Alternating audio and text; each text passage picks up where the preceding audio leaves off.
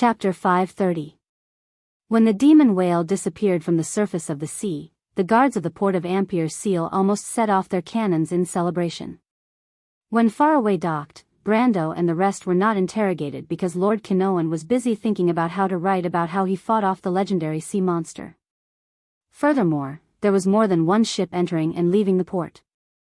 No one would have thought that a demon whale was here to escort Faraway, a three-masted ship that had just entered the port.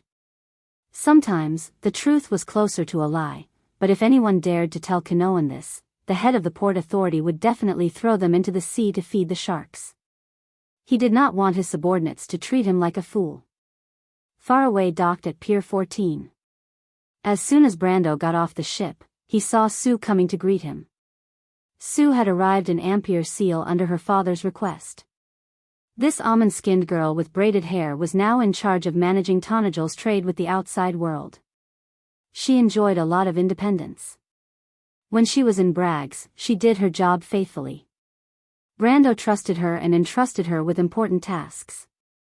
Now, Sue controlled almost all of Tonajul's funds, but when she came to greet them, she was still wearing the same checkered dress as before. When Sue saw Brando, she was a little surprised.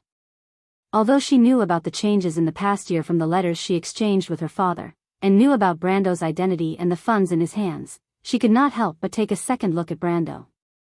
Brando smiled at her. He was in a good mood to see an old acquaintance of Fortress Reedon. The girl ignored him with a straight face. Of course, she did not forget about her relationship with him. She heard that there were a few more girls around the Lord. She was not at ease leaving Freya in the hands of such a playboy. She was only willing to serve Brando because of her father. Sue. The Roman jumped down from the gangplank and grabbed the girl's hand. His eyes were shining. Thank you so much for the past few months. Are you okay? I heard from Uncle Reto that you often work late. He's very worried about you. The little Roman was now in charge of Tonajul's business and economy. In a sense, Sue was her direct subordinate. Of course, someone didn't realize it, but Sue couldn't ignore it.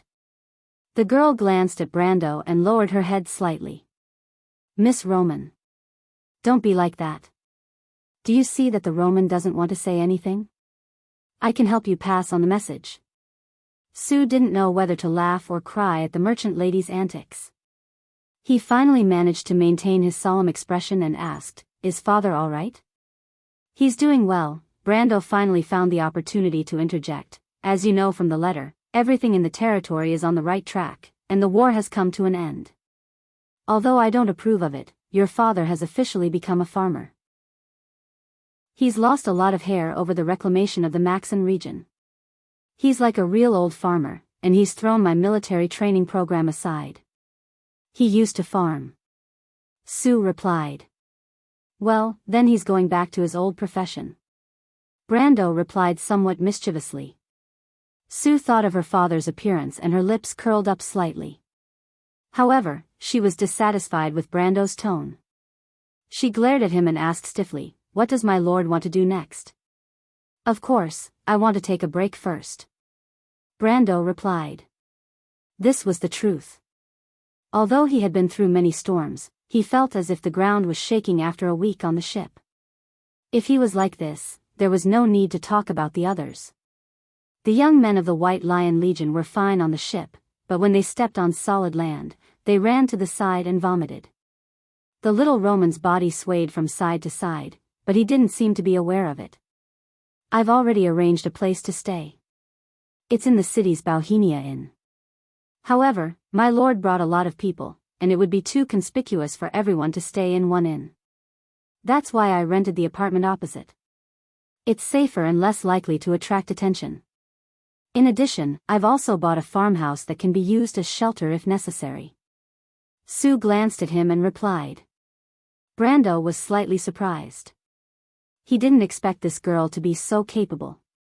She had completed her missions in the past few months in a very orderly manner.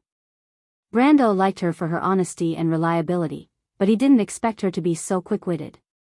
Knowing that they might encounter trouble on this trip, she had already arranged a place for them in advance. Then let's go.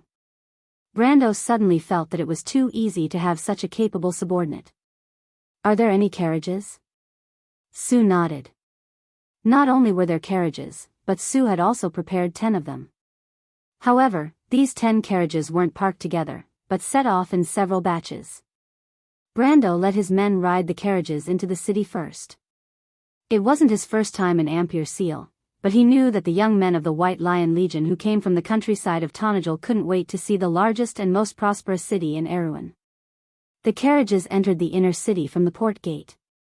Because of the constant flow of goods, the roads in this area were wet and emitted a salty smell of the sea. Most of the buildings on both sides of the road were all kinds of trading houses. From fur to logs, from gems to metal minerals, as well as art, gold and silver utensils, goods from all over the world gathered here. In any place south of Ampere Seal, you wouldn't see so many people gathered in one place.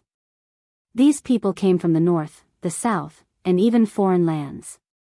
Amandina even saw some merchants, mercenaries, adventurers, and travelers from the Nine Phoenix Empire.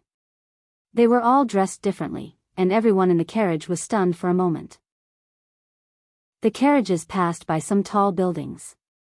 Most of the merchants had built majestic trading houses to show the strength of their business groups. The noble lady and the merchant lady had never seen such a majestic building before. They couldn't help but exclaim, "It's amazing. Bragg's City Hall is just like this." Brando didn't comment on Amandina's words. The 14th Bishop of Ampere Seal, Andra, once said that, "There are gold and opportunities here." This sentence expressed the yearning of the people for this giant port, but countless people also went bankrupt here. People often only looked at the surface, but often ignored the opportunities and risks. The carriages passed by the second city gate. This was a majestic fortress. When Brando first came here in the game, he couldn't afford the expensive carriages in the city. He still remembered the shock of walking through the fortress. This was the gateway to Ampere Seal. Ampere Seal was not only a good trading port, but also a naval fortress of the late King Eric. Ampere Seal had mountains on both sides, and it was almost impossible to attack from land. The only way in was through the sea. Hence, the fortress that guarded this gateway was built to be extremely ridiculous. This petrol fortress looked like a towering mountain from the outside. Due to its special construction requirements, its watchtower could observe any ship within a radius of tens of nautical miles on the sea. Hence, the fortress looked particularly tall, especially when the Holy Cathedral added a giant statue of the Flame King on top of it during the second reconstruction. The entire fortress looked like a temple in the clouds. After passing through this fortress, there was Ampere Seal's famous Square Avenue.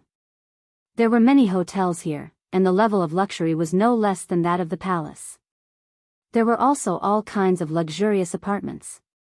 Many foreign travelers and merchants lived here all year round. The locals called it the Golden Square. Although it was only a small area in the first half of the huge city, it was the most luxurious place in the port. Brando looked at the exquisite statues and gardening on the Square Avenue as he slowly walked away from the carriage. He couldn't help but have the illusion that he was revisiting an old place. But in fact, it was just that he was revisiting an old place, only slightly different. Brando still couldn't see the future. The first time he came here was during the Flower Festival in Ampere Seal. At that time, it was much more lively, not to mention the players. "It's so beautiful." The Roman leaned her whole body against the window of the carriage, her chin resting on the window frame as she muttered to herself. It was worrying that she would collapse one side of the carriage. "The future Valhalla will be even more beautiful." Brando replied. "Really?" The Roman turned her head. She really did turn her head. This young lady seemed to be too lazy to even move her body. She used her chin as a fulcrum to tilt her head, completing this difficult movement. Because she couldn't turn her head completely, she squinted at Brando, looking very cute. "Of course." Brando replied affirmatively. He had seen the world tree in the loop of trade winds, and he had no doubts about the future of his territory. Besides, it was his city. How could it be bad? But in the midst of the conversation, the carriage suddenly stopped, and some guards appeared outside the carriage. Brando was slightly startled. He thought that the guards of the port authority had finally reacted and came to arrest the culprit. But he saw Sue, who was sitting opposite him, shaking her head at him, indicating that they didn't need to be nervous. What's going on? Nothing. I heard that the Lion Men in the north are about to make a move, and the Holy Cathedral has tightened the security. Ampere Seal is a mixed bag, and this is to prevent spies from sneaking into Erewhon disguised as merchants, Sue said lightly. Brando remembered that there was indeed such a thing. Historically, the Lion Men in Toquinen had been restless since the War of the Black Rose, but the tribes on the Great Plains also had a lot of problems to deal with, so they only invaded Erewhon in the spring of the second year after the Year of the Sword. When the war began, Erewhon had not recovered from the civil war, but soon the Princess Regent, who had just come to power, stabilized the situation. Then the players joined the war, and that war was also the war that established the princess's prestige. But it was still early, and there was still a year to go. Brando was relieved after hearing that, but he remembered something else and couldn't help but ask, how are the negotiations with the nobles? Ordinary people aren't too sure, but it's said that the first negotiation failed, and the next one will be a week later.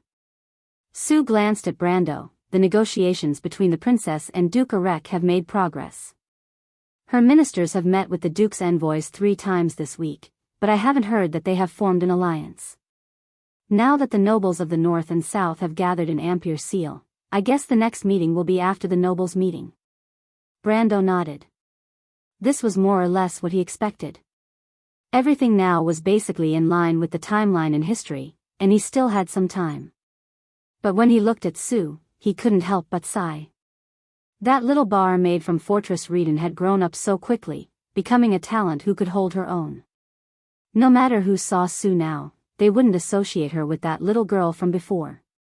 Thinking of this, he was silent for a while, and suddenly said, "Then if I want to participate in the nobles' meeting, is there any way?" "It's not easy." The girl shook her head gently. To be continued. If you like this work, you are welcome to come to Chidian. Come to vote for me. Your support is my biggest motivation. Chapter 531. It was indeed not easy. Brando knew that this meeting of nobles was not so much a negotiation as it was a last resort for both sides to fight for bargaining chips. The participants were all at the peak of Erewhon's power. There were 6 dukes, Arek, Cypher, Covardo, Viro, Karsuk, and Grinoires, 2 marquises, the Lord of the Sword Citadel, Marquis Balta, and the king's cousin, Marquis Yoakum. There were also 5 earls with special privileges, 2 archbishops of the Holy Cathedral, and many leading figures of Ampere Seal's merchant groups. It would be very difficult to blend in with these people without extraordinary means. Fortunately, this was not a temporary matter. The nobles would only start a new round of negotiations next week, so Brando had time. He entrusted this matter to Sue because he had more important things to do. After he settled the youths of the White Lion Legion, he took Amandina and Scarlet with him, rented a carriage and went straight to the inner city. The destination of the carriage was the Anderla Cathedral in the inner city. The cathedral was built in the year 227 of the First Era, more than 100 years ago. It was built by the merchants of the city and completed by the master architect, Rognan. It was the most famous artistic treasure of Ampere Seal. The main hall was oval-shaped, with countless pillars extending out from the side walls. The sharp arched door at the front symbolized the majesty and supremacy of the divine authority. The pilgrims walked slowly up the 120 steps, and in front of them was a huge fountain square. It was majestic and natural. Carriages were not allowed to pass through the square in front of the Holy Cathedral. When Amandina and Scarlet stepped out of the carriage and saw the majestic Holy Cathedral, they couldn't help but be speechless. Anyone who came from the south and was called a country bumpkin by the locals of Ampere Seal would be stunned when they saw the Holy Cathedral. This was the only place where Erewhon could become a Templar Knight. Erewhon's Holy Cathedral of Fire had 2 ranks of knight. The Paladin Knight was a title given to those who had crossed the elemental barrier, and the Templar Knight was a real profession. In the beginning, the Templar Knight was a soldier monk of the Holy Cathedral, but it was later opened to the nobles. Players who wanted to advance to this profession had to meet 2 conditions. One was to have a clean background, and the second was to be full of reverence for the Flame King's spiritual symbol, the golden fire. The latter was simple, as long as their religious knowledge, crews, reached level 10. The former was more troublesome, and players needed to get a letter of recommendation from the nobles. The letter in Brando's hand was sent in the name of Erewhon's academic master, Tolman. After the calamity of wolves, it was easy for Brando to ask for a recommendation letter. Besides, he already had the intention of becoming a Templar Knight, so he naturally would not let go of this opportunity. This was the second letter of recommendation that Tolman wrote to him. The old man joked that Brendel was a cunning little fox and nothing good would come out of it. He was obviously reminding Brendel that he had not forgotten about the small matter that Brendel had tricked him. Brando could only laugh at this. At that time, he had no choice, and in all seriousness, he did not lie. However, Brando did not want to start the Slate War prematurely and disrupt history, so it was not convenient for him to talk about this matter in detail. Brando handed the recommendation letter to the guard of the Holy Cathedral. Those who were able to become a Knight of Honor at the main entrance of the Anderla Cathedral were not simple people. Most of these people were born nobles, and had a certain amount of background. Therefore, the guard immediately recognized that the silver letter in Brando's hand had an extraordinary origin. He did not dare to be negligent, and after asking about Brando's intentions, he immediately led Brando to the back of the cathedral, where the priests rested. If it was an ordinary person, the guard naturally would not have done so. However, Brando was accompanied by the red-haired girl with a ponytail, Scarlet, and the noble girl in a black dress. The former's aura of a high-ranked warrior could not be faked, while the latter's aura was that of a high-ranked advisor. Moreover, Brando's current appearance was not bad, and coupled with the aura of a gold-ranked ranker, it naturally gave people the illusion that he was a person of high status. This was the reason why Brando only brought Scarlet and Amandina. At first glance, the guard mistook Brando for a descendant of a noble, and was already somewhat convinced in his heart. Coupled with the dazzling personal symbol on the silver letter, he did not dare to doubt it. The Anderla Cathedral was divided into two parts, the front and back. Most people who entered the cathedral to worship would at most stop at the front of the cathedral. However, Brando was actually very familiar with the latter part of the cathedral. For example, the place he was currently in was actually the training area of the Knights of the Cathedral. It was divided into the dormitory area, 3 halls for training, and a meditation room. He was currently in the meditation room used for class advancement.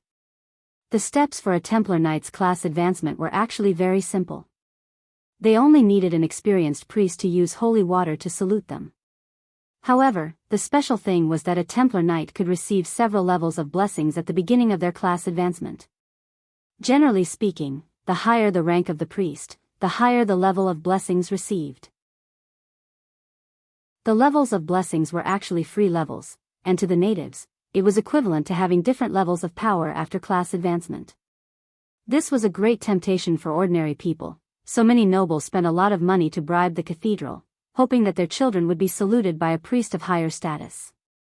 Of course, the ones who saluted were usually the lower-ranked priests. The 2 priests of the Ampere Seal diocese were of high status, and although they knew that their subordinates were bribed, they would not participate in the corruption. The guard found an elderly priest for Brando.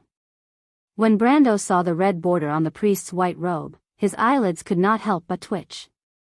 This old man was also a high-ranking priest, and his status was second only to the regional priests like Amon and Wood. However, he was still a respectable existence. Tolman's reputation was really big, even the cathedral had to do him a favor.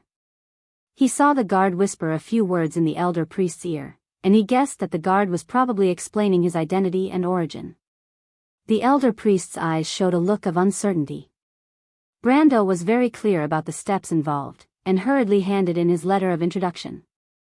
After the elder priest checked the letter, there was only caution in his eyes. In fact, Tolman's reputation was too prominent, and very few people knew that he had once held Fleetwood's current position. Although Tolman, who lived in Braggs, rarely appeared in the noble circle of Erewhon after leaving the position of the head of the Royal Library and handing over the position of the chief court mage, his name was definitely well known in this circle. Although Tolman was born in Erewhon, he was actually a Byuga, and everyone knew this. Back then, the 4 sages had all received the grace of the Byuga people. The Byuga wizards could now have a transcendent status, not only because they were the silver folk, but also because they never intervened in the disputes of the 4 holy cathedrals. The 4 holy cathedrals were in awe of this neutral organization. May I ask what relationship you have with Master Tolman?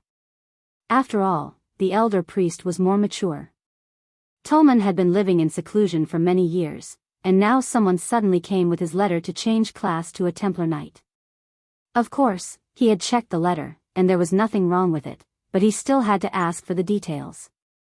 I have nothing to do with the master, but the master had a little relationship with my family in the early years. He tried his best to be vague with his words. After all, he knew that no one would go to Tolman to verify his words. Even if there was, Tolman would probably help him lie. The elder priest nodded. The relationship between the nobles was complicated, and many people did not want to be too clear about it. Brando was more or less done. As long as the letter was not fake, it was enough. After all, this young man only wanted to change class to a Templar Knight, and not join the Holy Cathedral. He put away the letter and replied, originally, it was Master Tolman's request that the Lord Officiant personally salute you, but you came at a bad time. The Lord Officiant just happened to be out. Why don't you come back after a while? As soon as the elder priest spoke, Brando saw the Holy Cathedral guard beside him suddenly become strange. Marcia above, there were countless people in Ampere Seal who were willing to pay any price to have the Archbishop perform the ritual for their children, but everyone knew that it was impossible. It was not just a matter of obtaining power, but a special honor. The Archbishop had only performed the ritual for one person in the past 10 years, and that was at the request of King Oberd VII. It was to improve the relationship between the Holy Cathedral and Aween, and that person was now the commander of the White Lion Legion, a territory of his own. Thinking of this, the Holy Cathedral guard could not help but stare at Brando a little dumbfounded, as if he wanted to see what was different about this young man. However, Brando secretly felt that things were not going well. He only came here to change class to a Templar Knight, and not to do anything else. In his opinion, the less trouble there was, the better. Anyway, he did not care about the few free levels. It would be best if he could just find a third-rate archbishop to bow to him. Brando was now a little regretful that he asked Tolman to write the letter of introduction. If he really did get Wood to bow to him, he would probably be on the front page of the Noble Circle in Ampere Seal by tomorrow morning, and soon people would find out who he was. Brando did not believe that there were any secrets in this world that could really be kept. His current advantage was that the enemy was in the open while he was in the dark. If the Holy Cathedral really did this, he would probably be able to escape back to Tonajul tomorrow. Not only him, but also the reputation of the entire Holy Cathedral of Fire, and Tolman himself would be ruined. Brando did not dare to imagine how terrible it would be. Fortunately, thanks to the protection of Lady Martha, Wood was not there. This was the only thing that let Brando breathe a sigh of relief. He hurriedly shook his head and replied, "There's no need. I just yearn for the way of the golden flames. As for who bowed to me, it doesn't matter." Brando's words were full of righteousness, and the elderly priest's eyes lit up when he heard it. He could not help but nod and say, "Not bad, not bad. There are very few young people who think like you nowadays. Those nobles. Sigh, let's not talk about it. Then let's do it this way, I will personally bow to you." At this point, the old man could not help but look at Amandina and Scarlet, and then asked, "But your servants can't go in with you. How about letting them wait here?" "Of course," Brando replied. Note 1, the core doctrine of the Holy Cathedral of Fire. If you like this work, you are welcome to come to Chidian. Come to vote for me. Your support is my biggest motivation. Chapter 532. There was a row of golden red pillars in the corridor, and the spiral pattern on the pillars was like a flame. The nun princess walked between the pillars in a hurry, and had to lift the hem of her white nun's robe. She was as innocent as an angel. After passing through the inner corridor of the Anderla Cathedral, Magadal saw Sir Benninger waiting for her in a small courtyard. Regardless of whether she admitted it or not, she had a good impression of this young man. Benninger was a man who could abandon his family background and stand on the side of love and justice. He knew that a man with such persistence would easily win people's favor no matter where he went. Besides, Benninger was exactly what she wanted to fight against fate, but she dared not imagine it. When she saw the young man, she could not help but feel nervous and shy. She asked softly, "Sir Benninger, why are you looking for me at this time?" Her Highness wants to know the Holy Cathedral's stance. She knew it was a natural answer, but Magadal could not help but feel a little disappointed. It's still the same. The Archbishop hopes that the Holy Cathedral will maintain a neutral stance. Although Lord Icon likes you, he will definitely defend Archbishop Wood's decision. The Holy Cathedral is not biased. This is already the best news for us. Benninger replied. He only showed his obedient side in front of the princess. In front of others, this young man was also a smart noble. What's wrong? The lion beast men are restless at the border. The princess is worried that the Holy Cathedral will want to end the civil war early. The nun princess frowned her beautiful eyebrows and replied softly, "No, Archbishop Wood would never support such a method. But, there might be some changes in the Holy Cathedral. I received some news today." Archbishop Wood's term is almost up, and the Holy Cathedral has sent a successor. Together with the successor is a special envoy of the Holy Cathedral. I have a bad feeling about this, Sir Benninger. What is the name of the successor? Benninger's face was unreadable. I don't know, Sir Benninger. This is the Holy Cathedral's top secret. I shouldn't be discussing this with you. Magadal looked at the young man worriedly and said softly, "You and Griffin are both outstanding people, but this world is too unfair.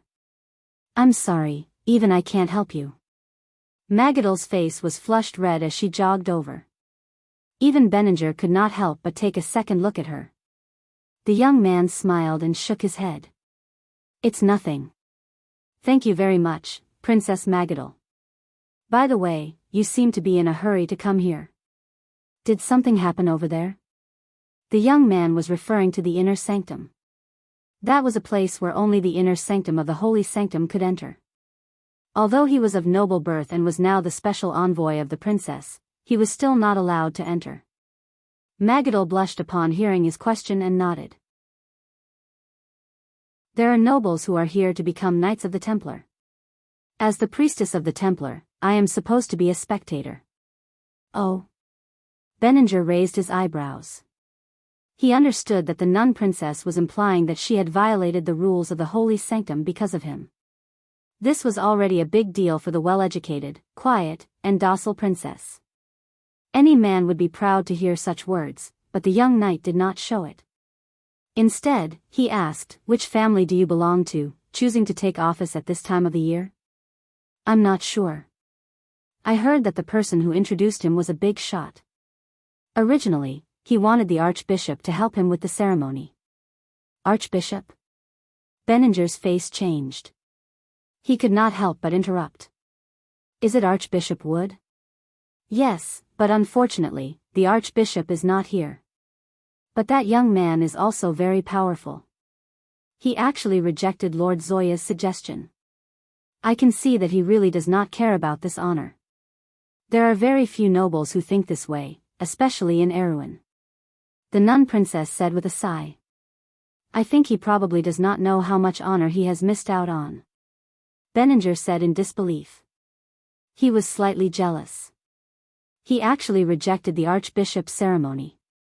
What a great honor it was. Of course, he would rather believe that Brando was a country bumpkin who did not know what the Archbishop's ceremony meant. The young knight took a deep breath and quickly realized that he had lost his composure. He shook his head and said, Then I shall take my leave, Your Highness. Benninger's loss of composure did not leave a bad impression in Magadal's eyes. Which young man could remain calm after hearing such a thing?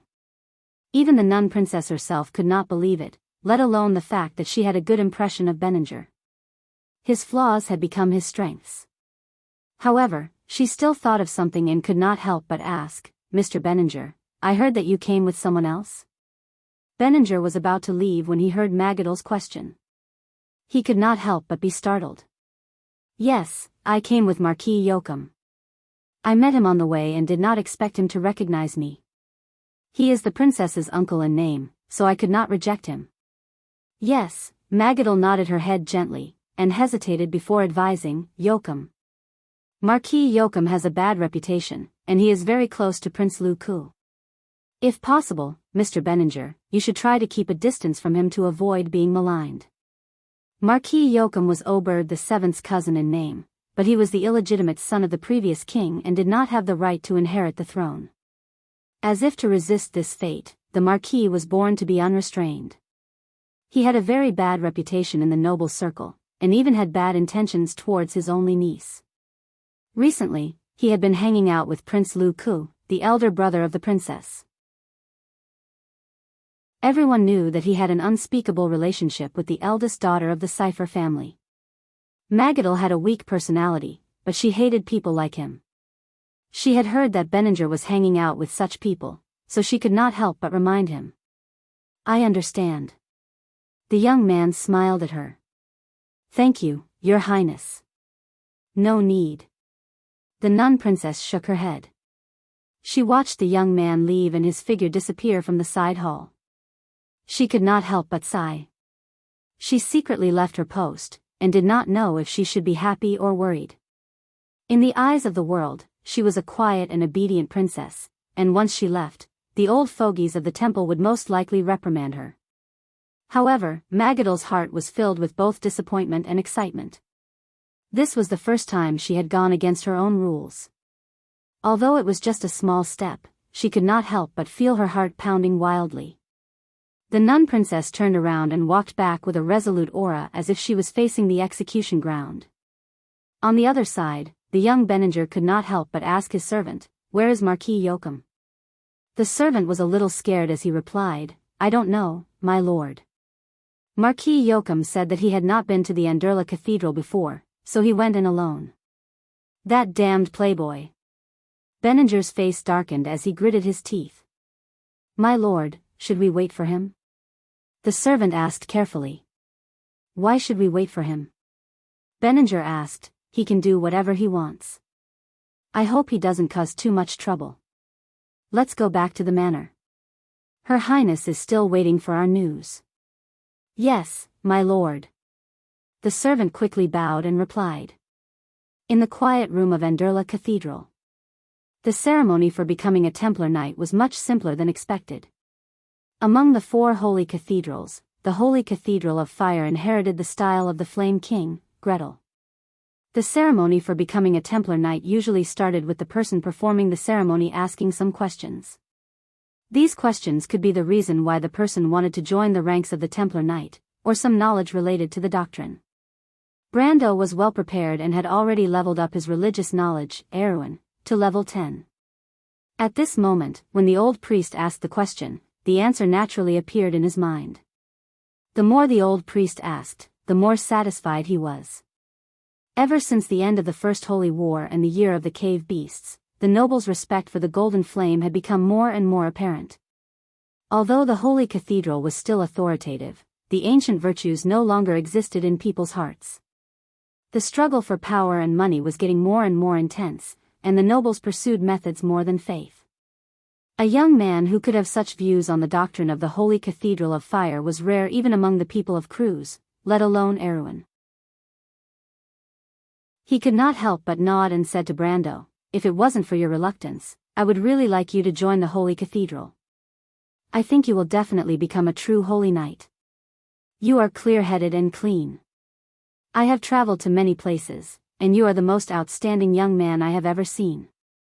Brando could not help but blush a little. He did not expect the old priest to think so highly of him. The title of Holy Knight in the Holy Cathedral of Fire was even higher than the Knight of the Temple, and its status was almost the same as the position of the regional archbishop. Brando knew that as long as he nodded, it was likely that the old priest would recommend him to that step. A holy knight enjoyed unimaginable power and status in Erewhon. For example, Archbishop Wood's status could be said to be superior and equal to that of the king.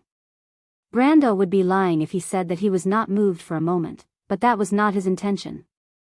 If he joined the Holy Cathedral of Fire, he would have to accept the arrangements of the headquarters and would not be able to interfere in Erewhon's affairs.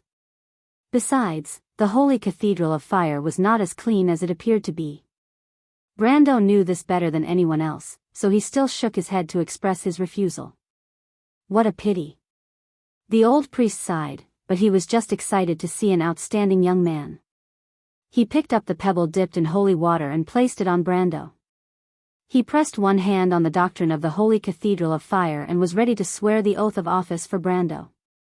But at this moment, a person suddenly walked out of the inner hall and stopped the old priest. Wait. Brando and the priest turned around and found that it was Archbishop Wood. To be continued. If you like this work, you are welcome to come to Chidian. Come to vote for me. Your support is my biggest motivation. Chapter 533. Hold on. Archbishop Wood's sudden appearance startled the elderly priest. He quickly stopped what he was doing and looked at him with some confusion. Priest Zoya, I have something to say to this young man. Can you leave for a moment? The current Archbishop of the Anderla Cathedral did not even look at Brendel. He looked at his colleague and asked. The elderly priest was stunned, but then lowered his eyelids, put his hand in front of his chest, and bowed slightly. Of course, as you wish, Archbishop. He glanced at Brando and then looked at Archbishop Wood's face. He could not figure out the relationship between them, but it was not something he could care about now. The elderly priest could only put away his curiosity and leave the room. Only then did Wood turn his head and look back. He felt a slightly stern gaze on him. Brando knew that things were not going well. The Archbishop of Anderla Cathedral spoke so harshly that it did not seem like he was here to invite him for afternoon tea. Besides, it was neither noon nor afternoon. I heard that your name is Brando. The Archbishop, who was second only to Erewhon, spoke. Brando felt his eyebrows twitch slightly as if he had been pricked by a needle. He looked up and pretended to be puzzled. Well, your reaction is very alert and your expression is very realistic. But unfortunately, Tumen has already told me. Didn't he tell you about his relationship with me? Wood's serious expression suddenly turned into a smile. He shook his head. The young man in front of him, whom his old friend had mentioned to him not long ago, was acting cautiously at the moment. But to him, who already knew the details of the other party, he could not help but feel a little awkward. Wood's words made Brando freeze, and then he cursed in his heart. How could he forget the relationship between the powerful Archbishop of Ampere Seal and Tumen? In the Amber Sword, the two met in crews in the early years and were close friends. Later, even when Tumen lived in seclusion on the outskirts of Brags, the two did not break off contact, because Tumen often sent letters to Ampere Seal. But what surprised Brando was Tumen's attitude towards him. Although he had met the great scholar in Brags before, the only friendship they had was the experience of fighting the waves together in the loop of trade winds. Even though he could see that William and Tolman had a good impression of him, it was just a matter of getting along well with each other. He did not expect that William would go straight to his old friends in Ampere Seal after he asked for their help in writing a letter of introduction. The former was just a matter of convenience, while the latter was intentional. There was a big difference between the two. With Tumen's position in Erewhon, it seemed that he would not have any intention of doing anything to a small force in Tonajul. Before Brando could figure out the relationship between the two parties, Wood had already seen through his doubts.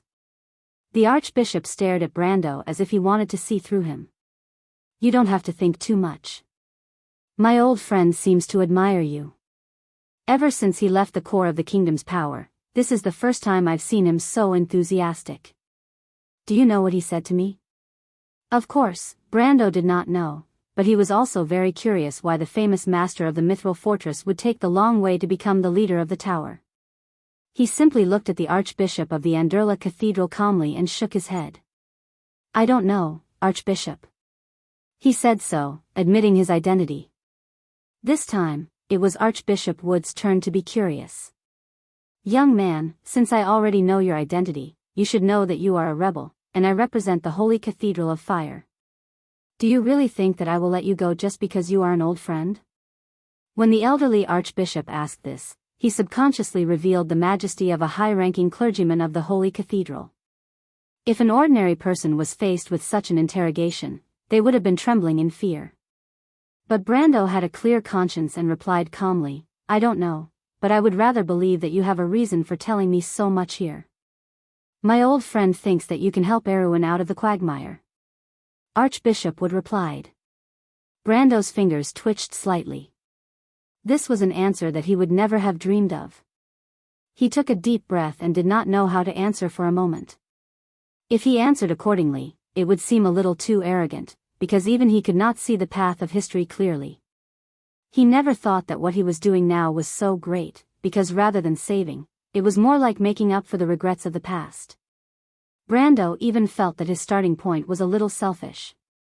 He hoped that the good things that had been lost in the past could be preserved, like a child who had done something wrong looking back to make up for his mistakes. Although it was not his fault, Brando always felt a sense of guilt. He knew too much, but could do too little. The only answer he could give himself was to do his best. Even for this trip to Ampere Seal, Her Royal Highness, who had worked so hard for Erwin in another period of history, was on the other side of the fog, but whether he could pass through it was still unknown. Brando took every step carefully, and only he knew how careful he was. But until today, someone had said to him with certainty, I think you can help Erwin out of the quagmire. And this person was not an ordinary person who spoke without thinking, but a wise old man. He was the master of the Mithril Fortress, Erwin's great scholar, the Silver Folk, and one of the many craftsman wizards who stood at the top of the clouds. Brando felt that the old man was not so bored as to joke with him, and the joke was so coincidental. Brando suddenly felt a little dry in his mouth, but after all, Tumen was not a prophet. This old man might have seen some signs with his wise eyes, but Brando felt that it was better to be humble. But if he blindly denied it, it would seem that he did not have enough confidence. He looked at the Archbishop of Anderla and finally nodded. I believe that any ambitious young man would have such thoughts about this decaying kingdom. Not only me, there are many people who are fighting for this goal. So am I. It's just that I try my best to do what I think is right, that's all. So what you did in Tonajul is also part of the answer? Brando nodded. Wood lowered his eyelids, walked to Brando, and motioned him to kneel down. Do you know that the Lion Beast men in the north are ready to make a move? Brando looked at the Archbishop's action. He was going to perform the Knight of the Templar's profession transfer ceremony for him. For a moment, he could not figure out what the Archbishop was thinking. In the history of the Amber Sword, Wood was known for his impartiality. He was known as the Priest of Iron and Majesty.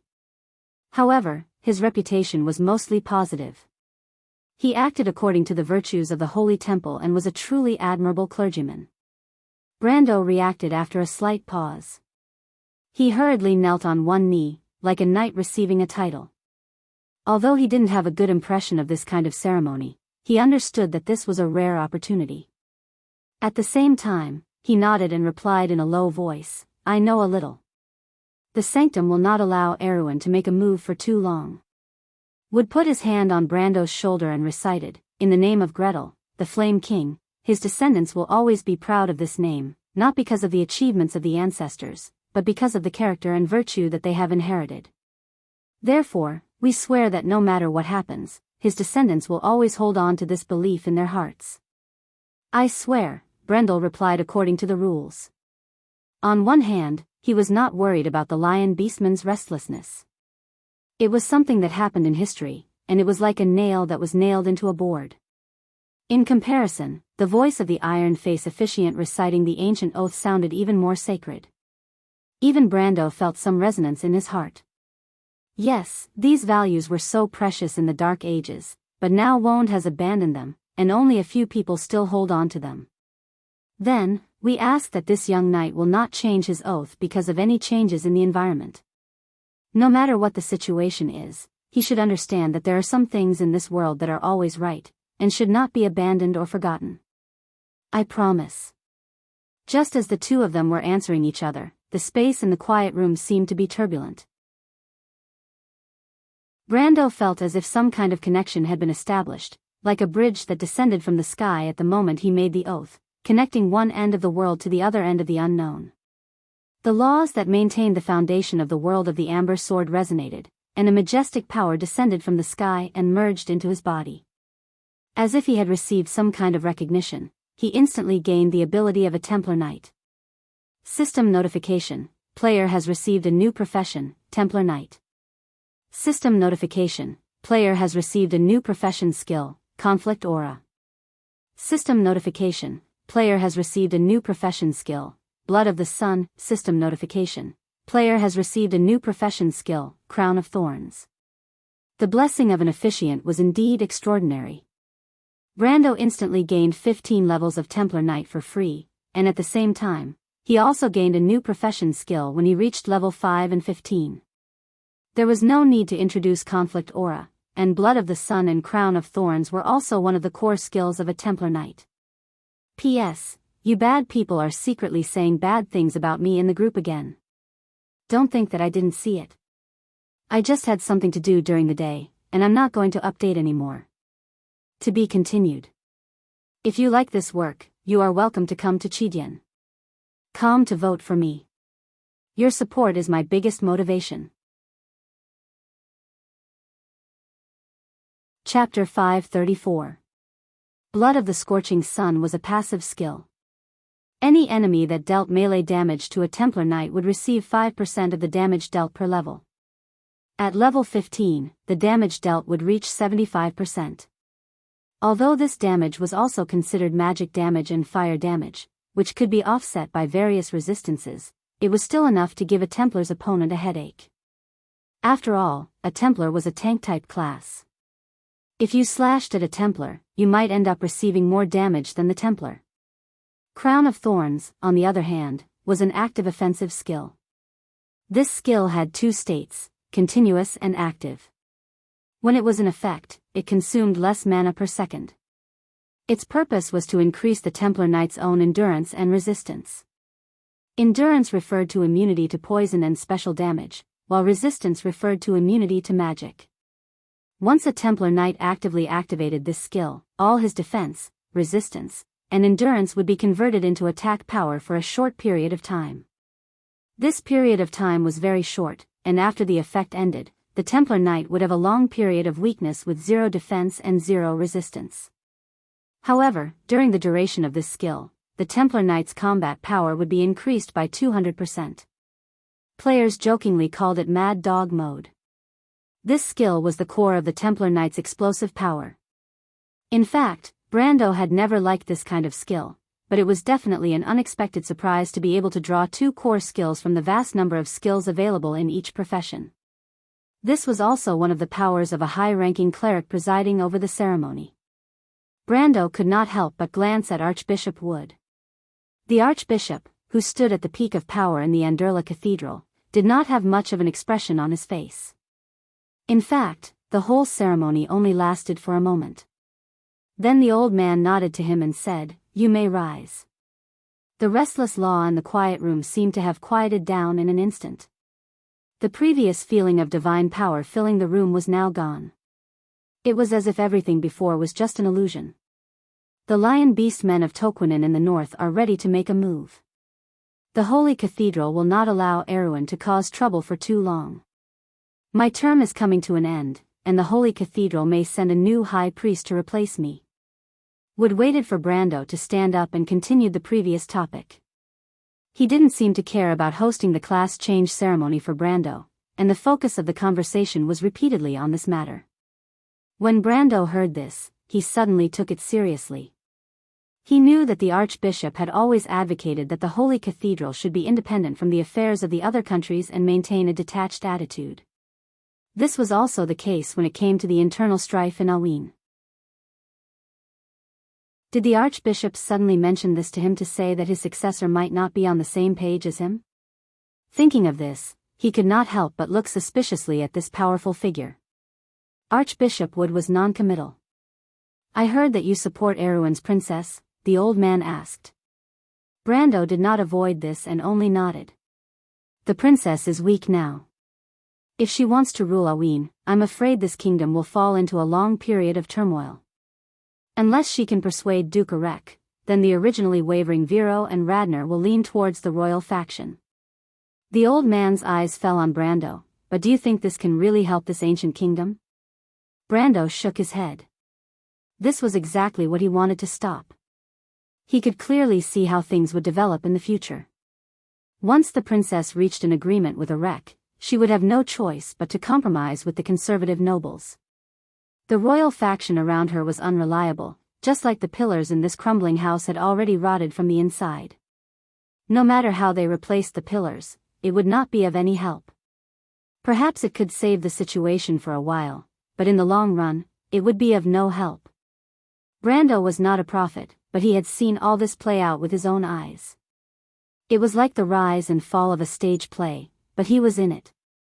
The Archbishop of Anderla Cathedral looked at him again. So, you understand? Brando suddenly realized that this was what the Archbishop wanted to say. The Holy Cathedral would not let the civil strife in Erewhon drag on for too long, and once the princess could not gain the upper hand in a short time, the Holy Cathedral was likely to intervene. Although Wood himself did not advocate this, there was no guarantee that his successor would do the same. Thinking of this, he could not help but look up at the old man. Tulman is my old friend, and Erewhon is also his homeland. He does not want to see his homeland fall, so I naturally have to help him. Besides, this does not contradict my views. Young man, my old friend has bet part of his chips on you, so I don't mind staying in Ampere Seal for a while longer. But time is limited, and the Holy Cathedral is not something I can control. At most, I will try to buy some time. He looked at Brando and said, there is not much time left for you. From today, I can see that you are a smart person. I believe you can understand what I mean. Brando took a deep breath and finally understood the relationship between the two. However, he did not expect Tulman to have the Holy Cathedral of Ampere Seal on his side. Although the time was short, it was a great advantage for his actions. This surprise really fell from the sky, and it was even bigger than when he got the Paradise of Adversity card set. He nodded to Archbishop Wood and said, I understand. It's good that you understand. To the outside world, just use your original excuse. You should know that if the reputation of the Holy Cathedral is tarnished, the revenge that will follow is not something your territory can bear. Even Erewhon is the same. The Archbishop said expressionlessly. Brando was of course aware of this. He did not want to alarm this important person, but he did not expect Tulman to have arranged everything early. Brando remembered that he did not talk much with William and the great scholar in the loop of trade winds. However, the great scholar was indeed the former leader of the Silver Alliance. He guessed his intentions with just a little clue. But Brando was more curious about what the great scholar thought of him. If the great scholar really thought that he could save Erewhon, then he only needed to stand on his side. With the great scholar's influence, the princess's side could at least obtain the same power as the many nobles in the north. However, the great scholar chose to help from the side. What was he trying to do? Was it because he said that the silver folk were not willing to intervene in the affairs of the mortals? Brando felt that this might not be the case. Otherwise, the future wizards would not be fighting over the ancient slate.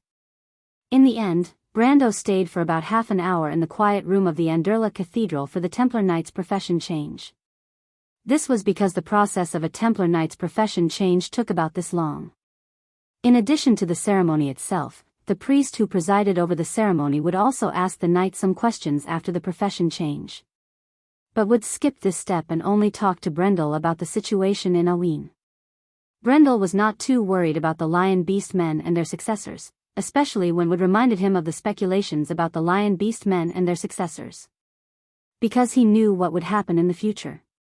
In history, the change of the Diocese of Ampere Seal would at least have to wait until next year. The Lion Beast men of Tokunin would not dare to easily invade the territory in the short term unless there was a change in history. However, in fact, his impact on the whole history was not as big as he thought. At least, Brando did not think that what he had done before could affect Erewhon or even some of the decisions of the Holy Cathedral.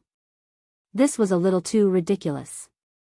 After half an hour, Brando bid farewell to the Archbishop of Ampere Seal and left. In fact, he did not mind staying here for a while, but staying here for too long would arouse suspicion.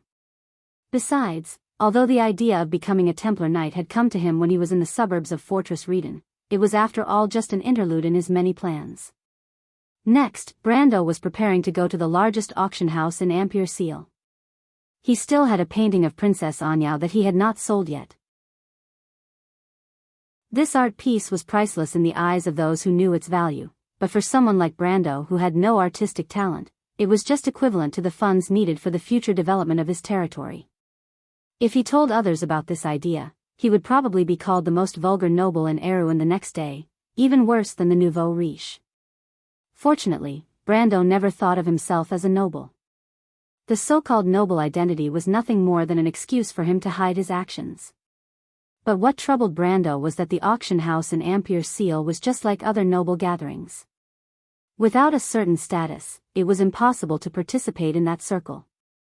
He knew that the owner of the auction house was a member of the Chamber of Commerce in Ampere Seal, a middle-aged man called Donner. He had a title and name, but this gentleman was very rich, and it was not easy to meet him. Besides, the other party had his own way of collecting auction items, and it was not easy for Brando to participate in it. He did not know much about the affairs of the noble circle, and was about to ask Amandina who was waiting outside. In their group, probably only this noble lady knew more about the nobles in Erewhon. But before he could walk out into the courtyard, he heard a woman's angry voice. "Sir, please show some respect, this is the Holy Cathedral of Fire." Brando was stunned, and subconsciously thought that the two ladies who came with him were in trouble. But after listening carefully, he realized that he did not recognize this woman's voice. He could not help but be slightly stunned. Who was outside? Where did Amandina and Scarlet go? To be continued. If you like this work, you are welcome to come to Chidian. Come to vote for me. Your support is my biggest motivation. Chapter 535. Sir, please show some respect. This is the Holy Cathedral of Fire. Princess Magadal pulled her hand back and frowned at the middle-aged man. This middle-aged man's face was pale, and his loose eye bags were faintly purplish-black.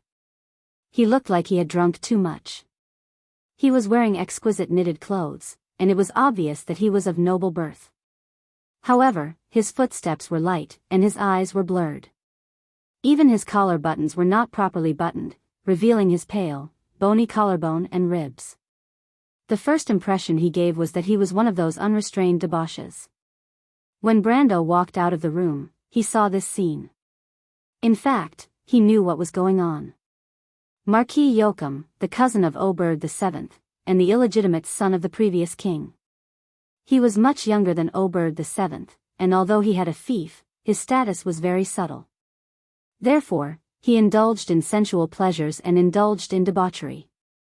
It was said that he was a womanizer, and had affairs with many of the ladies in the upper circle of nobles. However, he was close to Prince Lu Ku and the princess's brother, the current king's eldest son, and had the support of the current mistress of House Cipher. Normal nobles could not do anything to him. Even though he did not know why the Marquis was here, he could guess what was going on as long as he was here. At this time, Marquis Joachim noticed him first, and turned his head like a poisonous snake. I think this gentleman must be the owner of the two beautiful ladies. I wonder if you are willing to transfer them to me, filthy words. Magadal was very well-mannered, and even in such a situation, she was able to control herself. However, her chest was heaving up and down, and it was obvious that she was very angry. She could not help but interrupt, "This is the Holy Cathedral, and the ancestors are watching us from the dome of the cathedral. Please mind your words and actions, sir." The nun princess tightly clenched her fists, secretly wondering how such a suspicious person managed to sneak into the sacred palace. "Princess Magadal, don't worry about others. Do you know who I am?" Marquis Joachim replied with a smile, "I am the uncle of the future king of this kingdom. I think you should have heard of my name. I've admired your name for a long time. Now that I've seen you, your reputation is indeed well-deserved. TSK, TSK, TSK. I must obtain a famous flower like you at all costs. Magadal gritted her teeth. She had been educated by the Holy Cathedral since she was a child. She had always been quiet and gentle, and all the people she had interacted with were polite and knowledgeable people. She had never met such a shameless person. She was so angry that her whole body trembled, but she didn't know how to fight back. At this time, Brando finally interrupted. Forgive me for not understanding, sir. But I would like to ask, where are my two maids now? He looked around, but did not see Amandina and Scarlet. Thinking of the Marquis' reputation, he suddenly had a bad premonition. Oh, they dared to speak rudely to me, so I ordered one of my men to teach them a lesson. But you can rest assured that I will not harm the lives of the beauties. It's just that the red-haired beauty did not know what's good for her, so Kagbo accidentally injured her. Actually, it's not a big deal. Since you're going to hand them over to me soon, isn't it natural for a noble to teach his maids a lesson? Marquis Yoakum said casually, as if the one who ordered the attack was not him, but Brando. Sir, you don't have to worry too much. Your female companions are injured, but I've already ordered them to be treated. Ah! Magadal screamed before she could finish her sentence. She saw a silver light fly past Marquis Yoakum's face. It was a silver dagger. Marquis Yoakum did not expect Brando to be so fast. Even the guards behind him did not react in time, and there was a bloody cut on his face. The middle-aged man screamed and sucked in a breath of cold air at the same time. For a moment, he even forgot to throw a tantrum. Instead, he covered his bloody face and screamed at the top of his lungs, "How dare you attack a noble? How dare you violate the laws of the Holy Cathedral?" The nun Princess Magadal was stunned. In the core terms of the Holy Cathedral of Fire, the ancient nobles were protected. Although they would be punished for their mistakes, if anyone dared to harm them secretly, it would be a heinous crime. As a result, most of the fights between nobles had to come up with all sorts of dignified excuses. Of course, there was no lack of people using poison and assassination in the dark. However, these were generally shady activities, and no one had ever dared to do so openly in the Holy Cathedral. Magadal was afraid that Brando would do something reckless in a moment of anger, but she did not expect that she was still a step too late. For a moment, she could not help but stare at Brando, but only saw the coldness in the young man's eyes. Brando had never been a good-tempered person. No one had ever dared to talk about hurting his subordinates in front of him so casually. Not to mention, as a man who dared to hurt a girl. As a male chauvinist, Brando absolutely could not accept Marquis Yoakum's way of doing things. In his eyes, this guy belonged to the category of existence that needed to be taught a lesson. You really know how to accuse me, my lord. Brando replied coldly, did I attack you? You clearly. Marquis Yoakum suddenly turned his head. The dagger that Brando threw earlier was embedded in the pillar behind the courtyard, almost to the hilt, and a white glove was nailed to the dagger. Marquis Yoakum was a little stunned. He only just noticed that Brando had taken off a glove at some point. From the moment he took off the glove to throwing the dagger, no one saw the entire action clearly. What kind of strength was this? He looked up at Brando. You want to duel with me? Do you know who I am? Who are you?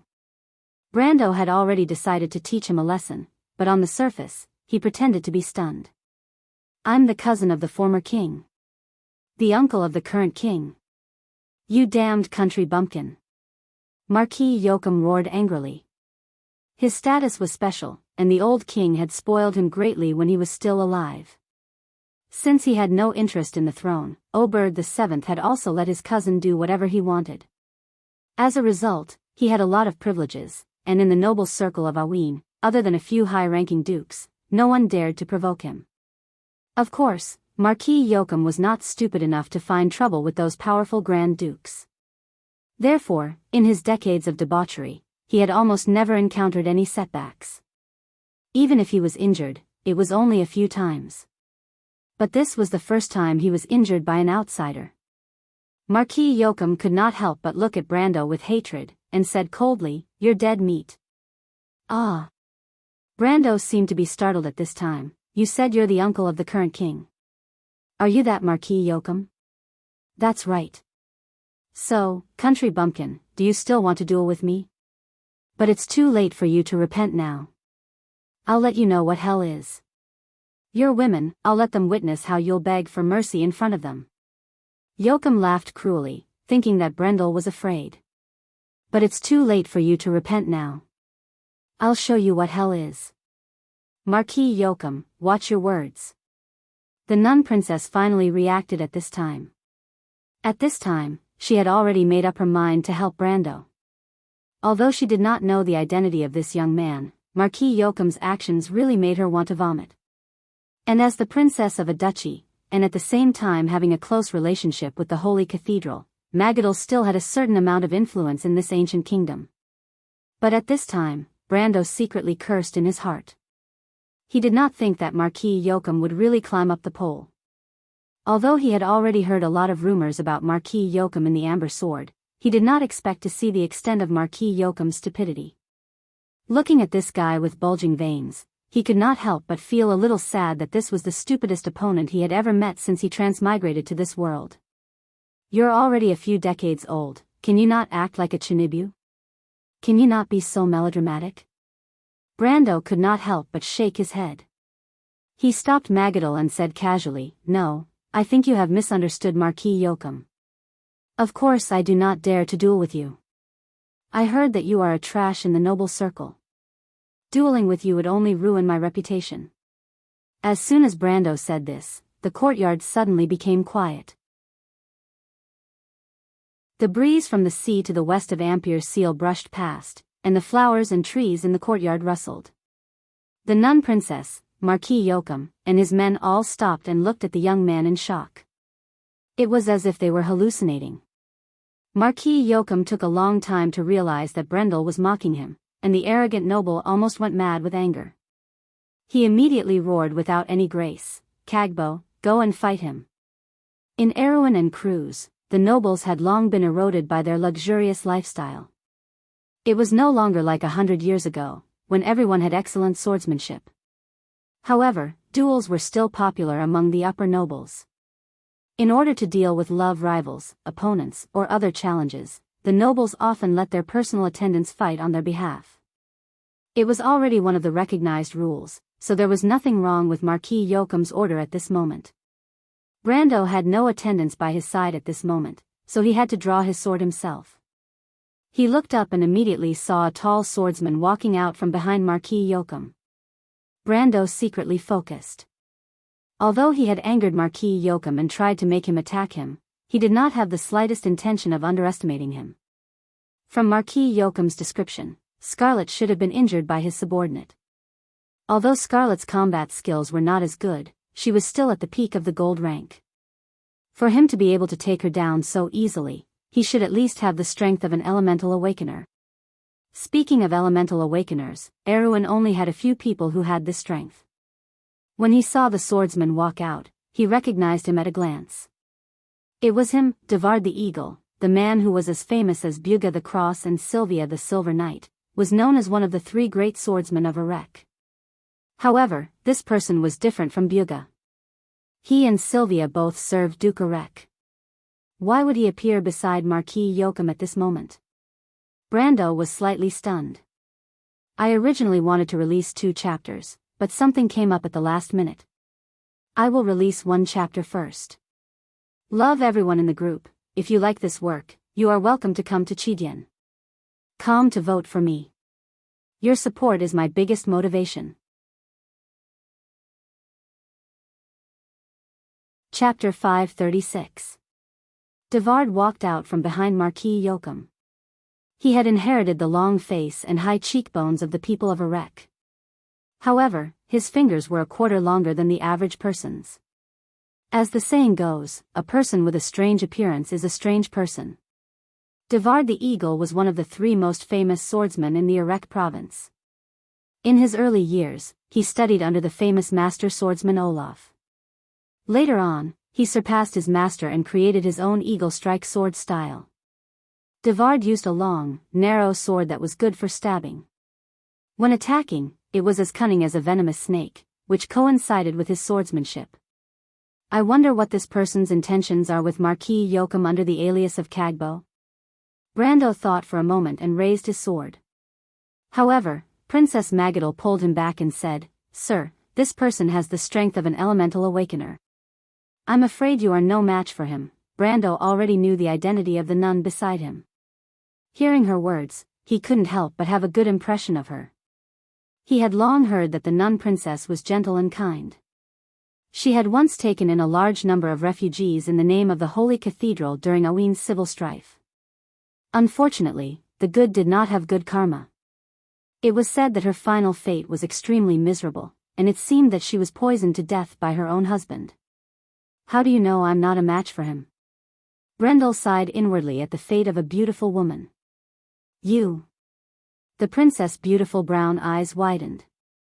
She thought to herself, this person doesn't know what's good for him. She was clearly worried about him. Devard waved his sword and said impatiently, "Are you ready?" "Wait." The nun princess stopped him. She turned her head and stared at Marquis Yoakum, who was covering his bloody face. Marquis Yoakum ordered his servants to fight on his behalf. "However, we are going to fight in person. According to the rules of the nobles, this gentleman can ask for more stakes." Marquis Yoakum gritted his teeth and stretched out his left hand. A servant beside him carefully ran over and removed a ring from his hand. The Marquis nodded and gestured for the servant to bring the ring over. "All right, this is my wager. Shall we begin the duel now?" he asked, glaring at Magadol and Brando like a venomous snake. Brando did not know that there was such a thing in the duel between nobles. He was slightly startled, but the hidden soul in his body immediately occupied the surface of his personality. With Sophie's character of taking advantage of every opportunity, of course, she would not be so generous as to let go of any benefits. When he saw the ring that Marquis Yoakum took out, his eyes lit up slightly. The snake curl ring. This guy was worthy of being a member of the royal family.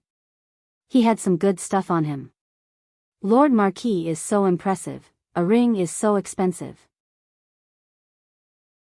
But Brando pretended not to know the value of the ring and sneered.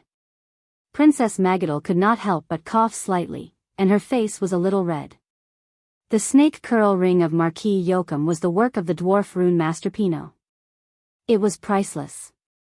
It was rumored that although this marquis did not have a good reputation, he was very generous. There was no rumor that he was stingy, and there were many people who spent money like it was water. Now it seemed that it was true. Marquis Yoakum was almost driven mad by Brando. He could not help but snort coldly, "This is a magic ring. It can block a fatal attack for you. Do you know its value, country bumpkin?" "Oh." Brando's face was full of, "So that's how it is?" Marquis Yoakum took a deep breath and felt that he would die from anger if he continued to talk to this guy. He simply threw out a bag, and a pile of shiny gold coins spilled out of the bag. But Marquis Yoakum did not care about the money at all.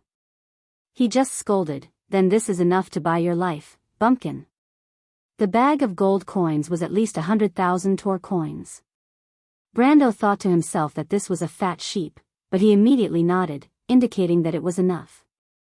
Marquis Yoakum scolded in his heart again. Princess Magadol felt her face turn red, but she still said calmly, "My side has said that there is no problem." Then, as the witness, I announce that the duel can begin. A duel is a noble's etiquette.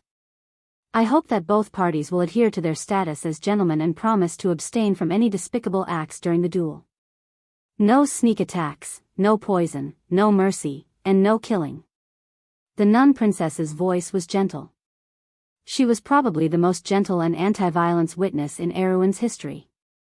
At this moment, Brando and Devard, who went by the pseudonym Kagbo, raised their swords and swore. Both of them knew that this was just a formality. There had never been a duel between nobles that did not involve bloodshed. Once the duel began, the nobles would tear away the last of their gentleness. Devard put down his sword and signaled Brando to make the first move. As a master of a sect, although he was using a pseudonym, he did not put down the airs of a master. His opponent was just a young boy. If he were to make the first move, this famous eagle swordsman did not think that he could afford to lose face. However, Brando did not have such concerns. With the mentality that he would be a bastard if he did not take advantage of the situation, he immediately assumed an offensive stance. Military swordsmanship. Devard snorted contemptuously in his heart. Brando's sword went straight for Devard's heart. His modified military swordsmanship was extremely murderous, and every strike was aimed to take a life. Devard blocked with his long sword, and the two swords clashed in midair. Brando held the hilt of his sword with both hands and slashed diagonally at Devard's sword. The eagle swordsman immediately felt that something was wrong. There was no such dangerous fighting style in the military swordsmanship. However, his decades of swordsmanship experience were not for nothing. With a flick of his sword, he managed to separate his sword from Brando's attack. He took a step back and frowned slightly. After one exchange, he was actually on the defensive side. His opponent's military swordsmanship was extremely strange to him. However, before he could figure out his next move, his heart suddenly tightened. His experience turned into a sense of crisis and made him react. He saw that after Brando's sword was deflected, Brando was charging towards his chest. The eagle swordsman felt a chill in his heart. He subconsciously pulled out a short sword with his left hand and placed it in front of his throat. Brando was close to him, and with a clang of metal, Devard's left hand trembled slightly. There was a shallow line of blood on the short sword in his hand and on his neck. Devard felt a chill run down his spine. His opponent was crazy. This was a battle of life and death. Fortunately, he reacted quickly. However, in his decades of fighting experience, he had never fought such a battle. The eagle swordsman was not a soldier and had never fought on the battlefield. Naturally, he did not understand the difference between life and death on the battlefield. The life and death of a swordsman was glory, while the life of a soldier was just a consumable. Brando's swordsmanship was extremely decisive. It was as if his entire body had turned into a sharp sword, exuding a terrifying aura. Not only Devard, but even Marquis Yoakum and Magadal's expressions changed.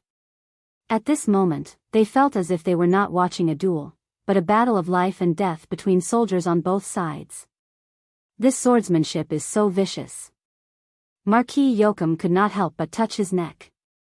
At this moment, Devard was completely provoked by Brando. It was as if he was a beast that had been forced into a desperate situation. As a swordsman, he had never thought that he would come to this point. He felt a sense of powerlessness. His previous swordsmanship was useless in such a battle. It was as if he could only rely on his instincts to win in such a battle. The eagle swordsman's palms were covered in a layer of sweat. This was something that had never happened before. However, even in a desperate situation, the eagle swordsman's reaction was faster than the average soldier. His eagle swordsmanship was originally a long and short swordsmanship. The short sword in his left hand slashed downwards to force Brando away from his side, while the long sword in his right hand pierced out desperately. Devard heaved a sigh of relief. When Brando retreated, he immediately pressed forward with his sword. But in the next moment, the eagle swordsman could not help but sweat profusely. He saw that Brando had used his left hand to block his sword. The back of his left hand was immediately lacerated, revealing a deep wound. But he still took a step forward and slashed his sword straight towards his ribs.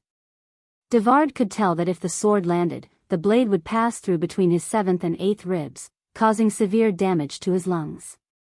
Devard finally lost his spirit. A silver mirror suddenly appeared in the path of Brando's sword.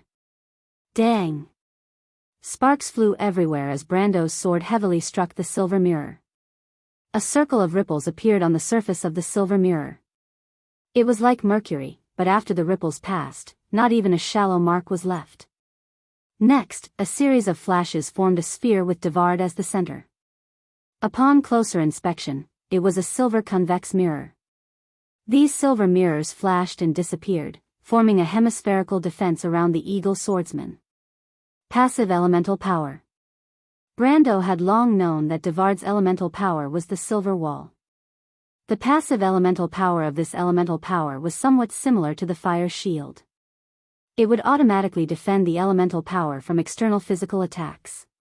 Of course, this was not an absolute defense.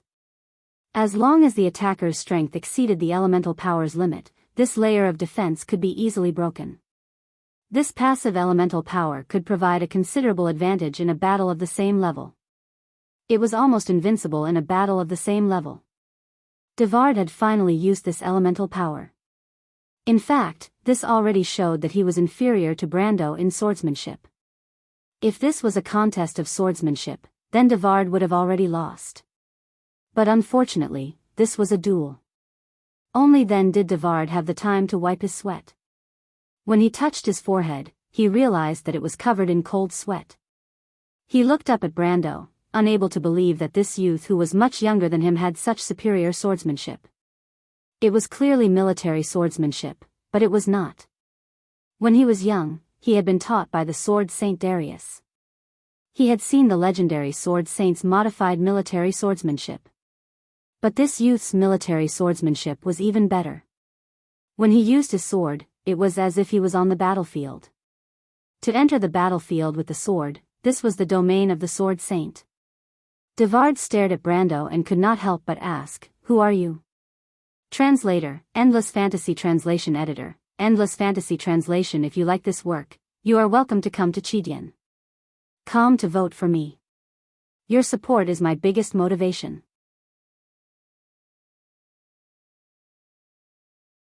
Chapter 537. It's none of your business. Brando was not in the mood to answer Devard's question. He put down his sword, and his aura changed. The strength of a gold pinnacle made everyone's expression change. Princess Magadal and Marquis Yoakum had seen Scarlet's strength before. She was at the pinnacle of gold pinnacle, but now she was an upper gold pinnacle at such a young age. Even the nun princess had doubts in her heart. Who was this young man? No wonder Archbishop would had to personally greet him. Marquis Yoakum had to be serious. It was not strange for a noble family to have a gold ranker as a servant, but for a young child to have such strength, he had to be cautious. He quietly made a gesture to Devard, hinting him not to kill. A family that could cultivate a gold ranker at such a young age would not be weak. The eyes of the Marquis flashed, but the cold expression on his face did not change. He was determined to teach Brando an unforgettable lesson. An upper gold ranker against an elemental awakening. In fact, Brando had reached upper gold ranker because he had just obtained a level 15 Templar Knight. However, he did not hesitate. This time, he did not use military swordsmanship. Brando first used the charge skill, and his whole body turned into a phantom. This terrifying speed made Devard's scalp tingle, but he immediately recognized that this was the special skill of the Sun Knight. He immediately held his breath and raised both his swords. It's just speed. In front of the silver wall, speed is useless. The eagle swordsman could not help but comfort himself. Brando's sword pointed at Devard's long and short swords. He took a step forward, and the 9 luminaries' sword art immediately created a phantom behind him. Brando's sword slashed down, and a silver mirror appeared in front of Devard like before. Dang! The long sword and the silver mirror shook violently together. In order to hide his identity, Brando did not use Halran Gaia. However, his passive element was stability. Even if he used an ordinary long sword, it was still indestructible. Otherwise, the long sword in his hand would have turned into countless pieces of steel. Brando's attack was within Devard's expectations. A gold-ranked swordsman would not be able to penetrate his silver wall. He sneered inwardly and raised his swords to stab at Brando. Unfortunately for Devard, the sword that was blocked by the silver wall did not even have time to retract it. Instead, another sword slashed down from the void. It was as if Brendel's afterimage was in 2 different dimensions at the same time. The eagle swordsman could not believe his eyes. The sword hit the same spot on the silver wall again. Although the silver wall floated outside of Devard's body in a hemispherical shape, the elemental power was still the source of the elemental power. The vibrations caused by Brando's two swords were like slashes on Devard's body. Especially the second sword, he was caught off guard and was sent flying by the sudden huge force. Brando was unforgiving. Under the effect of a charge, he flashed up and down in the courtyard 8 times. Each time, he left an afterimage of the 9 luminaries' sword art. It was as if 9 Brandos were attacking Devard at the same time, and each afterimage had a completely different attack path. Although Devard was a master swordsman, he had never seen an ancient swordsmanship like the 9 luminaries' sword art. This was a legendary swordsmanship that was as famous as Cruz's flash strike sword art. It was not something his eagle strike sword art could compete with.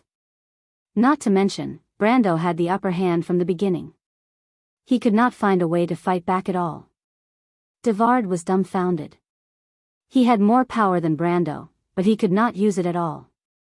9 Brandos were surrounding him and attacking him. No matter how powerful an elemental awakener was, it was impossible to deal with 9 gold-ranked upper ranks at the same time. Not to mention, these 9 gold-ranked upper ranks were telepathically connected and worked closely together. There was no flaw to be found. At this moment, even Princess Magadal, who had no understanding of swordsmanship, could see that Brando's attack was too fast. She did not know that it was because of the 9 luminaries' sword art. She only knew that Brando's speed had exceeded the limit. She could not help but be stunned for a moment. How can there be such fast swordsmanship? Marquis Yoakum's eyes flashed. For a moment, he could not help but move his hand away from his wound. His face was covered in blood, but he did not feel it. But Brendel did not manage to break through the silver wall's defense after 9 consecutive strikes. Instead, he saw pieces of silver scales sticking out from the soil in the courtyard, and he immediately knew that something was wrong. He did not expect that the 9 luminaries' sword art would not be able to break through the defense of the silver wall. Instead, it made his opponent angry. Devard's active elemental power, the silver wave, was no joke. Once the great swordsman decided to use his active elemental power, this battle would likely become a bitter one. He had to end this quickly. Brando took a deep breath. The 9 figures merged into one. Although it seemed that he had the upper hand previously, his left hand was bleeding profusely. His right hand that was holding the sword was also cracked. The power of the elemental awakener was not to be underestimated. Just the recoil from Devard's parry was already too much for him to handle. However, he did not hesitate. His body stopped, and the long sword in his hand was already slashing towards Devard's wall of light. The eagle swordsman Devard was forced to this point by a junior who was 2 realms lower than him. At this moment, he was extremely angry. He gritted his teeth and raised both his swords to block Brando's attack. The 3 swords clashed together. A large amount of sparks flew in the air. The golden sparks jumped and landed on the ground. With a crisp crack, the dagger in Devard's hand was broken. The eagle swordsman was shocked. Swordsmen of his level all used famous swords. This short sword was called Kai's Fang, and was a famous rune short sword. There were 3 layers of magic on it, but in the previous attack, all of the magic arrays had been destroyed, and even the magic metal on it had been broken into pieces. Brando's passive elemental power had a great advantage. However, he felt that his hand was about to break. He activated the piercing skill, and the wind from the tip of the blade pierced through Devard's back. The courtyard behind him was like a sieve being shot by a machine gun. A few pillars within 30 meters were all severed. Princess Magadal could not help but cover her mouth. How could she forget that this was the Anderla Cathedral? If these 2 were to go all out, wouldn't this place be torn apart? For a moment, the nun princess was frightened. Although she had a high status here, the old antiques in the holy temple could still scold her to death. Princess Magadal bit her lower lip. She had already decided to pay for the repairs with her own blood. She just hoped that these 2 would not make a big deal out of it. But her wish was destined to fail. Brando slashed down with the 9 luminaries' sword. This time, Brando activated the Ghost Knight's crystal's 30% strength and the piercing skill. With a loud bang, he and Devard retreated 7 steps. With a loud bang, half of the courtyard collapsed. This time, Marquis Yoakum's face changed. He never dreamed that Brando would be so strong. If the two of them really tore down the Anderla Cathedral, he would have a hard time as well. At this time, he finally reacted and made the most stupid decision in his life. Damn it, stop. But Brendel turned a deaf ear to his words. How could he stop now? He was still retreating, but the 9 luminaries' sword was still working as usual. He created another phantom and slashed at Devard. The falcon swordsman was going crazy. He had no idea what Brando's strange swordsmanship was, but he saw with his own eyes that he and Brando were retreating. But in the next moment, Brando slashed at him again. What is he doing? Devard's heart was filled with grief and anger. It was as if the swordsmanship he had practiced for decades was a joke in the eyes of others. He finally could not help but explode. He did not even listen to Marquis Yoakum's orders. He roared, "Silver wave!" Brando slashed down with his sword. At the same time, silver blades appeared in the air. There was no warning at all. Brando and his phantom were instantly cut open, and blood flowed out. It was as if these blades appeared on his body in an instant. They did not even need to fly. This was the power of elemental strength. Active elemental strength was the biggest difference between elemental strength and those below the gold rank. The power of active elemental strength was unimaginable. Just like Mephisto's Grey Realm, it was not a power that could be reversed with ordinary skills. The silver wave was just like that. Its power was to damage all enemies that stepped into its range. There was no time to attack. Once damage was inflicted, it would automatically inflict damage, ignoring all defenses. Elemental strength was above the law. Nothing could stop it. Brando already knew this. He was covered in blood, but his expression did not change. His determination to attack was not shaken at all. Skills were activated in his vision one after another. The Fool's Talent, Frenzy, the Ghost Knight's Crystal, Pierce. The moment the inheritance of the Dark Dragon took effect, the whole temple shook. The nun princess's face was pale. This was elemental resonance, the true power of elemental activation. At this moment, Brando had already stepped into the realm of elemental strength. Although it was only for a moment, it was enough. His power directly penetrated the elemental wall and reached another level, even surpassing the elemental awakening stage. Even if the green sword Saint Veronica was here, Brando would only be slightly inferior. And Devard, who was in the situation, was so scared that he almost stopped breathing. He looked up and saw that there was only one sword left between heaven and earth. Brando's sword passed through the silver wall without any hindrance. It was not that the power was too strong, but that there was no resistance at all. Active elemental strength, spatial fault. A flash of blood, and Devard's screams resounded through the sky. Marquis Yoakum and Magadal watched as the famous master swordsman's right arm flew high into the sky. Brando had no intention of killing in the holy cathedral. If he really did so, things would be troublesome. But he had to teach him a lesson. He and Erek were destined to be enemies. Especially during this period of time in Ampere Seal, it was better to have one less enemy. He cut off Devard's right arm. He knew that with Erek's power and his relationship with the Holy Cathedral, it would not be difficult to heal this famous master swordsman. Limb regeneration was a very complicated spell, and the materials needed were astronomical for the average person. But for Grand Duke Erek, it was nothing. Even if he used magic to reattach the arm, he would not be able to use it for the time being. This meant that for the time being in Ampere Seal, the Grand Duke's right-hand man would be useless. Brando kept his sword, and the dissipating power immediately surged in all directions. The power of elemental awakening was terrifying, and the surrounding buildings immediately cracked and collapsed when it came into contact with them. Anderla Cathedral was about to face the biggest catastrophe since it was built, but at this moment, a majestic and solemn power descended from the sky, calming the violent power. The entire courtyard was suddenly enveloped in a sacred atmosphere.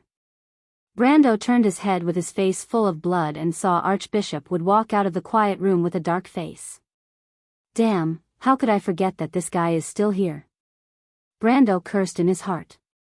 He was so impulsive that he only cared about crippling Devard that he forgot that the Archbishop of the Anderla Cathedral was still here. This was fun. He and Marquis Yoakum tore down a large part of the cathedral in front of him. This was a big joke. This. Lord Archbishop, as you can see, I didn't mean to. Brando immediately coughed and replied dryly. Wood looked at him unhappily, then looked at Marquis Yoakum. Ah, Lord Archbishop. Marquis Yoakum's eyes flashed when he saw Wood, but he still bowed gracefully. No more, begging for next month's votes. If you like this work, you are welcome to come to Chidian. Come to vote for me. Your support is my biggest motivation.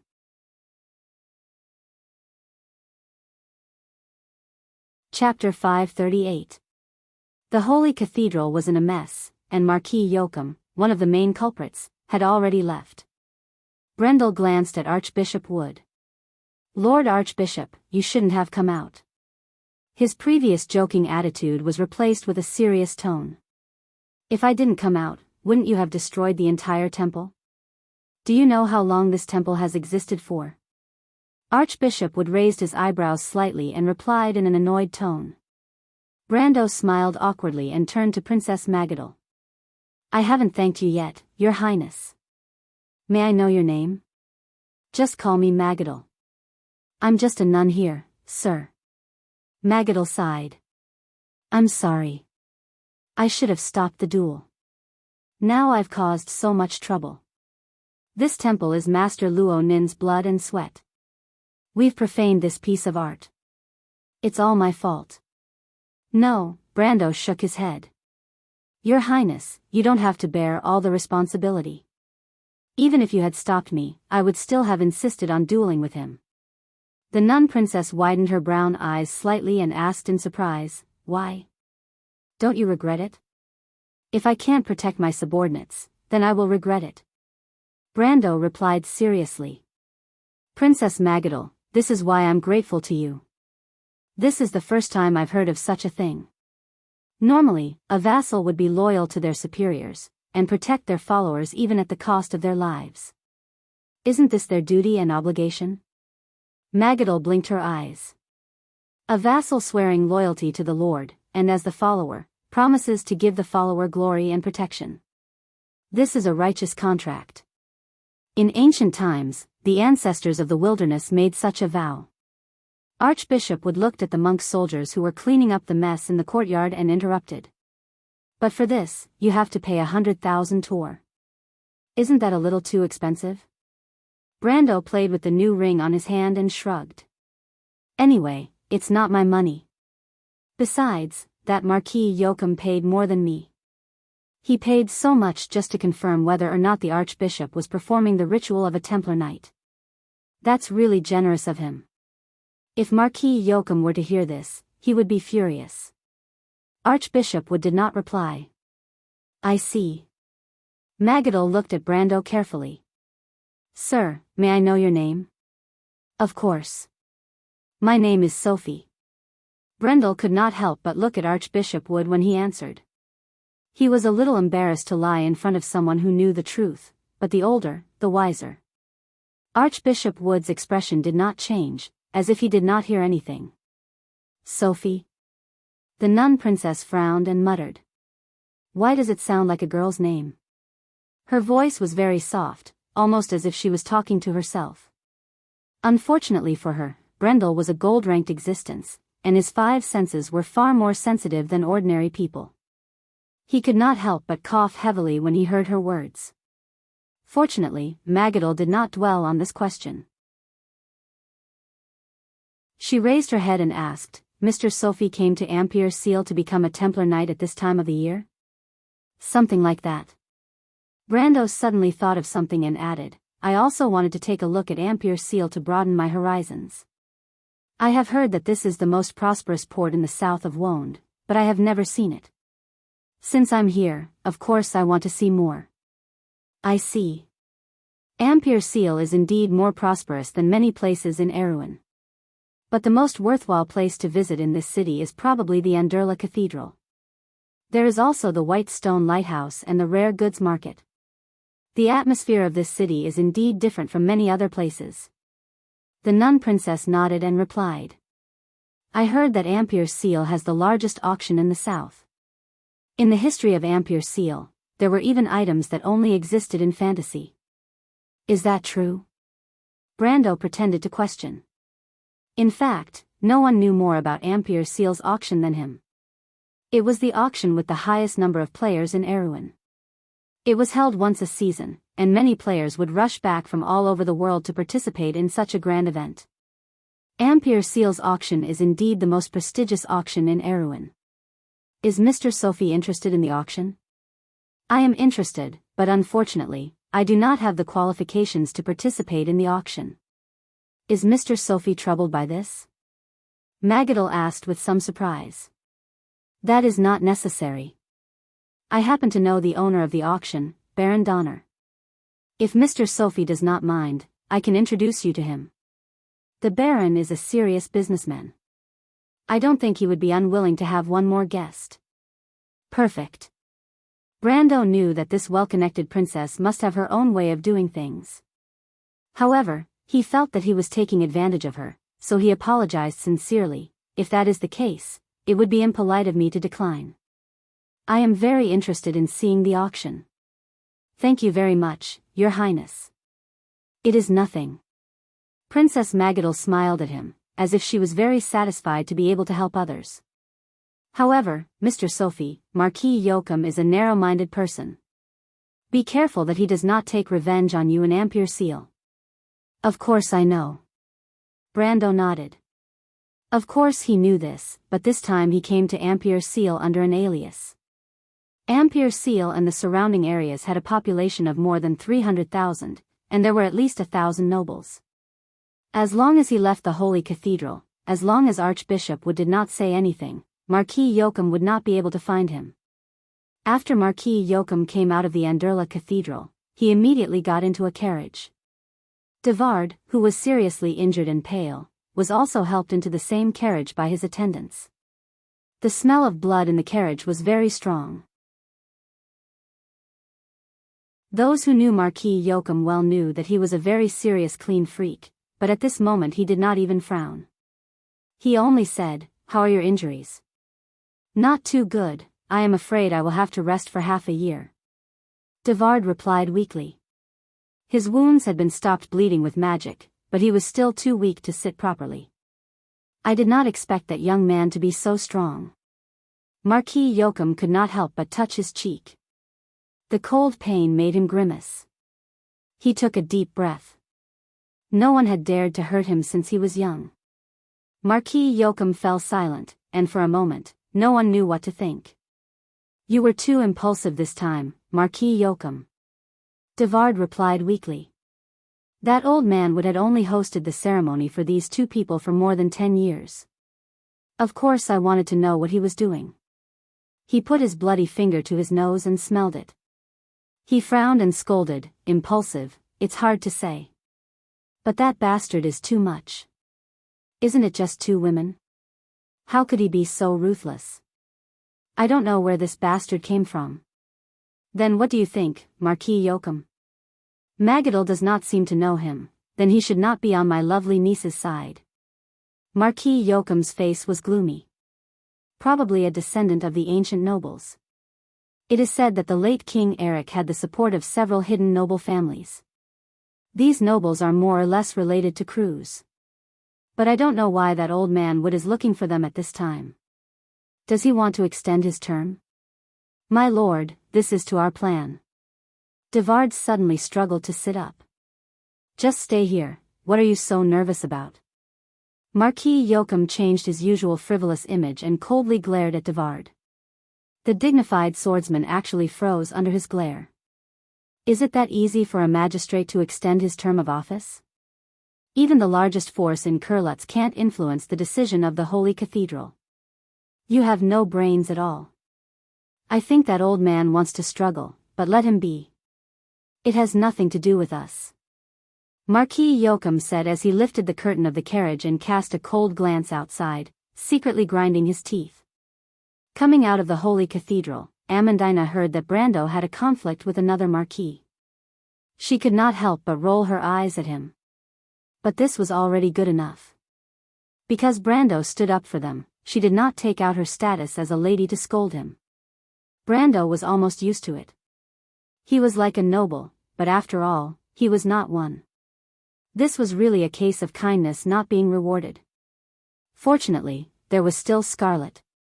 This red-haired girl from the mountain village made Brando feel a little relieved. But he did not know what this girl was thinking. She was distracted all the way, and from time to time, she would raise her head and look at him with a strange expression. This made the noble lady beside her who wanted to be on the same side very speechless. The streets of Ampere Seal were extremely prosperous. This gray and white port was famous for its commerce. Legend had it that its streets were paved with jade and gold. Of course, this was an exaggeration, but this city could really mesmerize anyone who saw it for the first time. Brando did not want to go back for a while, so he brought the two beautiful girls on the streets to show off. As a man, it felt good to bring two beautiful girls shopping, especially when he did not have to carry things or stand outside the shop for half a day. Brando snickered as he opened the profession panel. On the profession panel, there was a new profession, Templar Knight, with a total of 15 levels. Below it were 3 skills, Blood of the Sun, Conflicting Aura, and Crown of Thorns. There was nothing to study about them. He had sorted out the details of this profession very carefully in the game. Moreover, the main purpose of this profession was to obtain skills. The other useful skills of the Templar Knight could only be learned after level 30.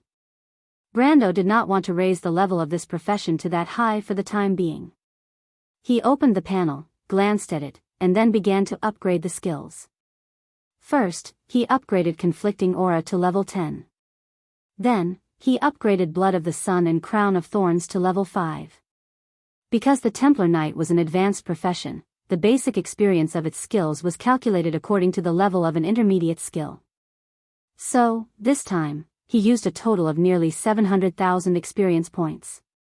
Fortunately, Brando had been continuously extracting the experience points from the fragments of Mavikart's tome. He now had more than 4 million experience points, and half of them were converted into skill experience points. The ball of light from the fragments of Mavikart's tome had shrunk by about a quarter. According to Brando's estimation, if all the experience points from the book were used to upgrade his profession level, it would directly raise his mercenary level to 50. But if it was just a profession level, it was meaningless. It would only increase his absolute strength. Devard the Eagle was a classic example.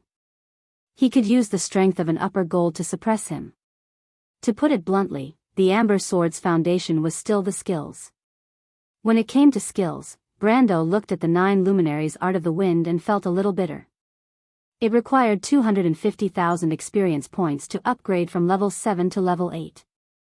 Converted into skill experience points, it required 2.5 million experience points. Even if he dismantled all the fragments of Mavikart's tome, it would only be able to upgrade the skill to level 10. It was simply a bottomless pit. Brando let out a sigh of relief. The first thing he saw was Amandina's gloomy face. He didn't know why, but at this moment, he suddenly had the idea that a noble lady like her would be very suitable to wear glasses. Brando was a man of action, so he did what he said. Ampere Seal was full of shops selling all kinds of rare treasures. Brando easily bought her a pair of magic glasses from the Hazel people. Brando didn't do it on a whim. Amandina often had to work at her desk in the territory, and this pair of magic glasses was said to have the power to protect her vision.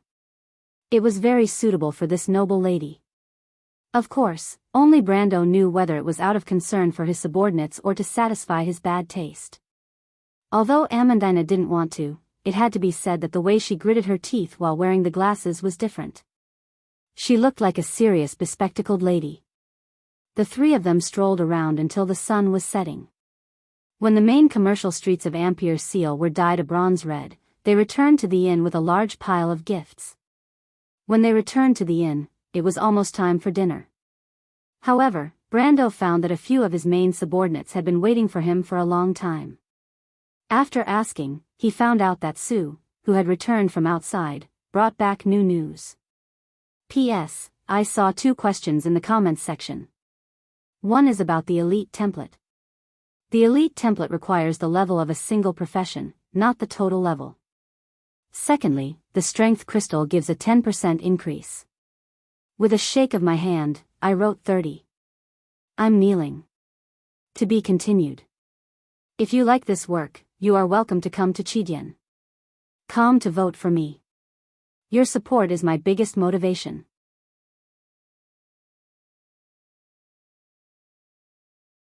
Chapter 539. In this world, there was no such thing as an impenetrable wall. In just 3 days, the news of the duel at the Anderla Cathedral had spread among the nobles, and then to the commoners. One side of the duel was the famous sword hero Erek, but he lost to a young man of unknown origin. Until the bards adapted this experience into a story, Brando had become the most outstanding person of Erewhon's younger generation. At least in Ampere Seal, his fame was almost on par with Erewhon's younger generation of nobles. Almost everyone was guessing who he was, but only a few people knew that Captain Wood had personally presided over the ceremony for him. This person must have an extraordinary background. For a time, all the forces in Ampere Seal, big and small, were moved. Even the future Princess Regent sent people to investigate Brando's background. Especially after her close friend, Magadal, found out the truth of the matter. Erek and House Cypher were no exception. The roads of Ampere Seal were suddenly filled with people from all walks of life, causing chaos. Fortunately, the ordinary citizens had long gotten used to the way the nobles would tense up at the slightest sign of trouble. The people who lived in such a tense atmosphere comforted themselves by saying that as long as the port of Ampere Seal was still filled with white sails and the Anderla Cathedral still existed, the port would not decline. The bell of the Holy Temple was a commentary to this phrase, and day after day it continued to ring throughout the grey and white harbor city, unmoved. In the midst of the panic, Brando himself spent every day in Ampere Seal in an orderly manner. As he expected, as long as the Archbishop of the Anderla Cathedral did not say anything, no one would find him. Over the past week, he had met the owner of the auction, Count Donner, under the introduction of Magadal. The latter was very interested in the painting of Princess Anyao that he wanted to sell. However, Brando, or rather, the merchant lady, smiled politely and did not show him the painting in his hand. Instead, he tactfully said that he would send the painting over in a few days for Count Donner to verify its authenticity. Brendel found it hilarious to watch the Baron's itchy face and Romaine's slow and unhurried conversation. But in the end, even this experienced businessman could not help but sigh at his inferiority, praising that Romaine was born to be a businesswoman. This was somewhat out of Brando's expectations. He knew that the Roman lady was talented in business, but her brain was not very clear. Or it could be said that her logic circuit was different from ordinary people. Plus, she did not have many opportunities to deal with people in the same field. In other words, she lacked experience. After all, talking on paper was different from actually doing it. This was even more so when dealing with people. To be honest, before he brought her here, he was wondering if this little cutie would have stage fright. How was it, Brando? When they walked out of Baron Donner's mansion, the little Roman raised her head proudly and stared at him. Her slender neck supported her beautiful head. Her dark brown hair was tied up, and she wore the black dress that Brando bought for her at Bragg's. Under the curve of her neck, her collarbone shone like snow. She wore a ruby necklace that shone like fire and blood. The necklace shone brightly, and in a trance, it set off the merchant lady's confidence and pride. Brando could completely understand her pride. Because she was the person he loved, she was proud. This faint smile with her aura made Brando's heart palpitate. Yes. Brando nodded subconsciously. Little Roman, you did better than I expected. I just didn't expect that old gentleman to praise you so much. He is, even in this city, he is considered a person with a reputation. Brando suddenly realized that the little Roman's opponent was not simple. Donner's life was also the story of another genius. That man was the first person in Ampere Seal who relied on his identity as a merchant to obtain the honor of being a noble. The old man is too kind. The Roman raised her willowy eyebrows and answered matter-of-factly. Brendel turned back to look at her. It was rare to see the merchant lady being so humble. Even when she was still in Bucci, this young lady's heart was higher than the sky. She would never show her hesitant side in front of anyone, as if she was born to be the master of the scene. If there is desire, there will be a weakness. The little Roman replied in an unfathomable tone, but the second half of the sentence was leaked. Aunt said that if someone uses Brando and the little Roman to make a deal, the Roman will also feel distressed.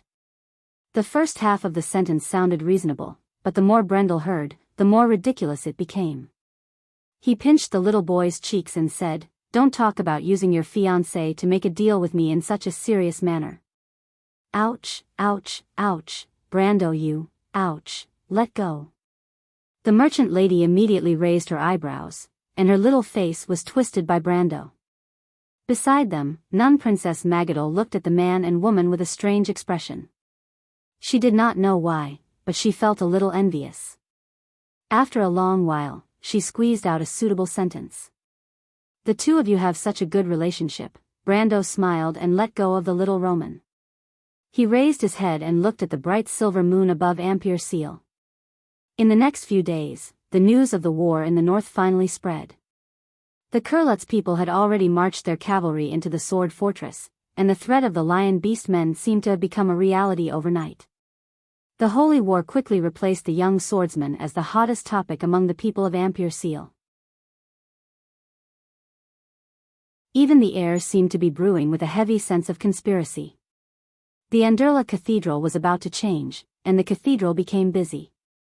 On the other hand, ever since he saw Devard the Eagle by Marquis Joachim's side, Brando smelled a hint of hidden danger. He asked Sue and Andrique's subordinates to gather information. Vampires were creatures that lived in the shadows, and spying was one of their best jobs. Madara had sent vampires to infiltrate humans several times to gather information, and Brando was just following suit. However, the news that Mephistopheles and Andrique found out only increased his suspicions. It was said that Erek was now staying in a castle in the south of Ampere Seal, and the castle was heavily guarded. Brando knew Erek's temperament very well. He was a cunning old fox, and if he was so cautious, he must be brewing some kind of conspiracy. It was a pity that the female vampire had tested the castle's defenses and could not do anything. This news made Brando feel a sense of urgency. He wanted to see Princess Griffin and warn her in advance, but it was a pity that the princess's manor was also heavily guarded. Otherwise, he would have wanted to sneak in at least once. The time for the meeting of the nobles was getting closer and closer, and in the end, Brando had to give up his suspicions about Erek. On the other hand, Archbishop Brando would send his confidants to inform him every day about the movements of the nobles in the Holy Cathedral. Of course, this information seemed to be floating on the surface, and as long as Brando moved his hands, he could find out. However, Archbishop Wood's actions saved him a lot of time, and on the other hand, he could rest assured about the movements of the Holy Cathedral. In comparison, Archbishop Wood was still presiding over the daily affairs of the Holy Cathedral of Fire in the Anderla Cathedral, and this message alone conveyed enough information. After settling down, Brando had to face the problem of how to sneak into the meeting of the nobles. This was the biggest problem he had to solve. He would not ask Archbishop Wood for help, after all, this was a matter of great importance and could easily be used against him. Not to mention that the Archbishop would definitely not agree. Brando himself was not willing to cause trouble for the Holy Cathedral of Fire for the time being. He thought about it, and only the news that Sue brought back a week ago was more reliable. Of course, it was actually not reliable news. In the middle of the month of recovery, 2 days before the meeting of the nobles, Ampere Seal faced the sea to the west, and the Shakrod Strait divided the narrow peninsula. The salty sea water carved a white trail under the cliffs, constantly beating the dark brown rocks.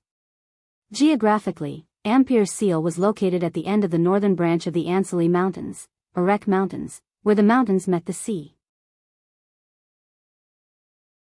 This was where the sea breeze and the sea current converged.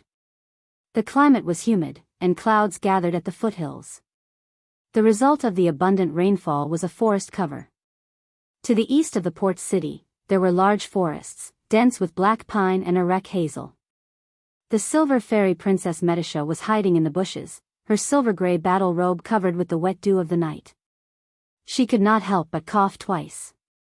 Her gaze passed through the forest on the mountainside, and in the darkness not far away, there was a small town that was brightly lit. There were a few manors in the small town, and this place was more than 10 miles away from Ampere Seal. This town could be said to be dependent on the port city. There were many towns like this near Ampere Seal. Is it here, Sue? She used her knuckles to tap the map on the tree stump, and turned back to ask. Sue's eyes sparkled under the light, but there was no expression in them. It was as if answering this question was as boring as reciting a book, but she still completed it meticulously. Her gaze also fell on the foot of the mountain. She had ordered her subordinates to confirm this town many times over the past few days, and there was no mistake. The Silver Fairy Princess was born to not doubt her companions. After hearing this answer, she turned back to the dark forest and whispered, "My lord." A gritting sound came from the bushes. Wait, hiss, F***CKBLZ's little tyrant server. To be continued. If you like this work, you are welcome to come to Chidian. Come to vote for me. Your support is my biggest motivation.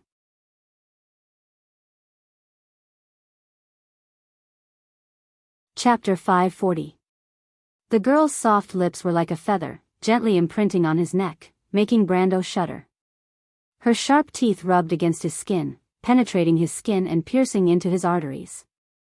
Andrique was like a soft and boneless cat lying on top of Brando's body, carefully tasting the taste of his blood and letting out a satisfied nasal sound. After sucking his blood, the princess-like vampire licked his neck as if she hadn't had enough, making Brando shudder in pain. Brando sucked in a breath of cold air. Normally, vampires would release an emotional factor to their host when they were sucking blood, causing the host to fall into an illusory state of happiness. Generally speaking, being sucked blood was a painful and joyful thing. However, Andrique never bothered to do so. According to her, it was something that only shameless people would do. Every time this happened, a certain trap would be shot and fall to the ground. In short, being sucked blood by Andrique was a very painful thing. The only consolation was that every time the girl sucked blood, she would snuggle into Brando's arms like a lover, exuding a seductive charm. Andrique was definitely a femme fatale. Her well-proportioned and boneless body was completely pressed against Brando's chest, and Brando could almost feel two soft lumps touching his skin. The girl's curvaceous thighs stretched out from under the ruffles of her black dress, as white as jade under the moonlight in the wilderness. It really made one's imagination run wild. "I'm done," Andrique said to the Mephistopheles as if she was the host. The vampire replied with an "oh."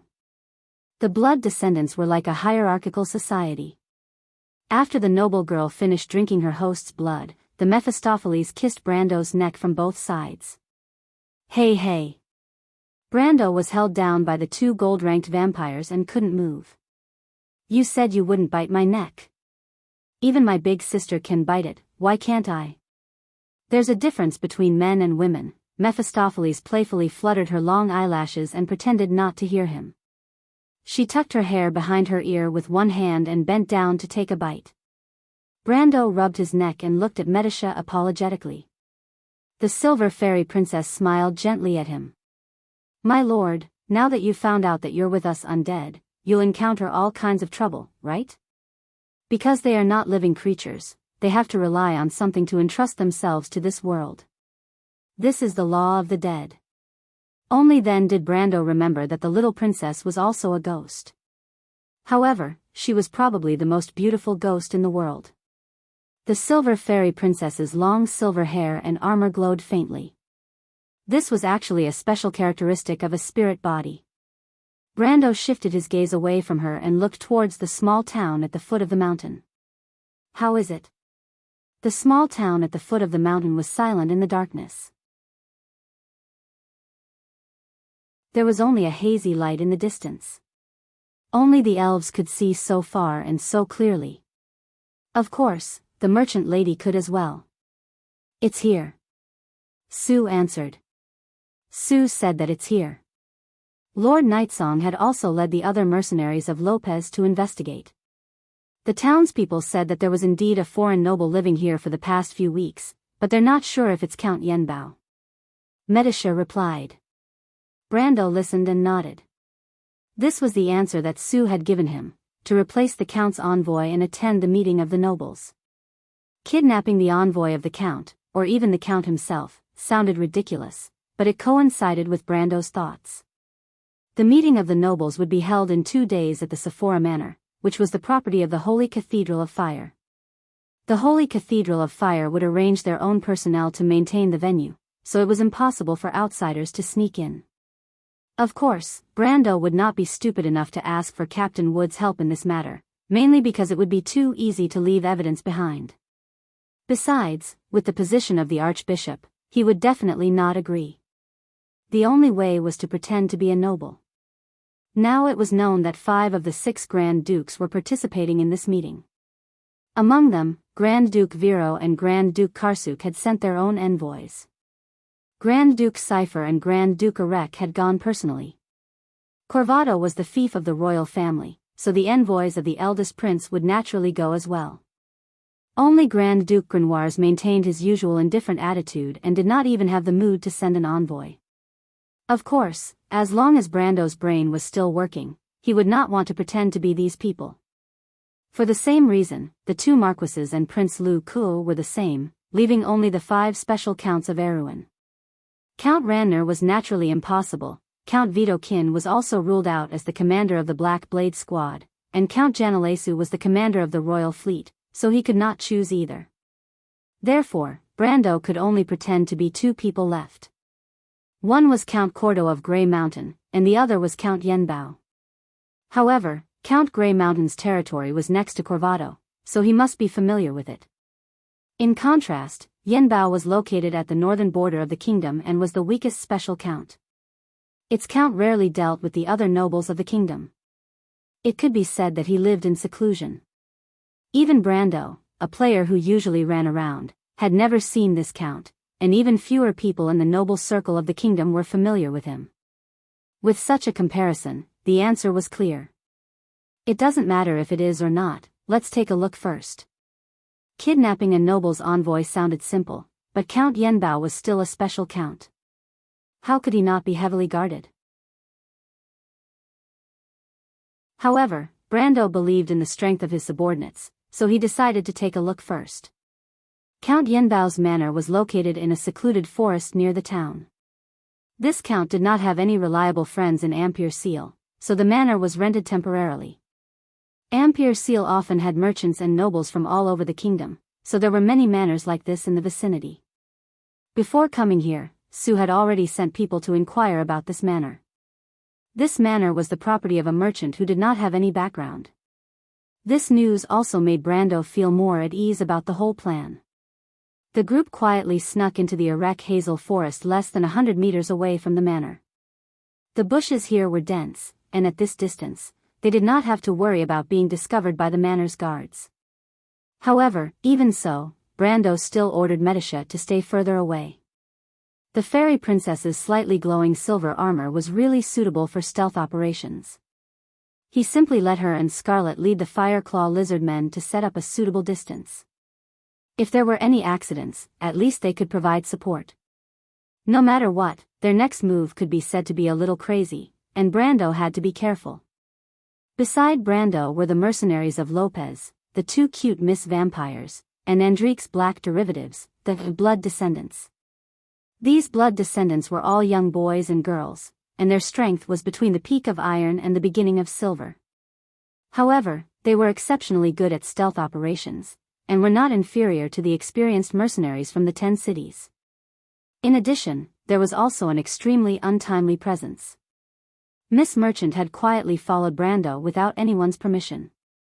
When she walked, she was like a little kitten. If she had not been sneakily following behind Brando, even Brando himself would not have noticed this little fellow. It had to be said that this was an incredible stealth talent, especially when she had not been specially trained. Even the best fighter in the mercenaries of Lopez, Nightingale, could not help but praise her. However, from Brando's point of view, it was more like this young lady was born with these skills that could be used to do bad things. In short, the word virtuous did not apply to Miss Merchant. However, Brando had also thought it through. Instead of letting this little thing play tricks in places where he could not notice, it was better to keep her by his side. At least he could monitor her and prevent her from causing any trouble. Therefore, after strictly ordering the Roman to stay within 5 feet of him, he decided to let this young lady do as she pleased. It seemed that the little Roman was quite satisfied with Brando's order. In fact, she just wanted to go on an adventure with him. After settling this little interlude, Brando released a few wind spirit spiders. The wind spirit spiders could not share his senses, so their use in scouting the terrain was minimal. However, they were extremely useful in monitoring the surroundings. Then he raised his head and looked in the direction of the manor, and asked, "How many guards are there?" "I can clearly see one at the main entrance, but I don't know if there are any hidden sentries, my lord." In the dark, a vampire's vision was much better than a human's, so one of the vampires immediately answered. Brando was quite satisfied with this answer. Behind the layers of trees, it was difficult to clearly see the manor from 100 meters away. He nodded and used the wind spirit spiders to sense if there were any hidden sentries. He was about to order everyone to approach the manor when the Romans suddenly said. The Romans saw that there were still people in the manor. "I saw someone by the fountain in the courtyard." "Oh, he seemed to have kicked something." He bent down to pick up the stone and threw it into the fountain. Everyone looked at the merchant lady in shock. Brando then remembered that there was a human-shaped self-driving radar beside him. He suddenly felt that it was a great idea for the merchant lady to follow him. He quickly asked, "Did you see any hidden sentries?" "Hidden sentries?" "He's the one who hid." "Oh, there are 2 of them." "Where are they?" The Nightsong Tiger raised his eyebrows and immediately asked. "They're behind the guard at the entrance." The Nightsong Tiger immediately turned to Brando and said, "They're very experienced, and we don't know how many people are in the courtyard. This is going to be troublesome, my lord." As an experienced mercenary, the captain of the mercenaries of Lopez was very sensitive to the location of the sentries. He could often make a rough guess based on the clues. Brando had always trusted his judgment, so he nodded and muttered, "Do you have any ideas?" "Find a way to catch a tongue," the Nightsong Tiger replied. Brando nodded again, then, "Mephistopheles, follow me." With that, a layer of dense black smoke suddenly appeared on his clothes. This layer of black smoke quickly enveloped the conspicuous red blessings and Halran Gaia. Brando did not want to expose his identity, so the best choice was to disguise himself as a member of the Dark Church. He pulled up the hood of his cloak and was about to leave, but at this moment, the Romans suddenly took out a small and exquisite silver cage and said with a proud expression, "Brando, do you want to catch someone? Roman will help you." Before Brando could react, the Roman clapped her hands and chanted, the person in the cage, who took away your freedom?" She clapped her hands, and a white light flashed in the cage, and a small person appeared in the empty silver cage. Brando and the others were not surprised. Endrique, Mephistopheles, and the other vampires looked at the merchant lady in shock. "What is this?" Brando immediately stopped and looked at the terrified little person in the cage. "My lord," the vampire who spoke before had a strange expression. This is the guard at the entrance. Dark witchcraft." Brando was stunned. To be continued. If you like this work, you are welcome to come to Chidian. Come to vote for me. Your support is my biggest motivation.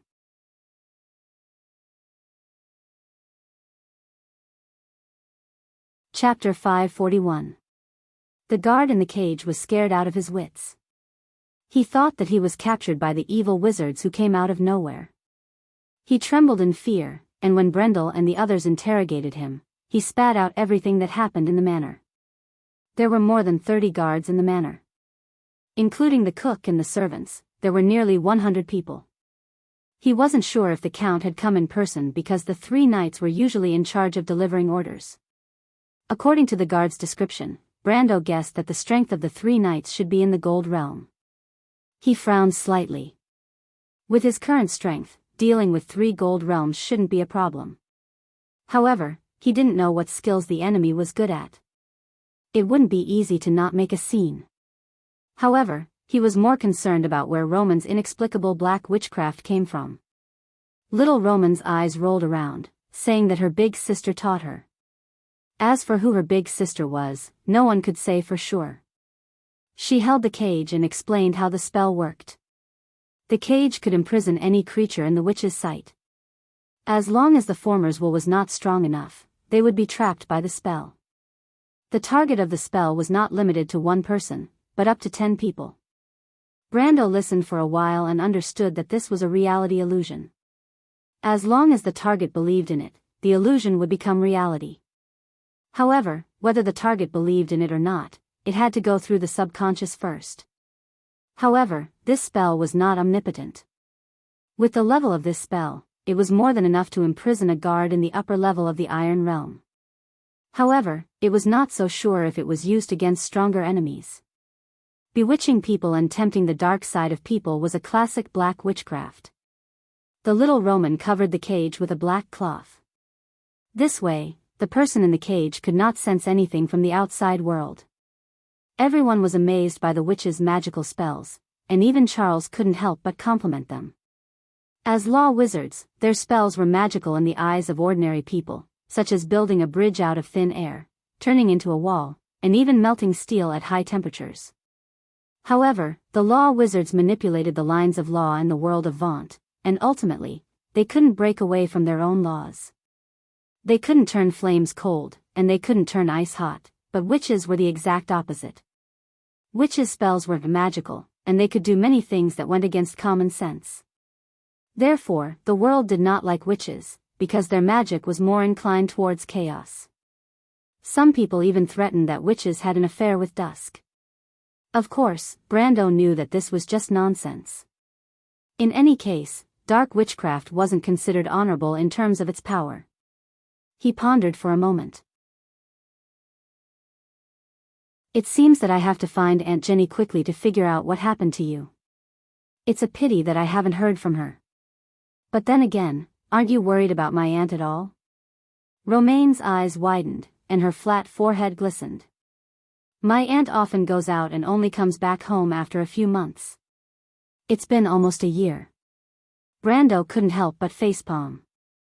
Alright, before we figure out the whole story, you're forbidden from using these strange spells in front of others. Do you understand? Why? My little Roman doesn't want to be tied to a stake and burned, right? Brando replied seriously. The Roman thought about it seriously and nodded. He also felt that this wasn't a good idea, so he agreed. Okay, Brando. Most of the people were used to the way the two talked, so they silently waited for Brando to make a decision. Brando looked in the direction of the manor and called the guard in the cage to ask about the general distribution of the guards in the manor. Because the Roman had covered the silver cage with a black cloth, the guard didn't hear anything before. Now that he was called out to ask again, he still looked frightened. Brando listened carefully to the guard's description and asked without any change in his expression, "Are there people patrolling?" The guard nodded like a chicken pecking at rice and stammered, "Yes. Yes." Master Wizard, Brando quickly understood that there was a group of cavalry patrolling the manor, and they would pass by about once every half an hour. This was the information he needed to know. He then tapped the cage and put down the black cloth again. He asked the Roman, "Since you can catch him, you can let him go, right?" The little Roman nodded quickly, as if she was afraid that Brando would think that she wasn't strong enough. That was more than enough. Brendel continued with a series of threats and promises, trying to intimidate the guard into not revealing anything about their encounter. You know, it is very easy for a mysterious wizard to frighten a normal person. Therefore, everyone knows that they have all kinds of methods to kill people, and even make them suffer a fate worse than death. One of the most famous methods is to cast a curse. Brando pretended to cast a curse on the guard that if he didn't listen, his body would fester and he would die. Then, he asked the little Roman to let him go. Brando didn't want to attract the attention of the hidden sentries in the manor. Although this black magic could create a reasonable illusion in everyone's mind for a short period of time, some people had higher willpower, and once they broke free, they would realize that something was wrong. Moreover, the guard was already frightened to the point of having a mental breakdown. Brando let him go, and he obediently stood at his post, afraid that the wizard would not be satisfied with him and directly turn him into a pool of pus. The next thing was simple. Brando waited for the patrolling riders to appear, and immediately asked the little Roman to use the same black magic to capture all of them. After that, he released them one by one and asked the vampire to knock them out with a karate chop. There were a total of 6 patrolling riders. Brando selected Mephistopheles, Andrique, the Nightsong Tiger, the Shire, and the wild elf sister Falerne from his subordinates and had them change into the knight's battle robes. The others did not have any objections to Brando's selection. Mephistopheles, Andrique, the Nightsong Tiger, and the Shire were either outstanding or experienced. However, Falerne was a little too conspicuous.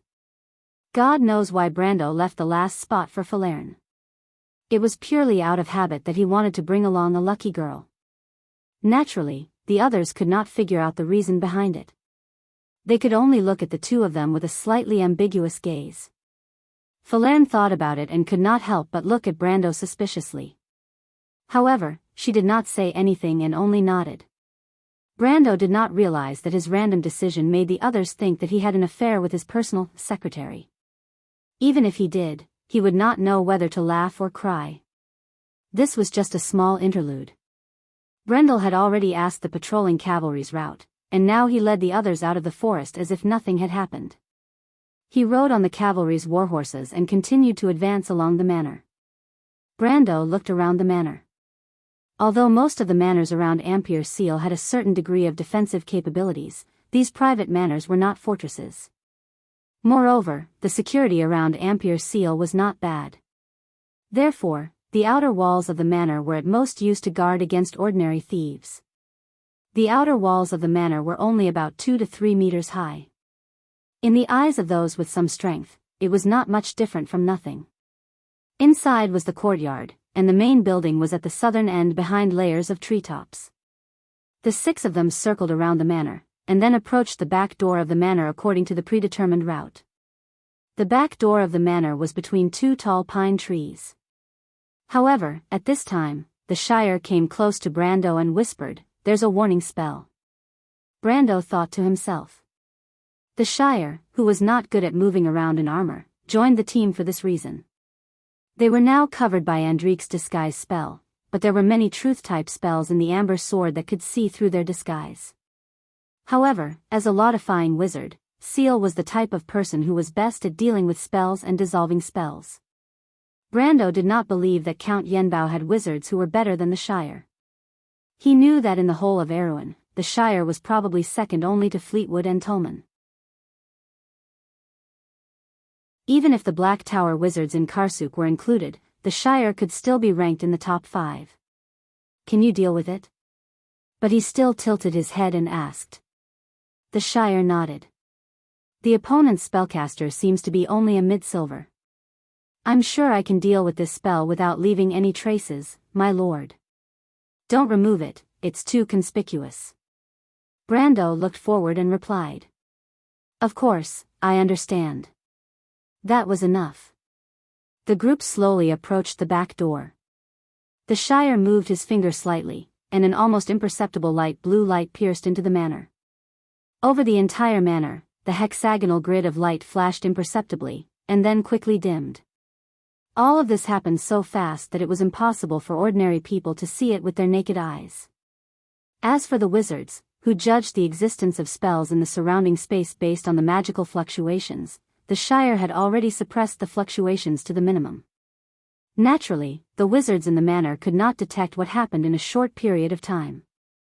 After retracting his hand, the Shire immediately told the others through telepathy that the spell net around the door and the surrounding area had been temporarily suppressed for 10 minutes. This was more than enough for Brando. The group quietly passed through the back door. There were 3 guards at the back door. However, in the eyes of these guards, there was nothing unusual about the patrolling knights. They were still the same old faces that they were familiar with. Brendel even greeted one of the guards. He had done this sort of thing more than once in the game and was very experienced.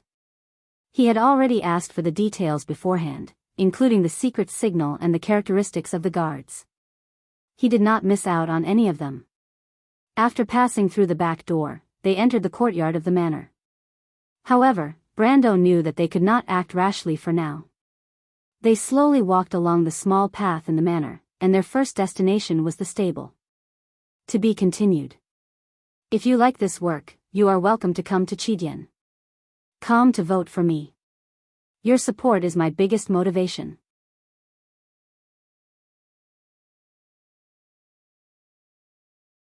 Chapter 542.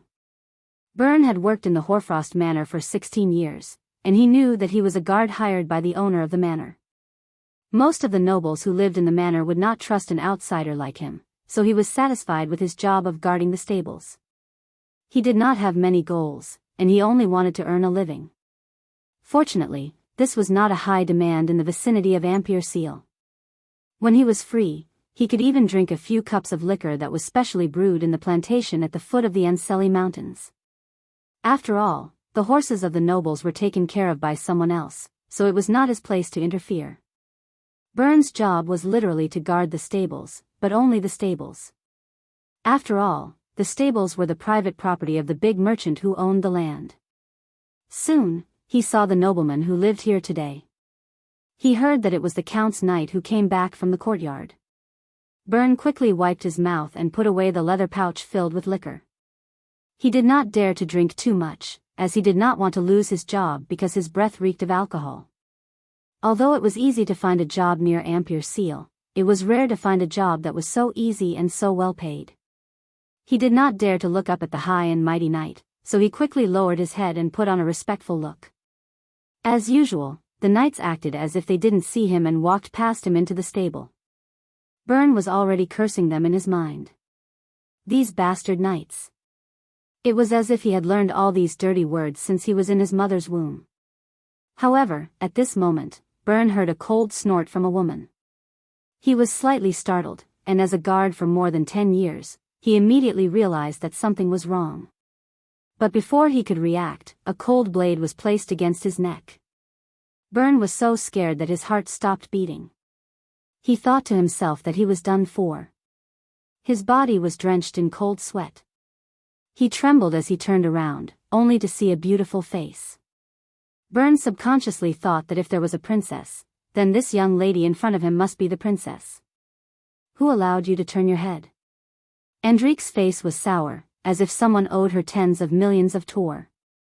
The young lady's temper was not good, Byrne thought with trepidation.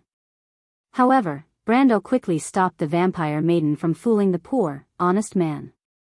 He couldn't help but think that these vampires were really boring. They knew that the manor's guards were unreliable, so there was no point in scaring them. Andrique glanced at him expressionlessly, then crooked her finger at the human guard in front of her. The guard's eyes immediately became confused. As a matter of fact, most of the spellcasters among the vampires were experts in bewitching others. Andrea was no exception. She was an expert in curse-type spells, but she also had some knowledge in bewitching spells. Controlling a guard who was not even iron rank was a piece of cake for her. However, this action only intensified Brando's suspicions. She could have easily solved the problem with a spell, but she insisted on teasing her prey like a cat toying with a mouse. He originally thought that Andrique was a cold-hearted girl, but he did not expect her to be as boring as other vampires. On the other hand, Mephistopheles did not have such bad habits. Other than their sexual orientation, they were not like vampires at all. They were so innocent that they were cute. Although they were indeed cute. The young lord sighed. Tell him to knock on the manor's door and say, Andrique said that the lord's Beanold's warhorse seems to have some problems. Tell them to hurry over and take a look. Brendel turned around to look at the stable and immediately recognized the most expensive warhorse.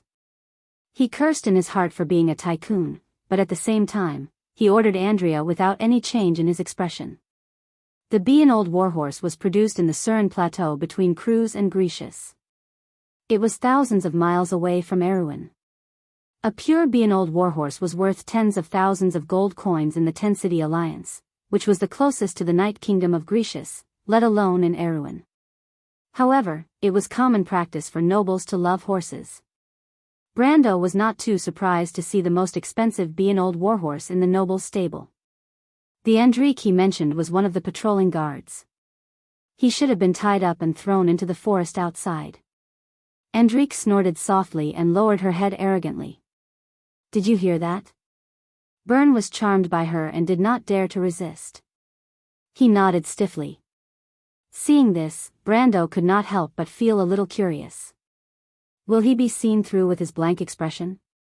In fact, the spells used to confuse the mind in the Amber Sword were all dark witchcraft. Even for the young lord who had seen many things, this was the first time he had seen such spells in detail. He's only acting this way because he's in awe of the master. Of course he'll act normal in front of others. Andrique gave him a "you're just a country bumpkin" attitude. Brando was always curious about the unknown things in the Amber Sword, just like a player like himself. Therefore, he did not mind Andrique's attitude. He thought for a moment and said, "Wouldn't that be too scary? Wouldn't it be impossible to tell? It's not that simple. This kind of trick is useless in front of wizards. A low-level apprentice can see through it. However, an apprentice needs to cast a spell to be able to tell if it's real or fake. A slightly higher-level wizard can see through it at a glance. Also, those who are familiar with him can also see some clues. After all, he's being manipulated by magic. His movements are always a little unnatural." The vampire girl's answer was very detailed. Besides, this is just a little trick. It's just a side branch of dark witchcraft. I'm just interested in it, that's why I'm studying it. A little trick? Because it's too weak. Those who are above silver rank can resist the effects of magic with their will alone. The effect of mind confusion on them is next to nothing. Brando then understood. At this time, the guard had already turned around and walked towards the manor. In fact, the manor was not far from the stables. It was only about 100 steps away. Within this distance, those who were above gold rank could easily sense the movements around them. Brando could even hear the guard stopping and knocking on the door.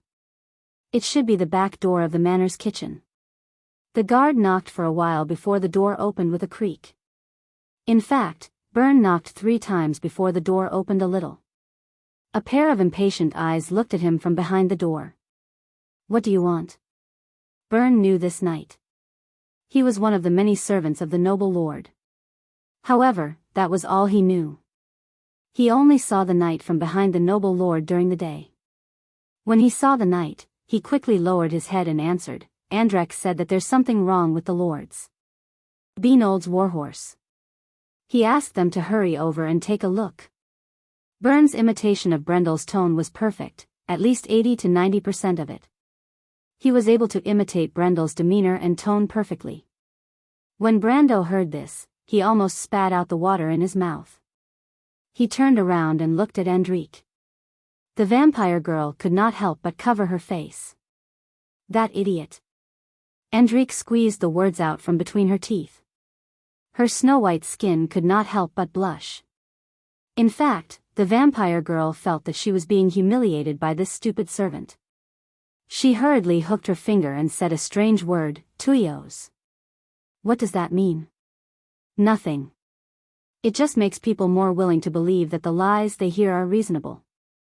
Andrique snorted softly. "This is also what you call black witchcraft. But the effect is minimal. I can only do my best." Brando turned around.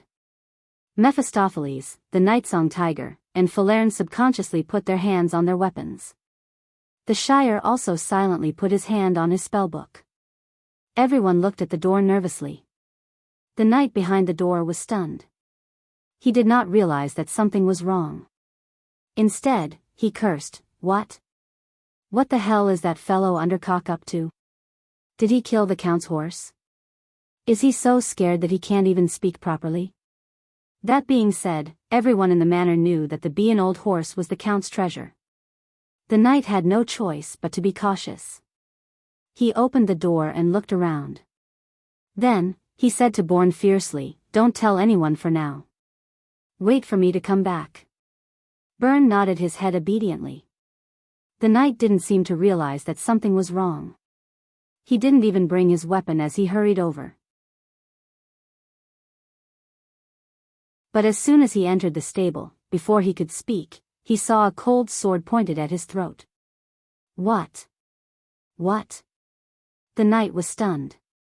Then, he saw Brando and the others and his expression changed. He wanted to say something, but Brando pushed the sword forward. The pain immediately shut him up. "Who are you?" The knight seemed to have finally understood his position. He could not help but ask, "Where is Andrek? Do you know who you are offending? Don't ask nonsense." Brando did not have time to waste on this guy. He turned his head and signaled the Mephistopheles to restrain the guy. Then, he said, "You only have two choices. First, bring us into the manor. I don't need to tell you the second choice, right?"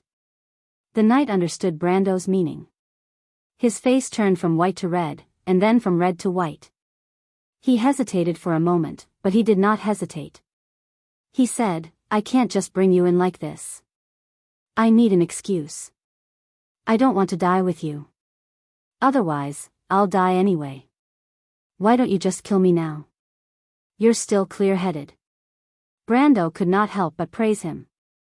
"The excuse is simple. Didn't I tell you just now?" "Just now?"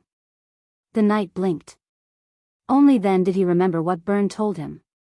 His expression changed again, and he nodded. "All right, you have to promise not to kill me." Brando immediately swore to Martha. He did not intend to kill anyone. The best outcome was to subdue the Count. If there was blood, it would not be easy to clean up the mess in the future. After all, openly attacking a noble was strictly forbidden in the code of the Holy Cathedral of Fire. Brando knew very well that he was just skirting the line. Because of this reason, in fact, he only told his summoned creatures, Amandina, and a few of his core subordinates. He did not even tell the truth to the young officers of the White Lion Legion. Brando could not guarantee that everyone would be willing to do this with him. As for Amandina, Scarlet and the others, they had already experienced the real test of life and death with him. Naturally, they were different. When the knight saw Brendel's oath, he was 90% convinced. In the Amber Sword, the people of the civilized world swearing to Martha was a very solemn thing, and no one dared to go against it. After all, the consequences of going against an oath were obvious. This was a world with real gods, and Martha who walked in the sky would not allow the people of the world to use her name to swindle and deceive. After acknowledging this point, he reluctantly led the way. Brando was not afraid of any tricks. First of all, Andrique used black magic to manipulate people and could see if they were lying. Second of all, Mephistopheles followed beside him. On the surface, it seemed like nothing was wrong, but in reality, the vampire's dagger was pressed against the knight's back. It was too easy for a gold ranker to spy on a silver ranker. The knight brought them in through the back door of the manor's kitchen. In fact, Brando's group was disguised as the Count's knight, but they were in charge of their own areas. Without a guide, they could not just wander around. The knight led them through a long corridor and came to a room. He knocked on the door and said, "Lord Ronan." Along the way, Brando asked a lot of questions about the manor's interior. He already knew that the one resting in the room was one of the gold rankers, the captain of the night. "What's the matter?" a voice asked from inside the room. It seemed to be a middle-aged man. Brando held his breath and signaled the knight to answer with his eyes. The knight hesitated for a moment before answering nervously, "It's like this, Lord Ronan. Anric and the others seem to have found something wrong with the Count's horse. Horse? Which one? It's Lone Fire. Lone Fire was the name of the bin-alt horse. The voice inside the room immediately became serious. Lone Fire? The person in the room obviously understood the value of the bin-alt horse. He could not help but ask in displeasure, "What are you doing? Don't you know that horse is the Count's most beloved horse?" To be continued. If you like this work, you are welcome to come to Chidian. Come to vote for me. Your support is my biggest motivation.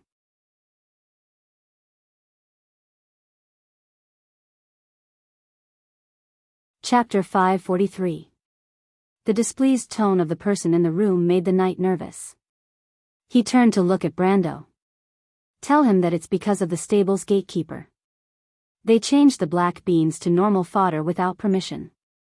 Brando remained calm and simply mouthed the words to the other party.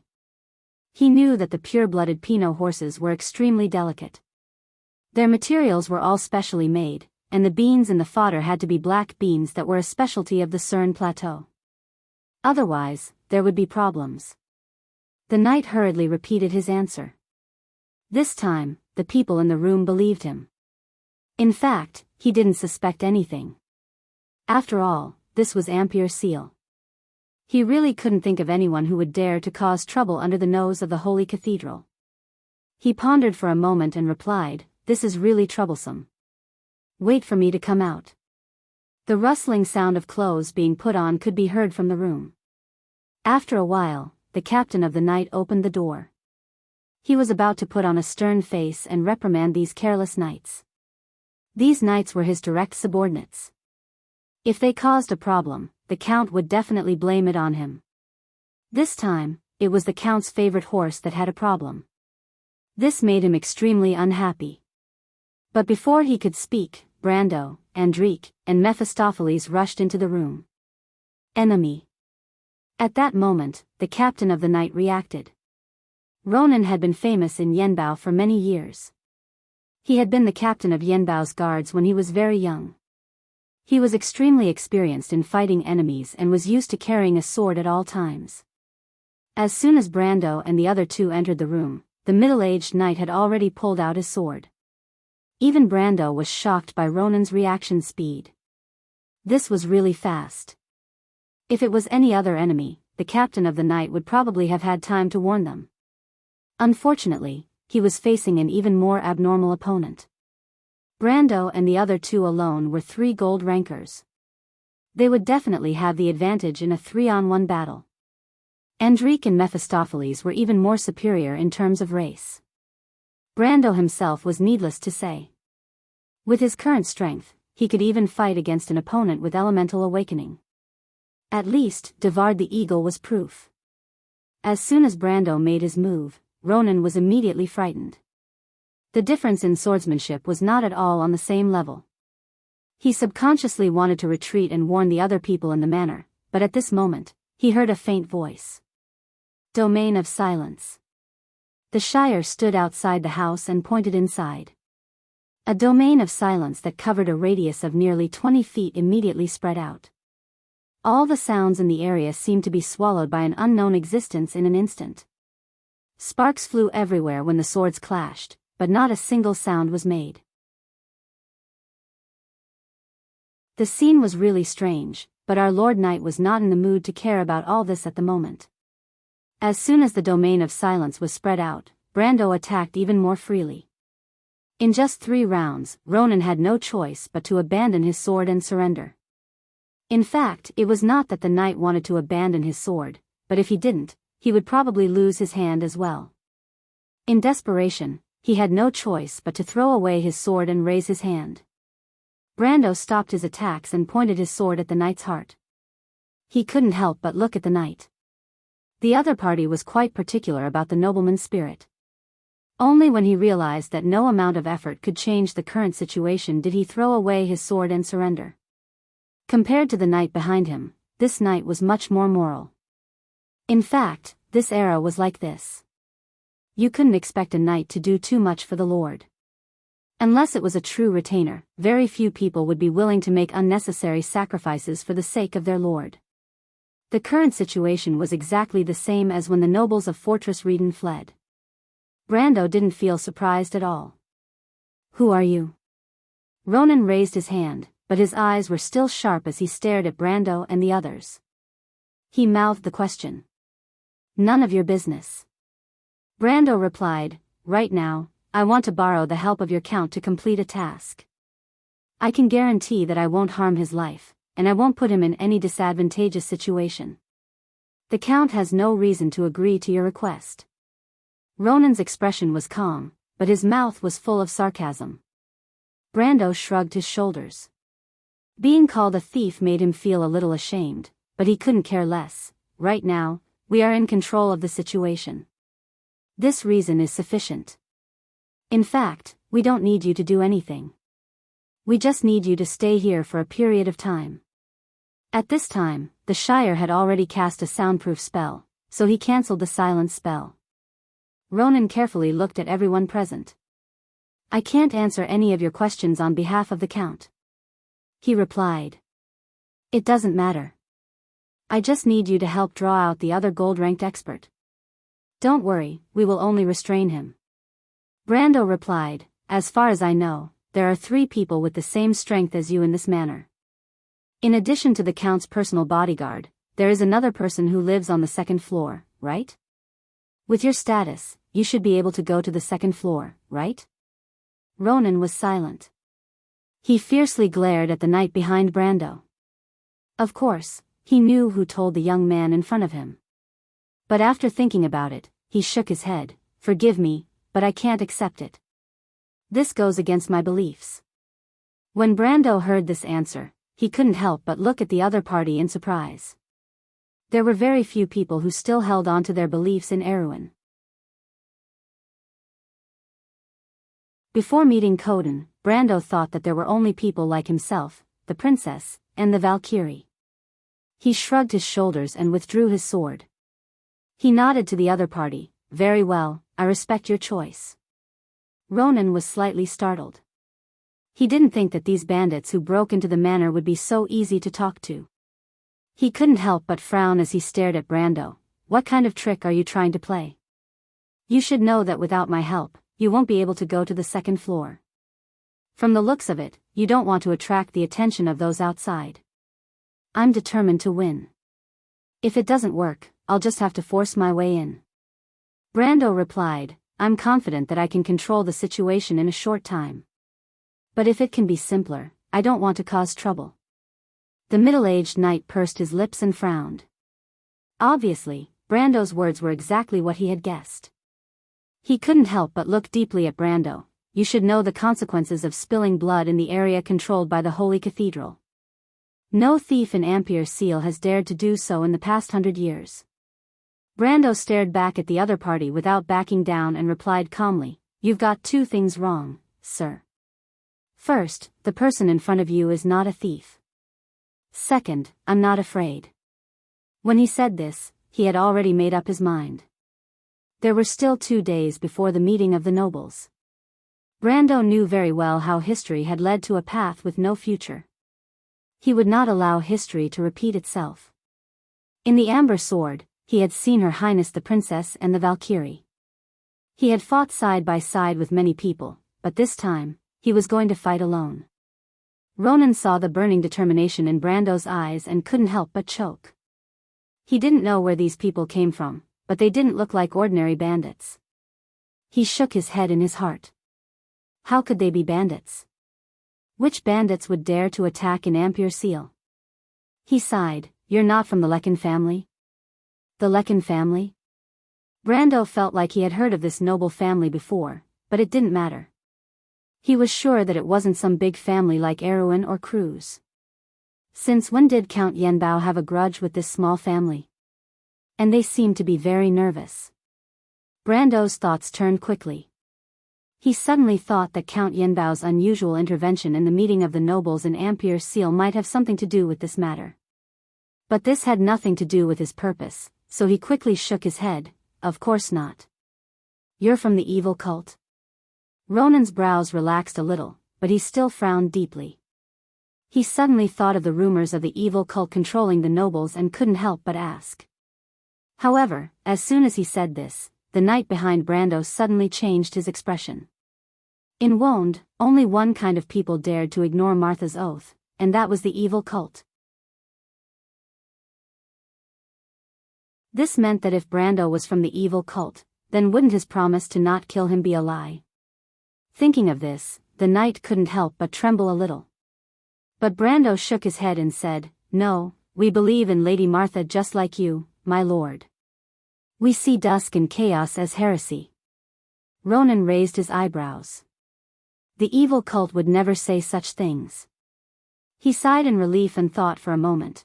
"Then as long as you swear in front of Lady Martha and do what you said before, I can consider helping you persuade the Count. You agree?" The captain smiled bitterly. How could he not agree? He could see that Brendel's group was powerful, and the 3 gold rankers under the Count were no match for them. Not to mention that he was already under their control. In fact, there were only 2 gold rankers under the Count's command that he could use. If the other party really attacked, the manor would be a bloodbath. Whether it was considering his own life or his loyalty to the Count, this was the best choice for him. Ronan sighed. Yen Bao used to be one of the top nobles in Erewhon. During the most glorious era of the family, they had 2 elemental awakenings. Their status was no less than the current Grand Duke Arek. It was because of this strength that the Yenbao nobles could be independent of the other nobles in the kingdom and claim to be one. But he didn't expect that in just 100 years, the Yenbao family would fall to such a state. It seemed that anyone could bully them, and they even had to consider relying on other Grand Dukes. It was a disgrace. The captain of the night thought of this and was about to nod in agreement. But at this moment, a loud explosion suddenly came from above everyone's heads. At that moment, it was as if the entire manor jumped. Brando's heart tightened. He couldn't help but look up at the ceiling. The explosion came from the 2nd floor. Did something happen outside? But he couldn't think of anything that could cause such an effect. Could it be that the little Roman was bold enough to test a fireball on the manor at this time? But it didn't seem like a big fireball. It was more like someone had summoned a meteorite. These messy thoughts flashed through Brando's mind. He turned around and saw that the corridor had become chaotic. Many of the night who had been sleeping opened the door and rushed out. Brando's expression changed. He immediately shouted, "Close the door." 2 updates, 1 update 4000, 1 update 3000. You know, I originally said that I would explode yesterday, but I was feeling a little unwell yesterday, so I will start from today. To be continued. If you like this work, you are welcome to come to Chidian. Come to vote for me. Your support is my biggest motivation.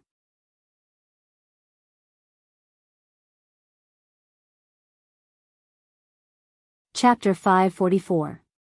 Brando had just finished shouting when he suddenly realized that the knight who had rushed out of the room in a panic were not running towards him. Instead, they were screaming and running towards the outside of the house. Brando was stunned. What happened? He turned around and suddenly felt that the whole manor was trembling violently. It was as if a giant beast was walking on the ceiling.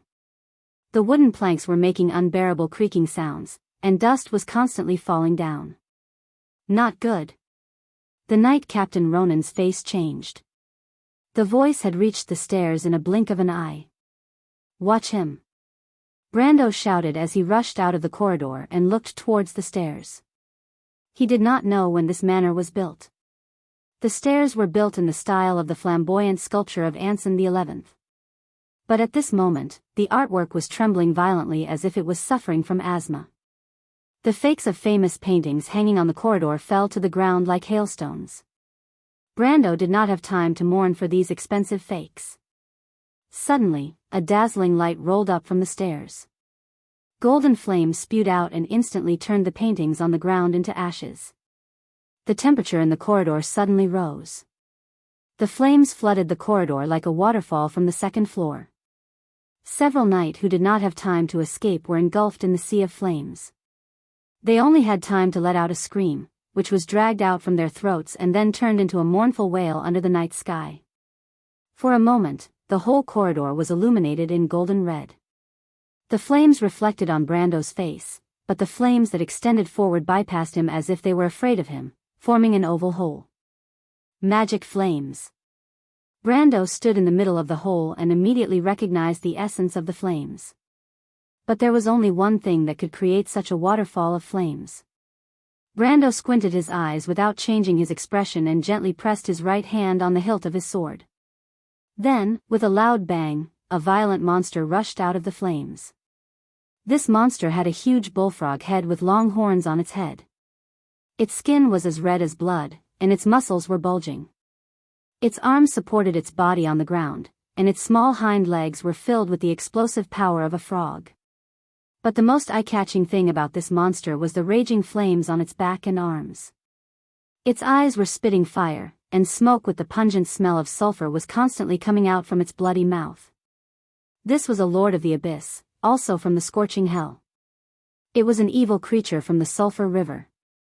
However, compared to the low-tier demons that the Black Flame sect's disciples controlled, this lord of the abyss was considered a real big guy.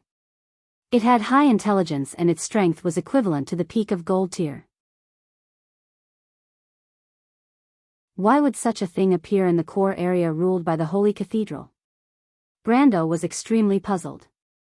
But just when he noticed the demon, the monster also noticed him. It immediately let out a deafening roar and raised its flaming claws to grab Brando. The monster's flaming claws were almost the size of a round table. Brando did not dare to be careless. He quickly stepped back and dodged, and the monster's claws hit the ground with a bang. A circle of flames spread out from the monster's palm. The wooden floor on the first floor of the manor was instantly charred with red sparks. The Abyssal Lord missed its attack, so it pushed off the ground with its claws and then pounced on Brando. The Abyssal Lord from the sulfuric river was covered in flames. Its body was about 4 times the size of Brando. Its body almost filled the entire corridor. As it moved forward, the flames on both sides of its body gradually pressed against the wooden walls on both sides of the corridor. The wooden planks let out a terrifying cry and were then swallowed by the flames. It was as if they were being sucked into the world of flames behind the Abyssal Lord. Behind Brando was Luo Ning's room. If he took another step back, Falern and the Nightsong Tiger would definitely not be able to protect themselves. Helpless, Brando could only raise his sword with both hands and take a step forward. The sword in his hand was swung towards the monster's chest in a circle. In terms of absolute strength, Brando was slightly inferior to the Abyssal Lord. But with the amplification of the power crystal, if his sword were to hit the monster, it would be enough to cause it to suffer. The chest was the Abyssal Lord's weak spot. The monster's intelligence was extremely high. When Brando swung his sword, it immediately stretched out its long claws and grabbed Brando's sword. Its movements were astonishingly fast. Brando did not even have time to retract his sword. The claws of the Abyssal Lord seemed to be made of metal. The steel sword that Brando used to conceal his identity actually let out a teeth-numbing screech when it cut through the Abyssal Lord's claws. For a moment, sparks flew everywhere. Brando's attack was stopped. He could only feel his hands going numb.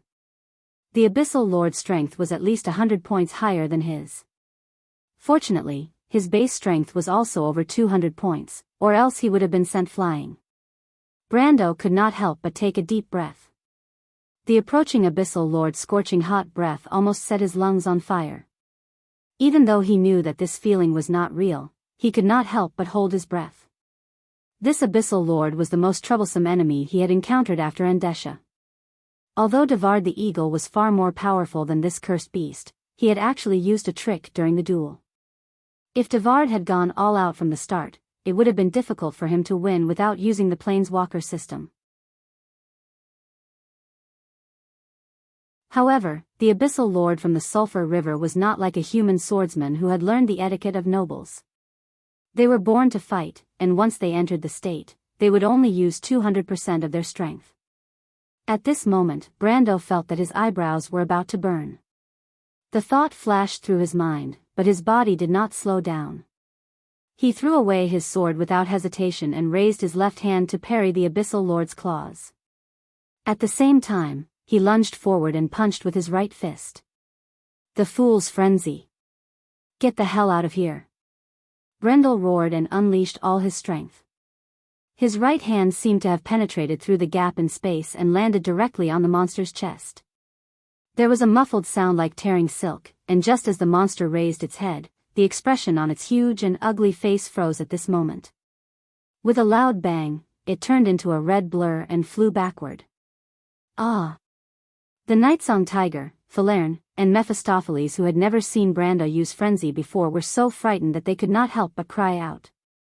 Ronan's face was pale. Of course he knew what the Abyssal Lord was. He thought that he would not be able to escape this time, but he did not expect that the Abyssal Lord would be able to send the Abyssal Lord flying with a single punch. Who was the real Abyssal Lord? He wiped the blood from the corner of his mouth. Demons were indeed the most resilient of all monsters. The Lord of the Abyss had the ability to reflect damage, and he did not have the time to deal with it. As a result, he was heavily injured as well.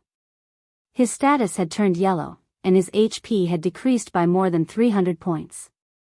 This was the result of activating the Berserk innate talent and increasing his vitality by more than half. My lord, your hand.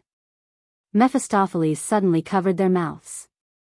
Brando's left and right hands were burning with hellfire, as if he was wearing a pair of flaming gloves. If it was a normal person's hand, it would have been burned to ashes. However, Brando's magic resistance was extremely high, and the flames were only a little hot. Brando waved his hand, and the flames on his hands suddenly retreated like a gust of wind. The knight captain, Ronan, looked at Brendel with even more reverence. He was definitely a monster. Ronan's feet were already on his sword, ready to break out of the encirclement and escape with the Count if he was distracted. Although he was a knight, his loyalty to the Earl was always his #1 priority. However, when he saw Brando make a move, Ronan could not help but sigh and give up on this unrealistic idea. He looked at the direction of the corridor. The originally terrifying Abyssal Lord was sent flying by Brando's punch. After it crashed through the wall behind it, it was buried under the wall. Even the flames on its body had weakened a lot. A moment later, a thick smoke suddenly emitted from under the rubble. Then, sparks rose and formed a hexagram on the ruins of the manor. The hexagram quickly dimmed and turned into a pile of charred wreckage. The Abyssal Lord was actually killed by his punch. However, Brando was not too surprised. The power of his punch had almost reached the active elemental awakening stage, and it happened to hit the Abyssal Lord's weakness. Moreover, the Abyssal Lord was not a boss, so it was normal for it to be killed by a punch. The Abyssal Lord was too careless. It probably thought that humans would not dare to fight it in close combat. As a result, it was taken advantage of by Brando, who had monstrous magic resistance. Brando stared at the pile of ashes and panted. He turned to Falerne and said, Abyssal Lords cannot be easily killed outside of the Sulphur River. After they receive fatal damage, they will transform into another form and be teleported back to the scorching hell. However, the teleportation circle will not take away the items they carry with them. Go and see if there are any spoils of war. Why me again? Falerne could not help but ask. Because you are lucky. Falerne could not help but stare at him in confusion. However, Brando did not care. Instead, he turned back and stared at Ronan. When the explosion on the second floor was heard, this guy's expression changed. Coupled with the reaction of the night outside, these Yenbao people must know something about this Abyssal Lord. Brando did not believe that a high-level Abyssal Lord would suddenly appear in the core area of the Holy Cathedral controlled by Erewhon. He stared at Ronan with a serious expression. I don't think there is a spatial passage to the scorching hell in this manner. Sir Knight, I think you should know something about it, right? Unexpectedly, Ronan, who had softened his attitude before, was unusually firm this time. He pursed his lips and shook his head without saying a word. At this moment, a series of soft footsteps suddenly sounded. Brando turned back because he heard the footsteps coming from the half-burnt and crumbling staircase. I'm sorry, sir. I accidentally summoned this Abyssal Lord, a weak voice replied. P.S. Chest tightness, shortness of breath, and panic for a week. The examination said that it was a respiratory infection, myocardial ischemia, and there was no improvement even after 2 days of fluid transfusion. Thinking that it was the first day of May, I still wrote a chapter. It's so uncomfortable. If you like this work, you are welcome to come to Chidian. Come to vote for me. Your support is my biggest motivation.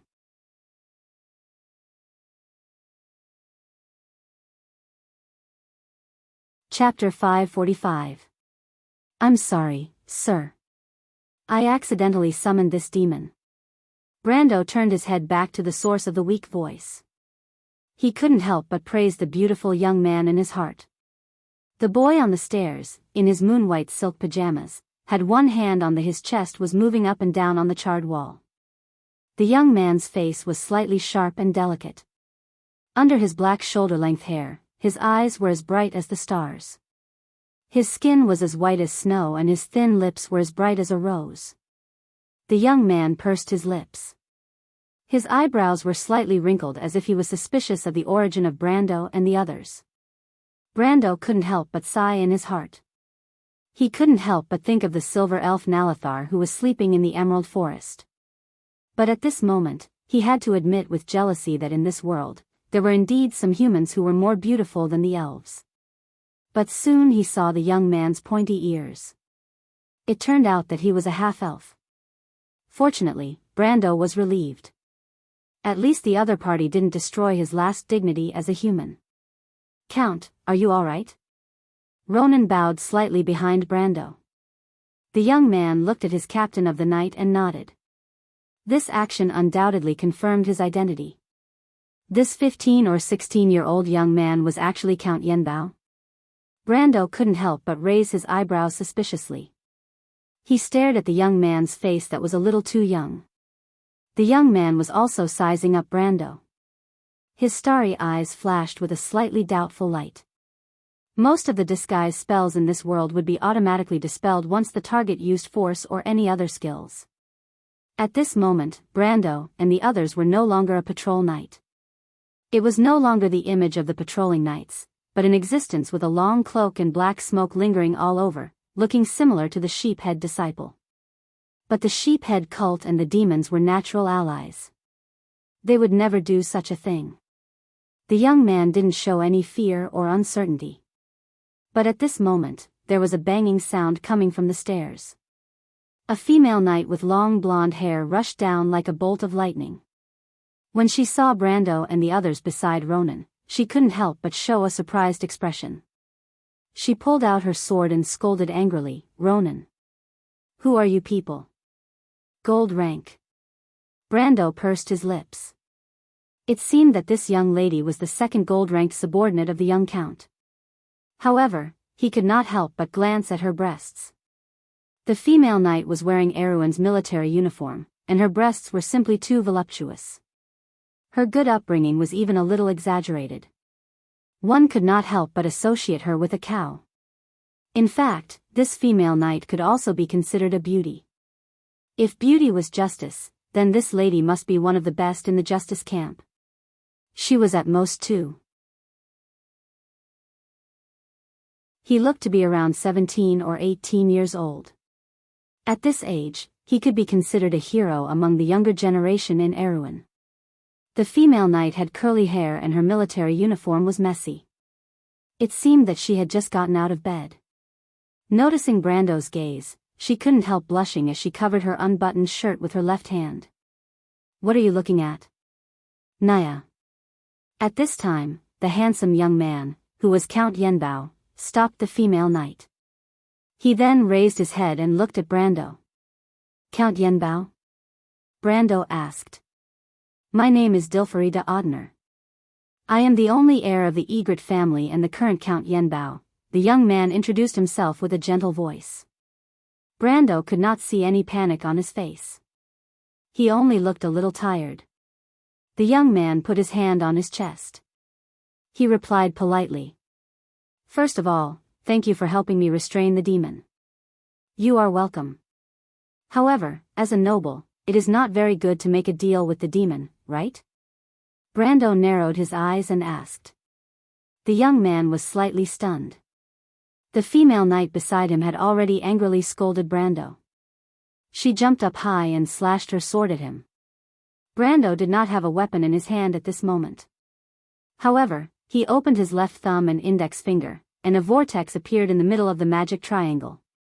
He clenched his right hand, and the Halran Gaia, which was surrounded by black smoke, had already appeared in his hand.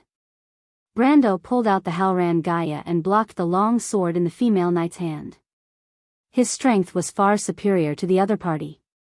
Suddenly, the cow knight was sent flying with her sword and crashed into the carbonized staircase. After a loud bang, the poor staircase stopped. She was reduced to ashes. However, Brando immediately scolded the freakishly strong woman. After activating Frenzy, his strength was close to 500, and he was standing at the peak of elemental awakening. He did not expect that his hand would be sore from the impact of a low gold level enemy. Because, if the female knight was in the game in the past, she would be a pure strength warrior. What a freak. The freakishly strong female knight quickly climbed out of the wreckage of the stairs with a dirty face. Looking at her gnashing teeth, she was ready to fight again. However, the young count stopped her. Dilferi obviously had his own concerns. He looked at Brando. He already knew that his people were no match for the other party. He suddenly turned his head and stared outside the manor's walls that were already full of holes. "Sir, although I don't know where you came from, I hope you can do me a favor." Dilferi looked in the direction of the forest in the distance of the manor and suddenly said. She said. At this time, Brando also heard the noise outside the manor. The sound of iron boots stepping on the muddy ground was mixed with the sound of horses neighing. The guards, he was all too familiar with this sound. Brendel also looked in that direction, and it did not take long. Not long after, the figure of the leading knight appeared in the direction of the manor's main gate. "It's the guards from the nearby town." Ronan immediately frowned. Brando turned his head and immediately understood what the young man meant. But he narrowed his eyes and replied, "I need a promise, Count." Dilferi bit her lower lip. "What do you want?" "I can only agree to your request under the condition that it does not harm the interests of the family." "So you are the only successor of Yen Bao in this generation?" Brando suddenly asked. The knight passed through the courtyard and was already close to the manor, but was stopped by the manor's guards. Dilferi looked over there and could not help but hold her breath. She looked at Brando hesitantly and finally nodded. Dilferi could only bet that this strange person was not the enemy. For a moment, she could not help but feel uneasy in her heart. "Count." Ronan could not help but say. But the young man shook his head at him. Brendel knew what the young count was worried about. The Holy Cathedral of Fire's highest law clearly stated that if a noble colluded with a devil, they would be sentenced to death, and their family's glory would be stripped for 3 generations. Any noble who colluded with the devil would be punished. No one dared to bear such consequences. Although he did not know why the other party would summon demons, Brando saw Dilferi's long eyelashes drooping and knew that the young man was panicking. It was a good time. Luck seemed to be unexpectedly good tonight. Brando looked up and saw a bright moon hanging high in the forest between the Anceli Mountains. "I hope you cannot attend the meeting in Ampere Seal." Brando pondered for a moment and made his request. "That's impossible." "You want to replace me in the meeting of the nobles? How can I guarantee that you won't hurt Yen Bao during the meeting?" He furrowed his brows and glared angrily at Brendel. "You want to replace me in the meeting? How can I guarantee that you won't harm Yen Bao during the meeting? If you offend any of the Grand Dukes, it will be a disaster for my family. I can swear in the name of Lady Martha and my honor." Brando replied. "Even the most loyal oath has a loophole." Dilferi gritted his teeth and replied, "Sir, I have no other way out. I hope you don't force me to fight to the death." Brando and the young man looked at each other, but the young man's determination was beyond his expectations.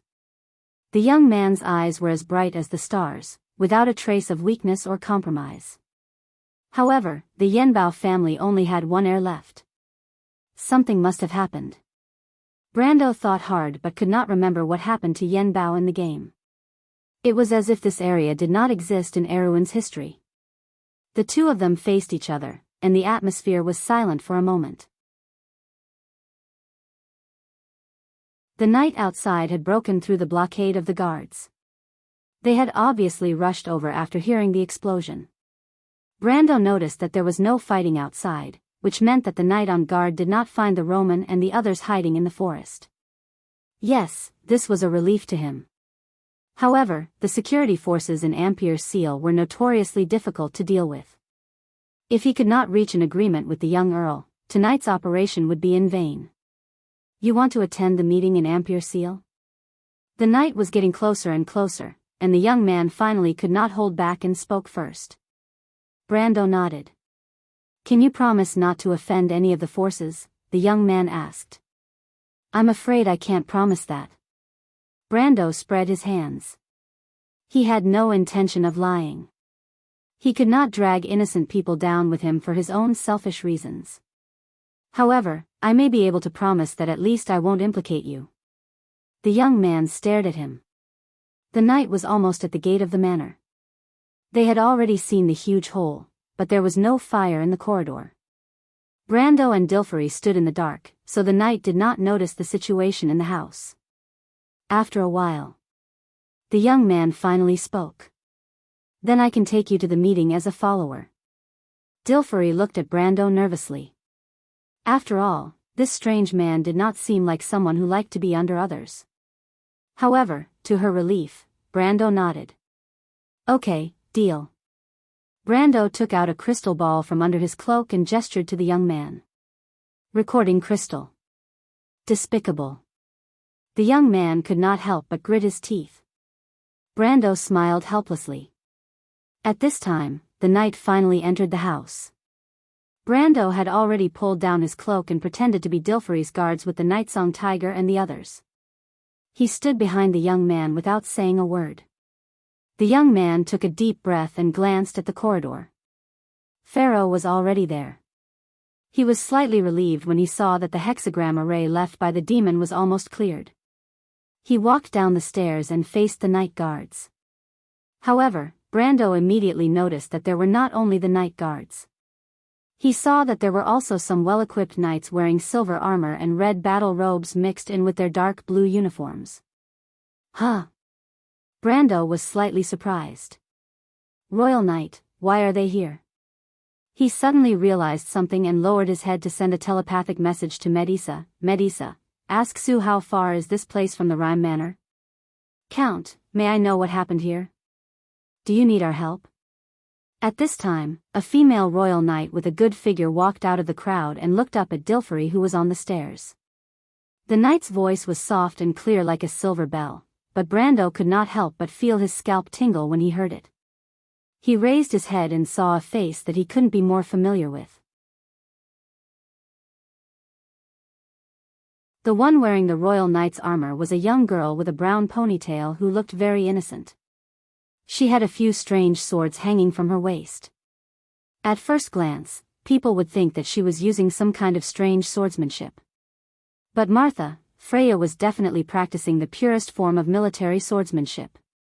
P.S. So today I went to the affiliated hospital of the Sanjun Medical University for a checkup. There are no structural problems with my heart. It's just a lack of blood, so I need to exercise more. By the way, my symptoms are much better today. If I can maintain it tomorrow, I can resume updating. The doctor asked me to do a 24-hour ECG on the 15th. Damn, it's the 15th, not the 14th, not the 13th, it's the 15th. Doctor, are you actually sent by my enemy to mess with me? To be continued. If you like this work, you are welcome to come to Chidian. Come to vote for me. Your support is my biggest motivation.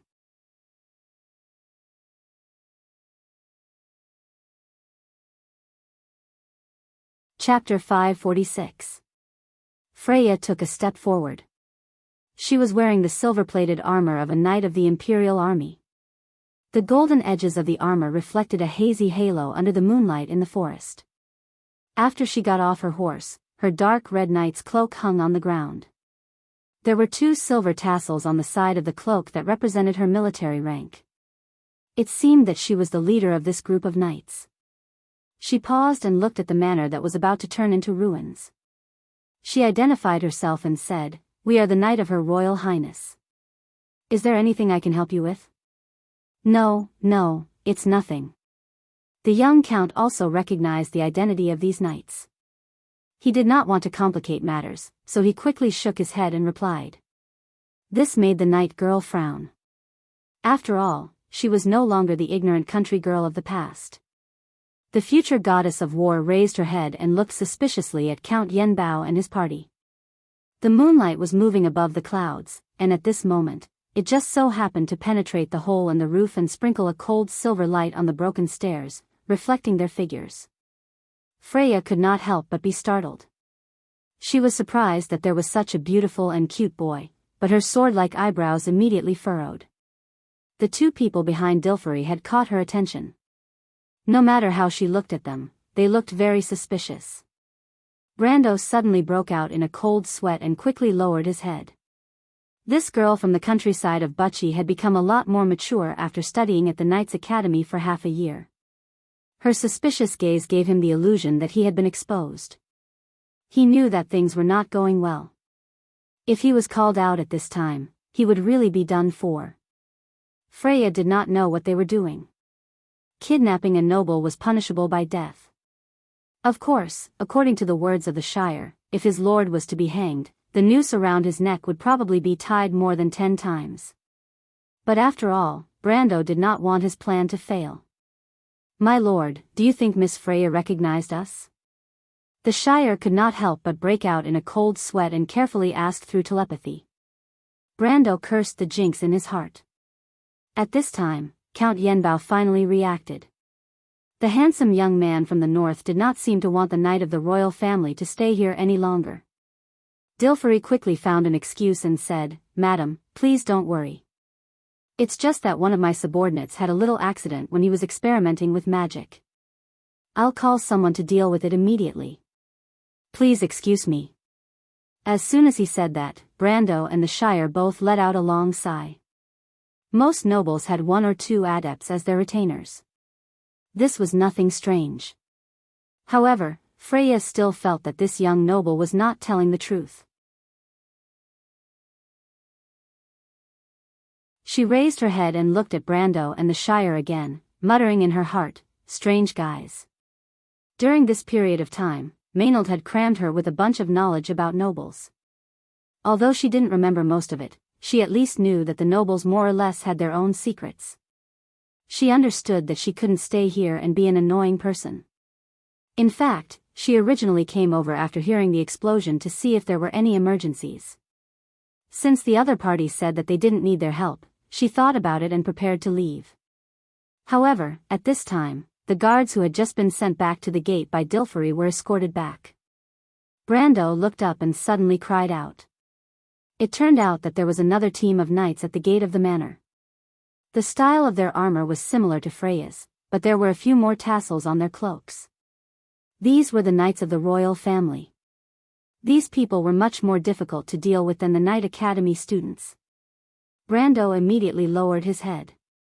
They should be the direct officers of this group of students. But I don't know which one of the knight captains is by the princess side at this time. Is it Deng Deng or Daoist? Brando lowered his head and sorted out his thoughts. It was impossible for the students to act alone. There must be a knight captains patrolling with these young people. Now, it seemed that Freya was just a vanguard. The names of the 2 knight captains flashed through his mind. If he remembered correctly, the knight captains by the side of the half-fairy princess at this time of the year should be one of the 2. Deng Deng and Daoist were not famous NPCs in the Amber Sword, but they used to be supporters of the royal family. Brando also took on their missions. If he remembered correctly, the strength of these 2 people was only at the pinnacle of silver. They were not even the top figures in the royal faction. He lowered his head and secretly guessed, but he did not expect that his usually accurate prediction would miss this time. The knights quickly came to the front. The leader of the knights spoke with a female voice. What happened? His voice was low and calm, and his tone was filled with unquestionable seriousness. When Brendel heard this voice, it was as if he was struck by lightning from the sky. His whole body froze. He looked up as if he had seen a ghost, just in time to see the female knight's calm and indifferent expression. This voice. Who is this woman? He saw the golden tassel on the side of Maynard's cloak. It was the captain of the night. However, Brando could swear on his honor as a veteran player who had experienced almost all the changes in Erewhon's history. From the year of blooming to the year of the sword, there was not a single female in the Royal Knight's ranks. Not to mention the Royal Knight rank, there were almost no females above the rank of Grand Knight. However, what really surprised him was the female knight's voice. There was no way he had heard it wrongly. Her voice was so clear even in his dreams. At that moment, he almost thought that he had returned to more than 10 years ago. His senior sister was standing in front of all of them, leading them with her sword. He closed his eyes, and it was as if time had turned back. That indifferent, calm, and warm face appeared in front of him again. Her smile was so warm that it made one's heart feel at peace. He almost blurted out that familiar name, but he held himself back. Maynard was born in Cipher. She inherited the snow-white skin of the people of Cipher.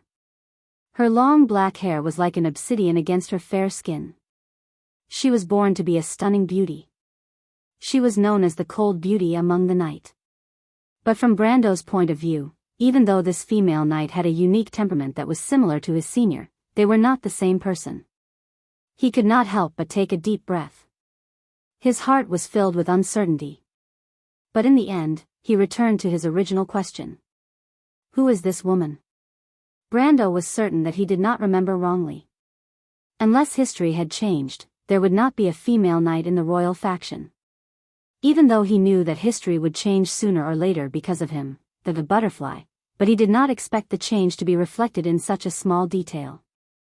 It did not make any sense at all. He heard Freya call the female knight Maynard. Brando swore that he had never heard of such a name before. Even though it was impossible for him to know the background of all the nobles and socialites in Erewhon, Brando was confident that he would not miss out on some well-known NPCs. The fact that she was able to become a knight captain at such a young age meant that she was not an ordinary person. But unfortunately, Brando could not think of such a person even after racking his brain. There were two possibilities in front of him. The first possibility was that Maynard was just an alias, and there might be a famous person behind this name that he knew. However, Brando could not connect the female knight in front of him with the famous people in his memory. This woman seemed to have appeared out of thin air. Then there was the second possibility. History might really have changed because of his arrival, and this change might not only affect Owen's history after his arrival, but even the history before his arrival might have changed as well. This change was completely unpredictable. In other words, if this possibility existed, Brando would not have been surprised when he found out that the princess was actually a cute boy. Brando frowned deeply as he stared at Maynard, who had suddenly appeared. At this time, the female knight had already turned her head sideways to listen to Freya's words. She raised her head, and as if she had noticed Brando's gaze, she looked in his direction. The female knight had a pair of deep black eyes, and her eyelids reflected a faint silver glow. Her gaze met Brando's, and both of them were slightly startled. Brando was not sure if the female knight had noticed him, because Maynard quickly turned her head away as if nothing had happened. She did not even intend to dismount from her horse. She simply greeted Dilfery on the horse. The Yenbao family had never had any contact with Erewhon's circle of nobles, so it seemed that the royal faction did not have any plans to attack this ancient family. Maynard's etiquette was meticulous, but that was all. Brando saw her looking at Dilfery strangely twice in a row, but in the end, she did not say anything and quickly left with the knight. What did she notice? Brando stared in that direction and thought. When the female knight walked to the gate of the manor, she turned her head back for the first time. Her glance from afar was immediately caught by Brando. This confirmed his previous feeling. Both of them seemed to feel that something was wrong with each other. At this time, Brando had already thrown away his previous messy thoughts. He suddenly felt a little worried. Did this woman see through their identities? Obviously, she did not listen to Dilferi's words earlier. This is a difficult character to deal with. He let out a sigh of relief, but he still thought that no matter what, she would not be able to guess his identity. Disguising himself as an envoy of a noble to participate in a meeting that would decide the future of the kingdom. Perhaps no one in this world would think of such a bold thing, except for him. But similar to Brando's guess, when Maynard turned around in the thick twilight outside the gate of the manor, the only thing that puzzled her was Brando's strange look. Her strength was not prominent in the knight regiment. She was famous for her swordsmanship. Most people only knew that she was a close friend of the princess and the #1 swordsman among the princess's left and right attendants. However, Maynard had already reached the early stage of gold. Naturally, she felt Brando's gaze. She lowered her head. Freya, who was beside her, immediately noticed the confusion in her heart. She could not help but ask, "What's wrong, Knight Commander? You also noticed those two suspicious fellows?" It seemed that the young girl had been holding a grudge against Brando and the Shire. Especially after leaving the manor, she felt that the two people were more and more familiar, but she could not think of Brando at the moment. Come to think of it, how could Brando appear here? Freya subconsciously came to this conclusion. Maynard looked at the young girl who was recently selected as a reserve knight. She was puzzled and asked, "Two?" "Yes, two.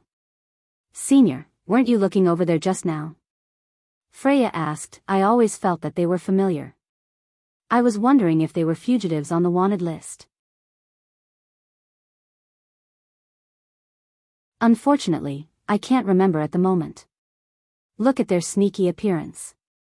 When I was still in Buchi, I often saw these guys crossing the border."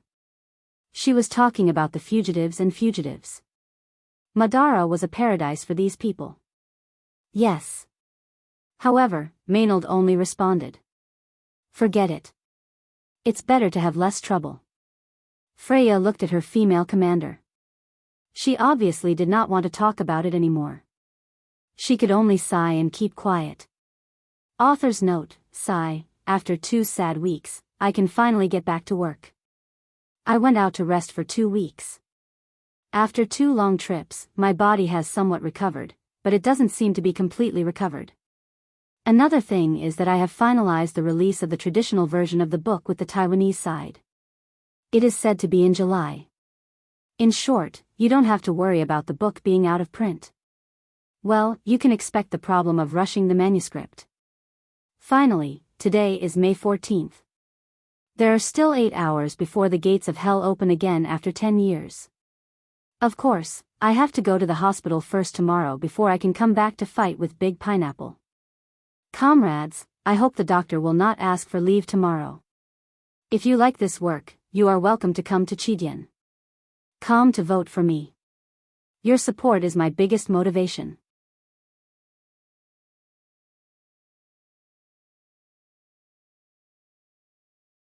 Chapter 547. The sound of the Royal Knight's horses' hooves gradually faded away in the night, and the manor finally returned to its peaceful state. Brando saw the young earl frowning slightly as he looked in that direction. The young man turned back and looked at him. The bright moonlight shone on his soft and beautiful face with a thoughtful look. Dilferi asked pointedly, "You seem to know them?" Brando did not intend to be frank about his identity. He lifted the hood that previously covered his face and smiled mysteriously at the young man. "Humph," Dilferi snorted softly. He glanced at the messy house that only had the structure left. "Anyway, thank you for your help. The Lord of Yenbao will never go back on his word. But Martha will be watching everyone on the ground from the sky. I hope you gentlemen will remember your promise.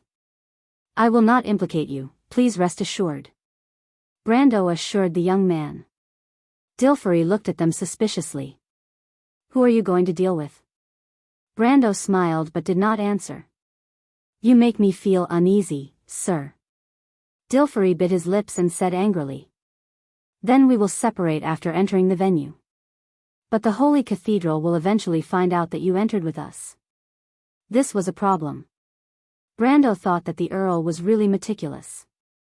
He looked back at the Shire, and the Shire also shrugged. Everyone knew that the Holy Cathedral was not a manor located in the countryside. No illusion could fool the eyes of the monks, unless Martha came personally. Brando was silent for a moment and replied, "Well, if it comes to that, you can say that you were coerced by us." Dilferi was slightly startled. He looked at them curiously, almost unable to believe that this was something that a group of vicious infiltrators would say. "Kidnapping a noble, aren't you afraid of getting into trouble?" "If I was afraid, I wouldn't have come." Brando smiled slightly. "But you can threaten me to keep my mouth shut. You have something on me." Dilferi frowned and looked at them in confusion. "Isn't that right? Can I understand that you are teaching us how to coerce you, Earl?" Brando could not help but ask with some amusement. "No. No." The young man blushed. "It's just that you don't understand." Brando smiled. In fact, he did not think that there was anything to hide in his actions. He just did not want to complicate things. If the Holy Cathedral insisted on investigating, then let it. He dared to come to Ampier's Seal to cause trouble. In fact, he had already prepared for the worst. The worst result was nothing more than going against the Holy Cathedral of Fire. It was not like Erwin had not done this before. The late King Eric had fought many battles with the Holy Cathedral of Fire. The legendary king had the Wind Elves as backup, and so did he. Brando believed that Orthless would not leave him in the lurch. Besides, the Holy Cathedral of Wind would probably be happy to light a fire in the backyard of the Holy Cathedral of Fire. Thinking of this, Brando could not help but smile contemptuously. Whether it was Erwin of the Holy Cathedral of Fire or Erwin of the Holy Cathedral of Wind, Erwin was Erwin. He had made up his mind, and there was no need to change it. He waved his hand. "It doesn't matter whether it is or not, it's settled. I just happen to not have the habit of taking advantage of others." "If that's the case." Dilferi looked at Brendel's group with a complicated expression. She thought to herself, are they crazy? Don't they know how serious of a crime it is to kidnap a noble in the territory controlled by the Holy Cathedral? He grew up in a noble family and received the best etiquette education. He was familiar with the gentle and elegant style of the nobles, but he had never seen or thought of such a crazy thing. He could not help but be stunned for a moment. "What do you think, Count?" "Okay. Dilferi's palms were sweating, and he did not know why his heart was pounding. "I know. Let's make an agreement under the witness of Lady Martha. Please, don't worry, if, until the last moment, I will not give you up. You are the most gentlemanly robbers I have ever seen." Brendel laughed again, thinking that this young count was really interesting. "Could it be that you've seen a lot of bandits, my lord?" No, I've seen some at the border."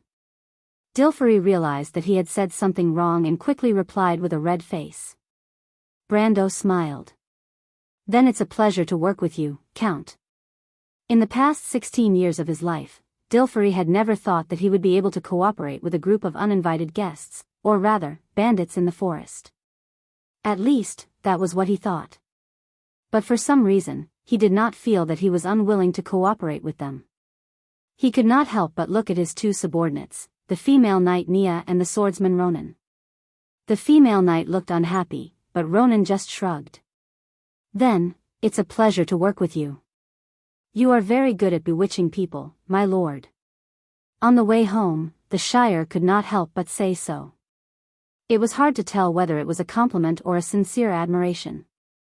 On the way home, he told Amandina and the Roman the story of this trip. When he talked about the negotiation between his lord and the young Count of Yenbao, he could not help but mention this. "I bewitched people?" Brando rode on his horse, his hands circling around the merchant lady sitting in front of him. He could not help but tilt his head. "When did I bewitch people? Are you talking about Endrique?" "Humph."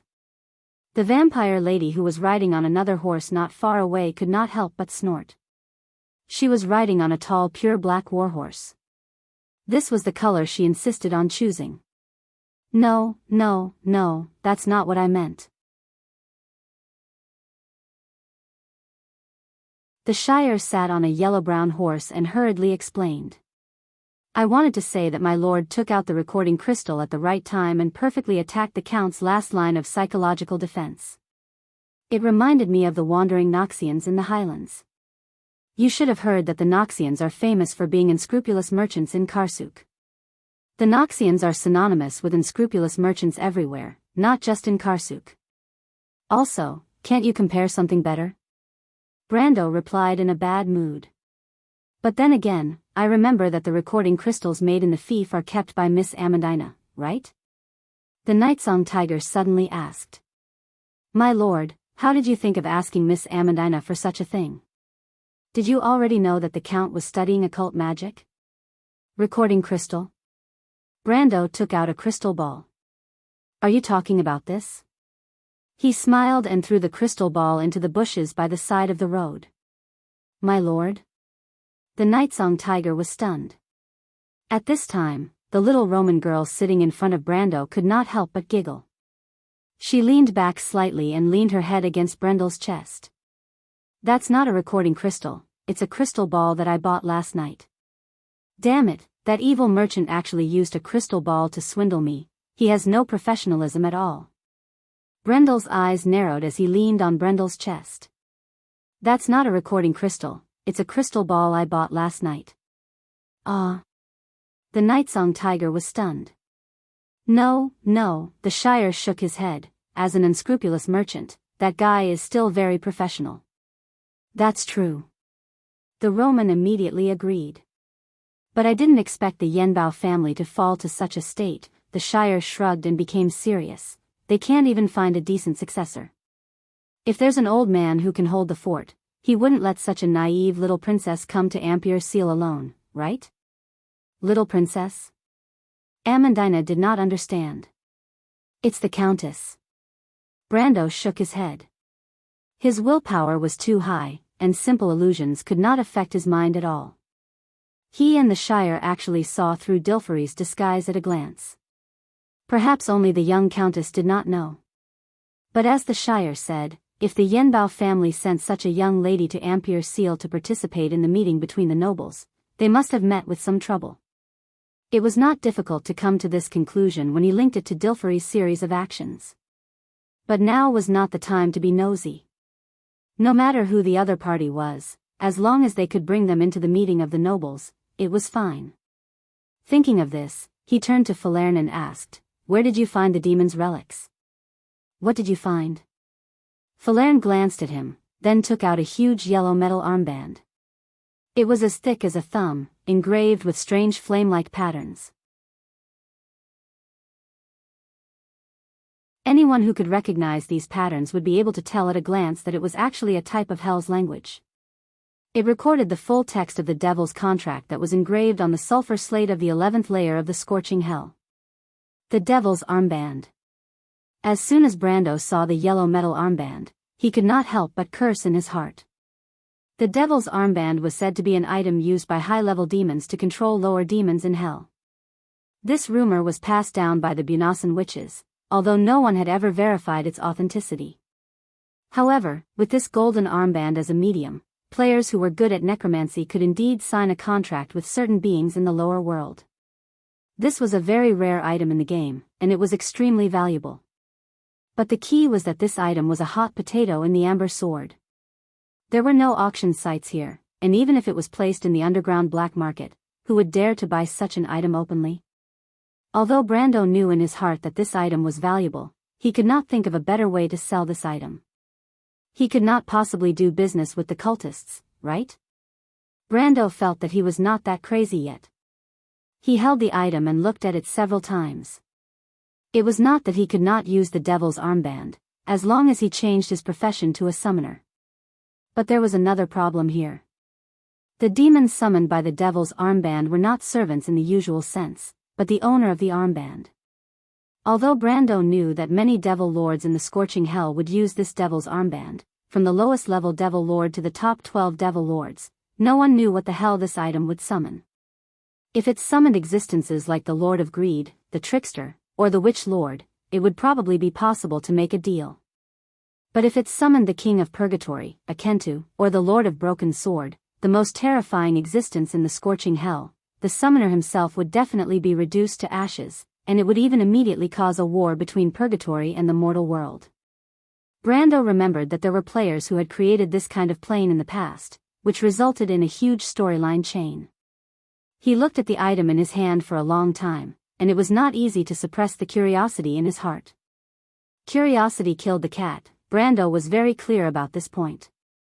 He carefully put the item in the dimensional space, and decided to leave it alone for the time being. After all, he felt that with how unlucky he was, he might really summon the king of purgatory, Akentu. However, when Falerne saw his strange behavior, she could not help but ask, "What is this?" "A ticking time bomb." Brando answered somewhat helplessly. To be continued. If you like this work, you are welcome to come to Chidian. Come to vote for me. Your support is my biggest motivation.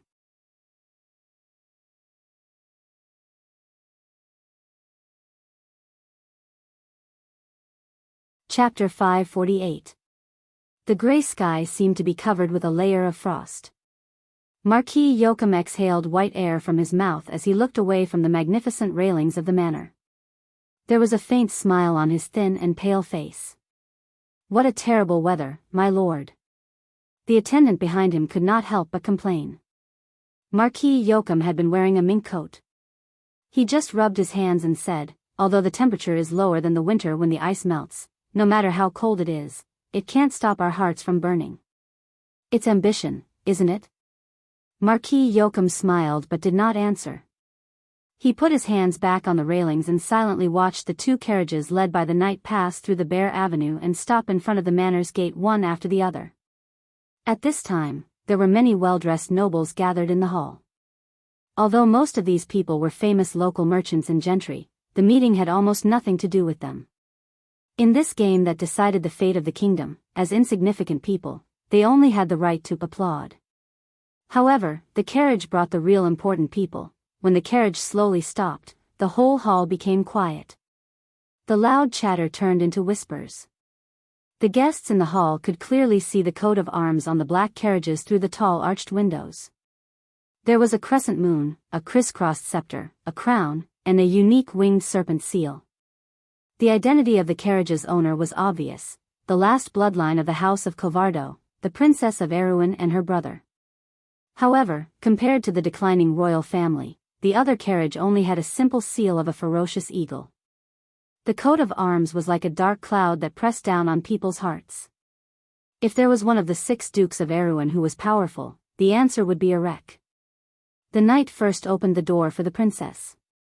Griffine's light purple dress was like a sudden rolling cloud. She slowly walked out of the carriage. She slightly raised her head. Her light silver eyes were like autumn water, faintly shining with a clear and restrained brilliance. Soft silver hair hung over her slender shoulders, and a layer of fur shawl was draped over her shoulders, but it set off the half-elf girl's fragility.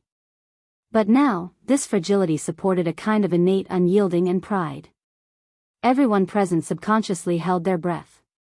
They had heard that the princess of the kingdom was the brightest pearl on Erewhon's crown, but only when they saw it in person did they understand that the rumors were true. That old guy a wreck, this was the thought in the hearts of most of the people present. But Marquis Yoakum, who was on the balcony, only showed a profound smile.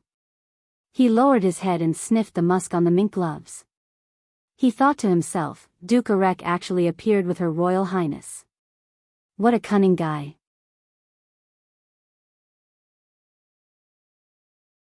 Is this a footnote for the frequent contact between the two sides? But in his opinion, what kind of price this little girl from Kurt sold herself to was the most interesting thing. The door of the second carriage opened, and the people present inevitably felt suffocated. Even Yoakum on the balcony could not help but frown. Duke Arek under the handrail did not look as old as the rumors said. His hair was gray, his eyes were like an eagle, and his serious face was full of dignity. His lips were thin, and even the beard on his chin was meticulously groomed. It could be said that compared to most of the nobles, the Duke looked more dignified. He was wearing a black sable robe, under which a light silver breastplate was faintly discernible. However, no one would think that this Grand Duke was a coward. The Highlanders valued martial arts, and Grand Duke Erek had also been on the battlefield all his life. He attended every occasion in a military uniform, which had long been a scene in the noble circle of Erewhon. Joachim did not even need to look to know that there must be a heavy sword under the belt under the robe. This sword was not used by most nobles for decoration. In his life, Erek had cut down no less than double digits of enemies with it. As for the flowers in the greenhouse, they would probably vomit when they saw the corpses. But Joachim was somewhat jealous. Ordinary people were not allowed to carry weapons when they entered the venue, but Duke Erek was obviously not in the category of ordinary people. This was a privilege that only the Duke could enjoy. Although his identity was special, compared to many of the important people presiding over this meeting, he was only a little better than the people in the hall below. Duke Erek slowly walked out of the carriage with a silver cane in his hand. His pair of eagle eyes looked around, and when he saw the princess, his serious expression eased slightly. He brushed his robe with his hand and walked over with a smile. Very gracefully, he extended his right hand to Princess Griffine. "Today, you are the most beautiful princess in all of Wonde." Griffine's expression was as usual. She raised her hand to let the powerful Duke support her. "Thank you. It is my honor to have a wife like you. According to the agreement, when Haruz ascends to the throne, I will naturally become your wife, your grace." The half-elf girl replied faintly. Duke Erek smiled and did not say anything. Behind them were Duke Erek's close vassals and the royal factions Oberway, Makarov, Fleetwood, and others. These people looked at each other face to face, and on the surface, they seemed to be harmonious. However, this kind of harmony expressed a fixed meaning within the rules of the aristocratic game. When it fell into the eyes of those who were interested, it naturally had a different meaning.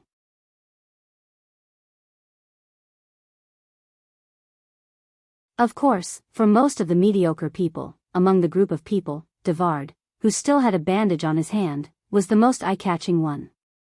This most outstanding swordsman of the Highlands was lucky enough to save his right hand in the previous duel, but the wound on his arm was not something that could be healed in a short time. The guests in the hall could not help but whisper when they saw this person who was in the news a while ago. The news of Devard's duel in the Anderla Cathedral had already spread throughout Ampere-Seal. As for the two parties involved in the duel, it was naturally the center of the discussion. It was a pity that this special honor did not bring glory, but shame. Devard's face was ashen. This proud eagle of the Highlands could not be proud now. Marquis Joachim was also one of the people who witnessed the duel. He stood on the balcony with a smile and greeted Duke Erek, thanking the Duke for lending him his guard that day and apologizing for his recklessness. However, when he saw Devard and the others enter the hall, he could not help but think of what happened that day. Who is that young man? The holy cathedral was tight-lipped. It seemed that other than the archbishop, no one knew the origin of the other party. It seemed that he came out of nowhere. But came out of nowhere? Is that possible? He thought that he had already known the various families of Erewhon, but now it seemed that the pool of water in the kingdom was still very deep. Marquis Joachim rubbed his eyebrows. Wood was from the Cruz Empire. He had long known that the Cruz Empire had bought many secret forces in the kingdom, but as for the purpose of making a move at this time, it was hard to say. Or was it Wood's chess piece? It doesn't matter, anyway, the one who has a headache is not me, Marquis Joachim thought. Suddenly, a figure flashed in his mind. At this moment, the big shots representing the various forces of Erewhon had arrived one after another. Luxurious carriages stopped one after another in the forest outside the manor. First was Duke Cypher's carriage. As the Queen's brother and the uncle of the future king, Duke Cypher would naturally side with the North Group. Following closely behind was Marquis Balta. Marquis Balta came from the Sword Castle. This family had long controlled the White Lion Legion for the Covardo royal family. The enemy of the White Lion Legion was the Cruz Empire, but it was hard to say who the enemy of the Sword Castle family was. Marquis Joachim was surprised, but the next carriage startled him slightly. This dark carriage was like a ghost that slid into the forest. The emblem on the carriage was so unfamiliar. On the crimson background was a broken sword that seemed to remind the world of its unique pride. Marquis Yoakum hesitated for a few seconds before he reacted. The Yanbao family, a lonely soul that drifted away from the noble circle of Erewhon, had actually come to Ampere Seal. A hint of surprise flashed in his eyes. Not only the Marquis, but the entire hall of the manor quieted down, just like when Erek and Her Royal Highness had arrived together. Perhaps not many people knew what the Yanbao family meant to Erewhon, but in terms of the degree of mystery, this family might be ranked in the top 3 in this ancient kingdom. The last time Count Yanbao met the king of Erewhon was 30 years ago. There seemed to be some kind of tacit agreement between the kingdom and this ancient family, which allowed the king of this land to ignore one of his subordinates. Even Brando did not know the reason for this, because this secret was also lost in another period of history with the fall of Erewhon. But this did not prevent him from sitting in this mysterious carriage with a clear conscience.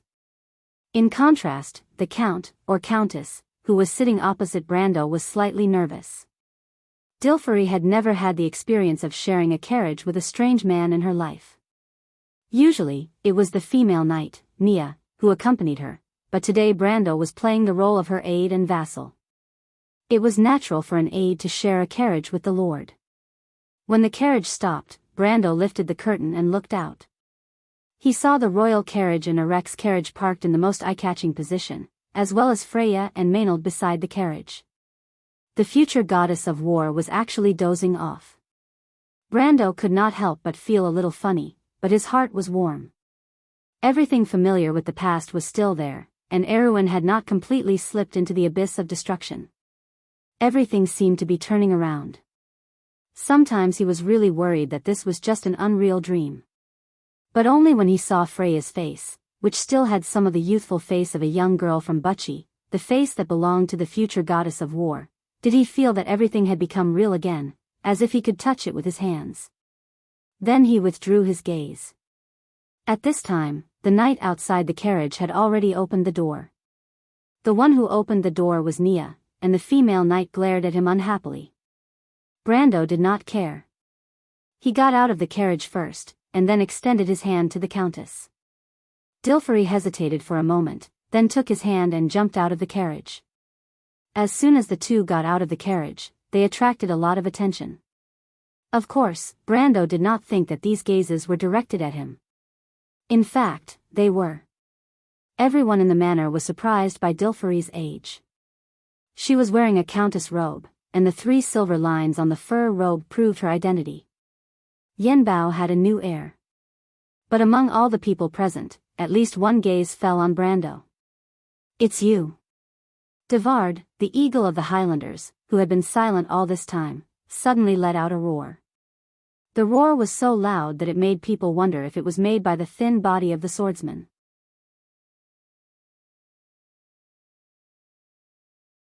The roar penetrated the hall of the manor, and even the floor shook as if it reflected the anger of the owner of the voice.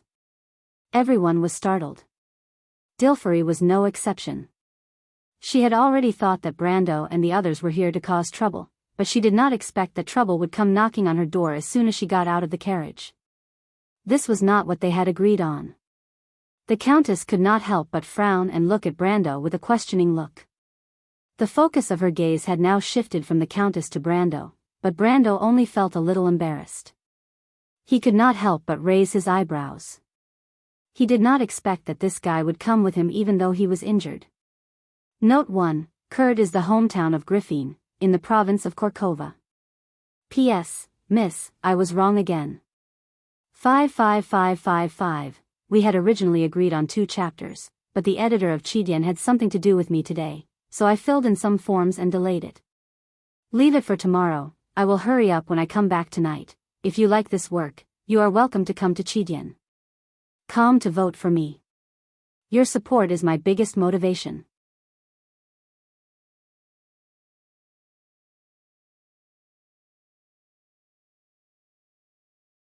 Chapter 549. Brando raised his head and showed the most charming smile to the people present. Even the harshest etiquette officer could not find any fault with this aristocratic smile. In terms of hypocrisy, he could be said to be the model of all the nobles in Erewhon. This was his only response to Devard.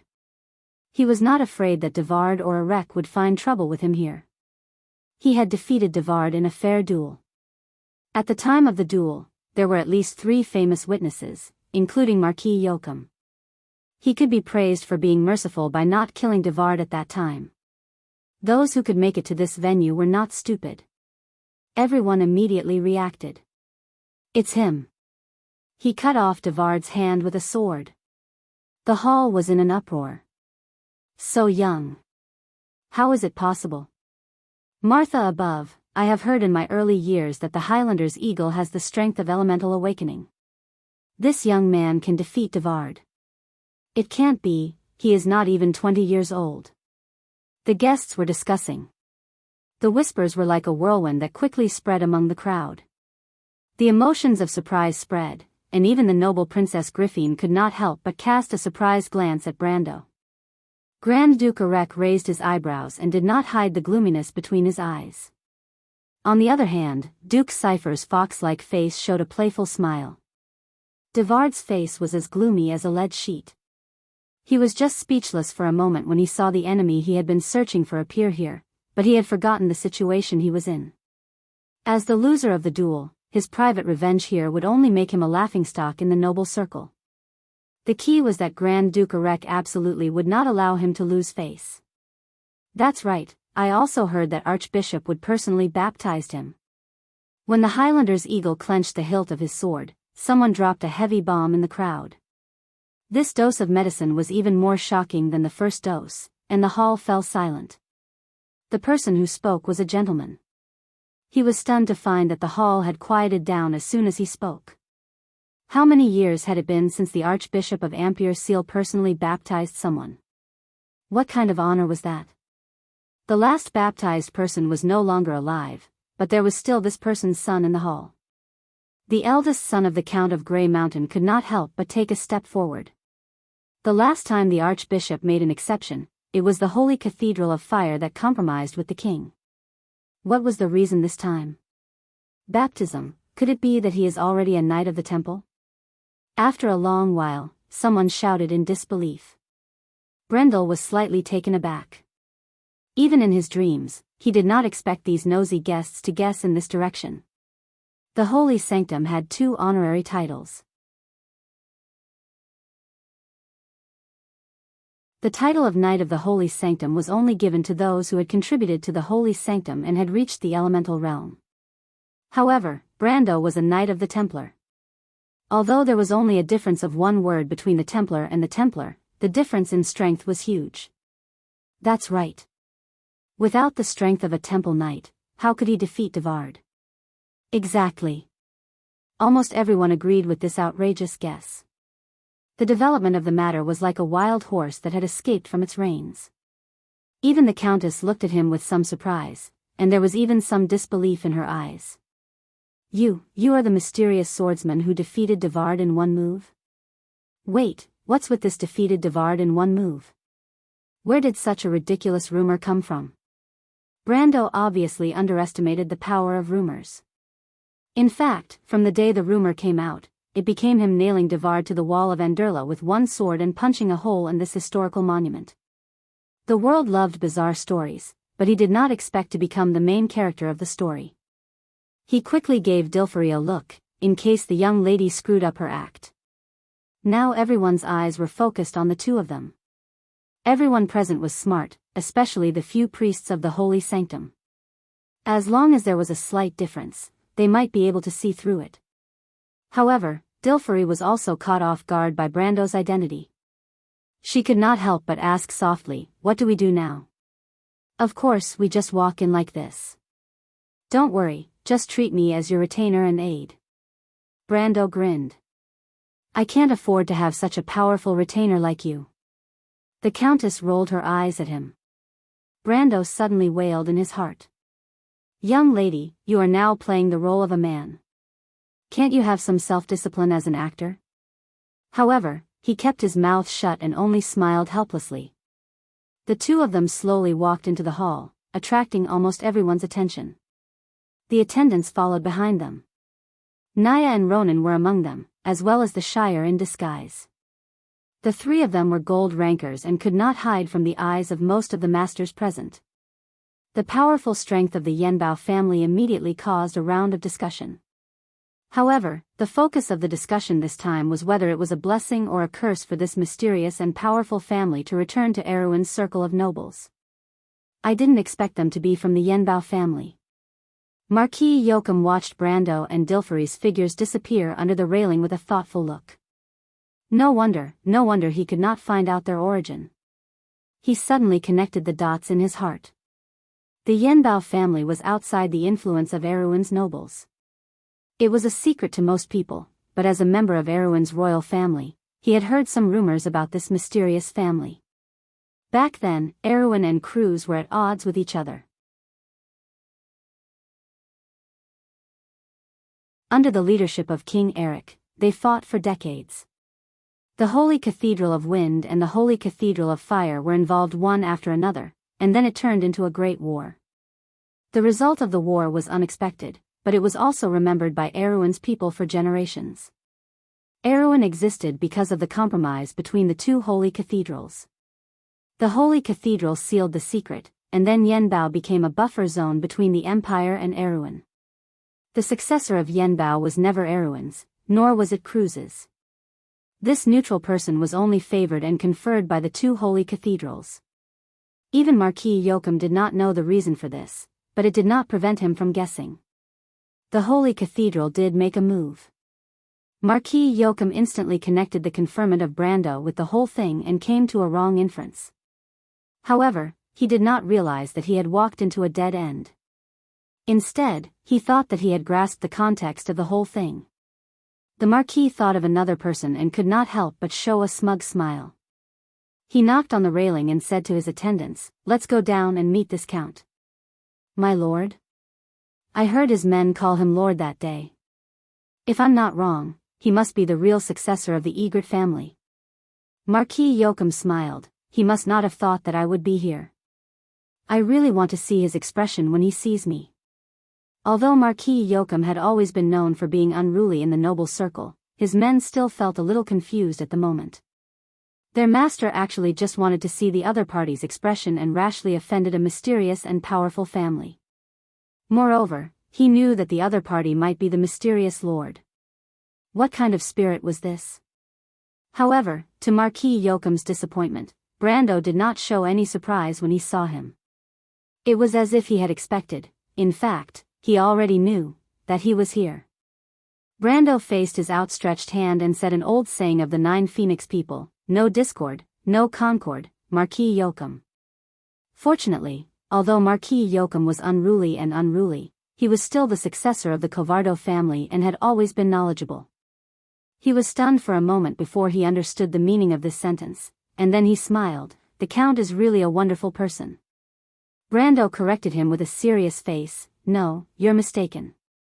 This is my lord."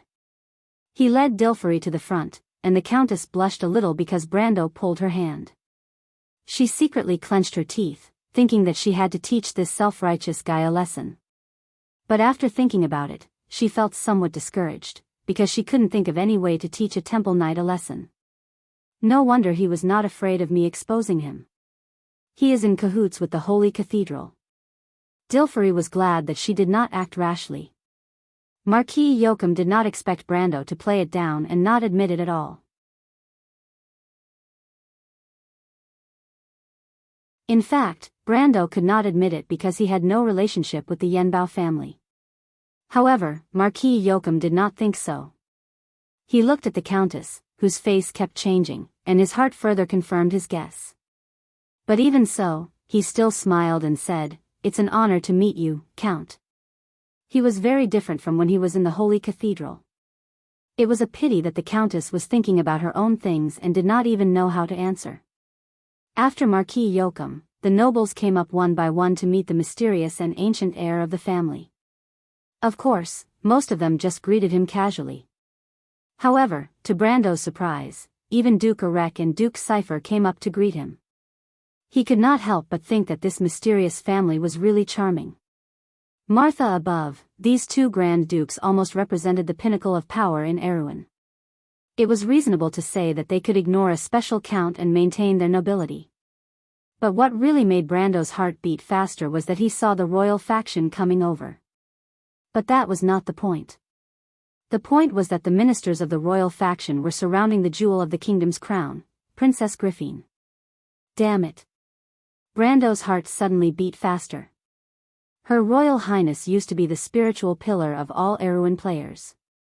This kind of worship and fanaticism even exceeded the reverence for the Valkyrie. Because Her Royal Highness was the one who had always inherited the will of Erewhon. It could be said that without her, there would be no new Erewhon in the future. Although history had already passed, that meaningful memory would always be eternal. In the Amber Sword, Brando had only seen Her Royal Highness a few times in public places. He was a player and always had the perspective of a bystander, but he still remembered the scene of the tsunami of cheers. It could be said that every Erewhon player had a special feeling for the princess, and he was no exception. Brando's trip was to meet the princess, but he did not expect it to come so soon. I'm not ready yet. Brando could not help but want to wipe the sweat off his forehead, if there was any. Princess Griffin was approaching. The hall of the manor had never been as quiet as it was now. This strange silence finally made Freya, who was dozing off by the carriage, feel that something was wrong. She shook her head and blinked her eyes to wake up. You're awake? Maynard turned her head. The female knight's dark eyes had a rare kind of warmth. She smiled tolerantly. Ah. I'm sorry. Freya was startled. I accidentally. Don't worry, Maynard replied. You'll get tired if you're too nervous. You'll get used to it. Even so. Freya looked depressed. She frowned, ran her hand through her long brown ponytail, and then buried her head to check her sword. I'll be careful, Senior. Maynard nodded and then looked at the manor. What happened? Freya could not help but ask. The young count from last night. They're here too. Freya could not help but look up curiously, but her eyes immediately widened. Ah. Boo. Boo. Boo. She trembled as she pointed at Brendel. She could not believe her eyes. The face that she had seen countless times in her dreams appeared so clearly in front of her at this moment. She almost thought that she was still in a dream. Maynard immediately sensed that something was wrong. She turned her head and frowned. Do you recognize who it is? Ah. No. Freya did not know how to answer. It was too much. She felt that Brando was too despicable. Whether it was in Bucci, Fortress Reden, or this time, he always caused trouble for her. How should she answer? Should she tell Maynard that it was Brando? It was a pity that she could not even confirm whether it was Brando or not. She only felt a flash of light in her head. She suddenly remembered that the two sneaky fellows she saw last night were Brando and the Shire. So that's why. The future Valkyrie's expression kept changing, but with Maynard's keen senses, she could already smell that something was amiss. She suddenly woke up and asked, Is it the two people from last night? You recognize them? Aren't they from the Yenbao family? Ah. Freya stared at Maynard. She did not say anything. The knight captain had already gotten the answer from Freya's reaction. She immediately held her sword and whispered to everyone. There's something wrong with those people. Follow me and protect the princess. Wait. Freya's heart was in a mess as she looked at the scene. How did things turn out like this? To be continued. If you like this work, you are welcome to come to Chidian. Come to vote for me. Your support is my biggest motivation.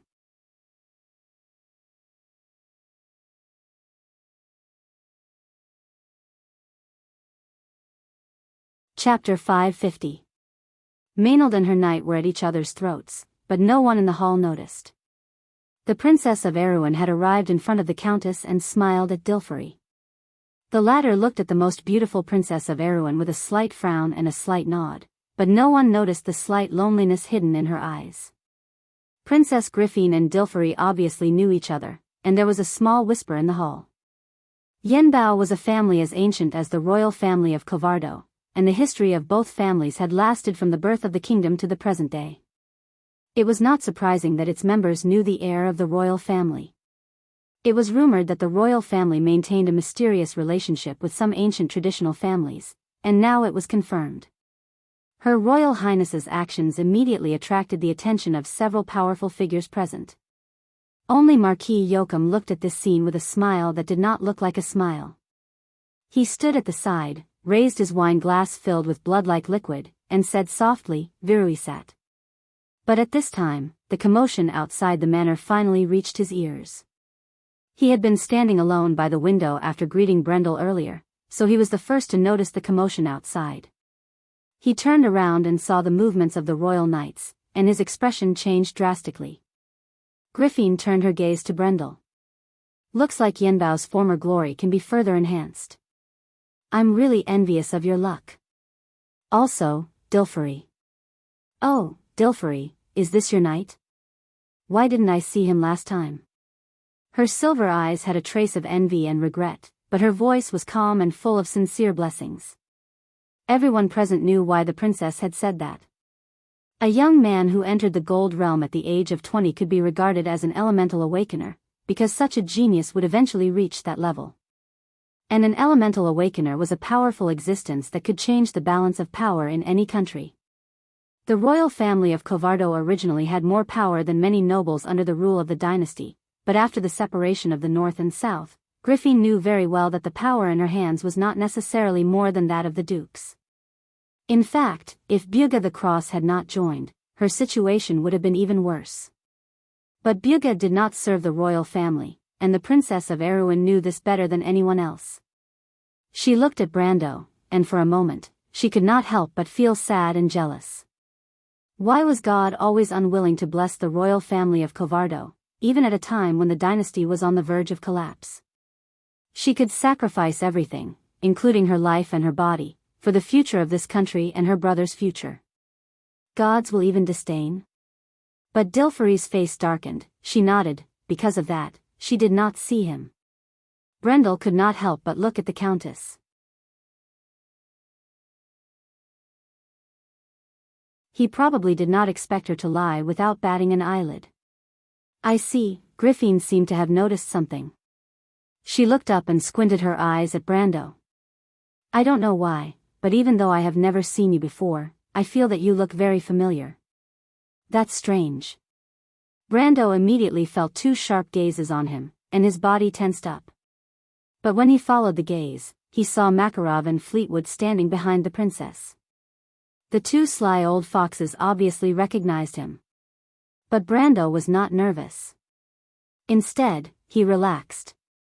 He did not put on any makeup today because he wanted Makarov and Fleetwood to create an opportunity for him to meet the princess. Brando knew that neither Cypher nor Covardo would give up on the Lionheart. When he triggered the Divine Relic's reaction, Fleetwood and Makarov were there. He believed that Fleetwood would be able to tell that the reaction had something to do with the Lionheart. In fact, when Erewhon's envoy appeared at the Green Tower, it meant that Oberg VII was aware of it. As his only beloved daughter, Brando did not believe that Princess Griffin did not know anything about it. Now that the person involved was right in front of them, he believed that the royal faction would make a move. However, Brando did not know that the Lionheart had already appeared in the world and was in Freya's hands. Otherwise, he would not have thought of such an idea. It was just that the royal faction had sealed off the news too well, and not many people knew about the Lionheart. Freya's performance at the Knights' Conference had attracted attention instead of the sword in her hands. It was because of these reasons that Brando had misunderstood her today. Brando did not intend to answer the princess' question. He was now playing the role of Dilferi's retainer. Although the princess' question was directed at him, he did not have the right to speak here. He looked at Dilferi, and the latter replied awkwardly, "Your Highness." Griffin smiled. "Dilferi, are you worried that I will steal your man?" "Of course not." In fact, the Countess did not know that House Yanbao and House Covardo had a close relationship. This was one of the biggest secrets of the royal family. She had known Griffin since she was young, and she knew how competitive the princess was. However, if Brando was really her subordinate, she would not be at ease with this sister of hers. But since she knew that Brando had no relationship with her, she did not say anything. At this time, a slender figure parted the crowd and came in front of the princess. Brando saw that it was a middle-aged man wearing a black suit. His face was slightly long and his eyes were sharp. He must have a high status to be able to come in and out of this place. But what made him feel strange was that the man looked familiar, so he could not help but take a second look. His attention attracted the man's attention. Oberwei turned his head and was slightly startled.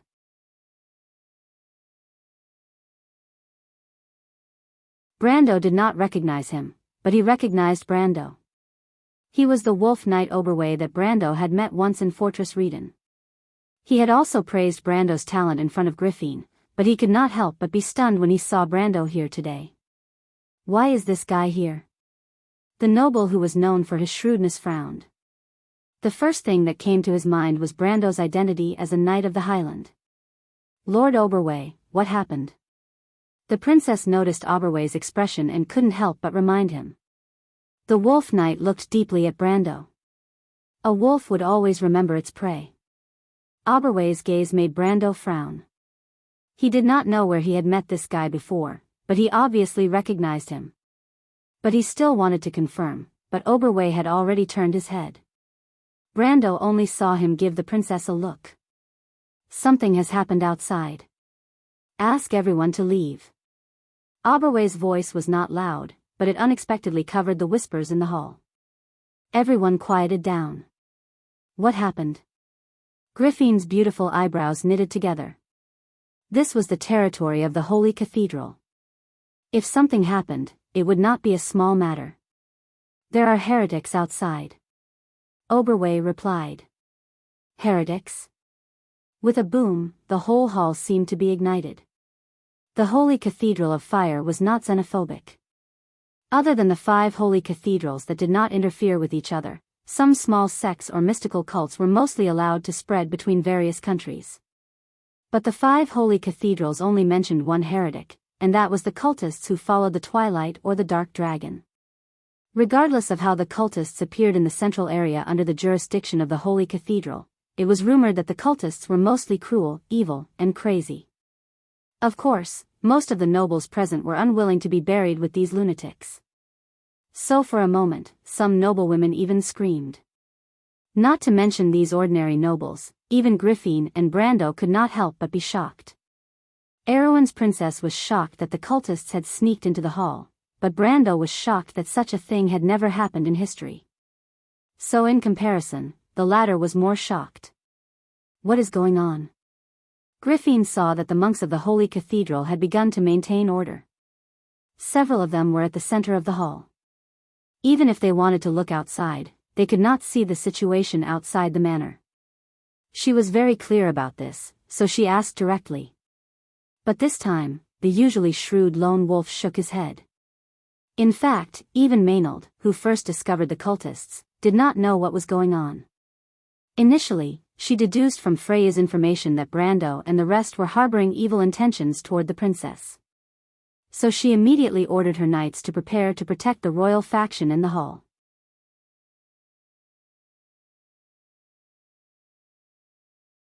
But she did not expect that the moment she gave the order, the entire manor would be in chaos as soon as the knights drew their swords. The cultists seemed to have appeared out of nowhere. They had disguised themselves as all kinds of people. Some were the attendants of the nobles, and some were even the guards of the manor. When they saw the knights of the princess draw their swords, they immediately drew their swords as well. Then, as if premeditated, they split into 2 groups. One group charged at the knights of the royal family, while the other group charged straight into the manor.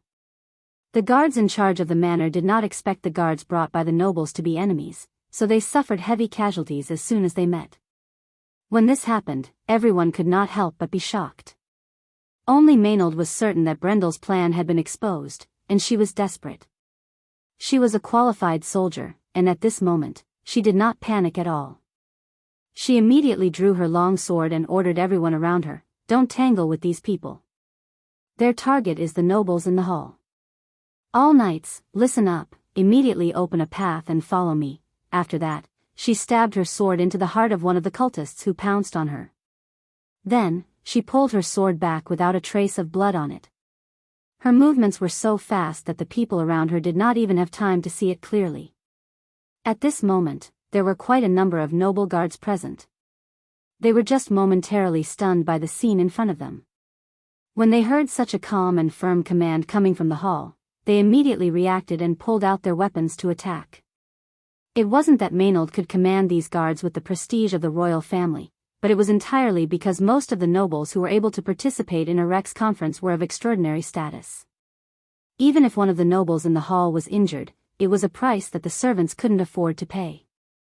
After all, the cultists who stayed outside were in the minority. As more and more noble guards joined the battle, the temporary line of defense that they had built at the periphery suddenly opened up a few long gaps. But the noble guards were not happy at all. These cultists lived up to their reputation of being fierce. They would often fight back at the last moment, but not one of them fled. When they thought of how many of these fierce people had killed their way into the manor, everyone present could not help but feel depressed. Due to the strength of the holy cathedral, the nobles were ordered to leave most of the guards outside the manor. Now that the accident had happened, everyone present could not help but curse the holy cathedral of fire's despicable actions. Maynard was no exception. She frowned. Although Fleetwood was by the side of the princess, a wizard was still inferior to a warrior in close combat.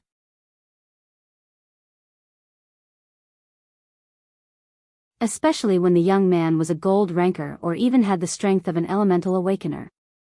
If he was close enough to the princess, Fleetwood would not be able to stop him in time. Maynard's hand gripped her long sword, and even her knuckles turned white.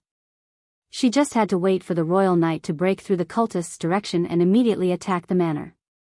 The black-haired female knight could not help but look around anxiously. At this time, she found Freya in a daze. Freya. Maynard seemed to have found a place to vent her anger. She was one of the few people in the royal faction who knew the true identity of the girl from Wuxia. Scepter of Fire Everton was one of the true pride of the royal faction. It could be said that without Everton, the royal faction would not exist today. As for Everton's only blood relative, Maynard's feelings were somewhat complicated. Freya was not always able to satisfy her. Even though she admired her hard work, but being overcautious and hesitant was not a quality that a general should have. How could such a person bear the honor of Scepter of Fire? Moreover, there was also that dream. Maynard shook her head and tossed her nervous thoughts out of her head. She looked at Freya sternly, and the latter seemed to have just reacted to the situation. You would have died 10,000 times if you were to be in a daze on the battlefield. Her tone could not help but become colder. I'm sorry, Senior Maynard. Freya was startled and quickly replied, I was distracted by something else. Your explanation better be convincing. Maynard replied. Duke Rex guards. Freya frowned as she looked at the side of the carriage and whispered, Senior Maynard, although they are attacking, but they are scattered around the carriage. It is clearly more of a defensive orientation than what we learned in the tactical class. This is the basics of the basics of the basics in Erwin's infantry drill manual. Duke Rex guards should be soldiers, they should know this, right? Maynard's eyes brightened slightly. She could hear the hidden meaning in Freya's words and immediately reacted. It was impossible for so many cultists to appear in the area controlled by the Holy Cathedral, especially when these cultists had infiltrated the guards. They must have made a deal with someone powerful behind them. The guards of nobles were not so easily replaced, and there was a strong stench of conspiracy behind this. Be careful of them. Maynard replied coldly, but she was frowning inwardly. Her Royal Highness was negotiating with Duke Arek, and what was the other party's intention with this move? Or was he trying to frame her? She did not say anything when she thought of this, but she did not know that Freya who was beside her was greatly relieved. This young girl from the countryside of Wuxia was overjoyed, thinking that Brando would not harm her Royal Highness after all. To be continued.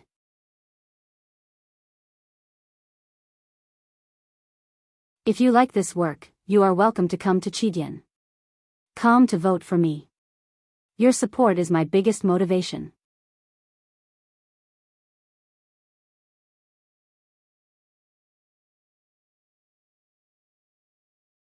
Chapter 551. Bang! A crisp sound was heard, and the arched window shattered like butterflies. The cultists swarmed into the hall. Some of them were wearing the robes of monk soldiers, while others were wearing the clothes of the nobles. Their faces were cold as steel, and the swords in their hands glinted coldly. 200 years ago, during the Age of Glory, the nobles of Awin had followed King Eric through fire and water, and all of them were skilled in archery and horse riding. But now, most of the nobles in the kingdom were living like a drunken stupor. Facing such a vicious person, they were like a collapsing wall that retreated, and for a moment, screams and roars of fear filled the air. Among the crowd, only the princess and her entourage stood firm, like a reef in the ebbing tide. The nobles still remembered the majesty of the royal family. Even if they wanted to retreat, they still avoided Princess Griffin. Erek and the other archdukes were in a similar situation, but because of this, they were particularly eye-catching in the hall.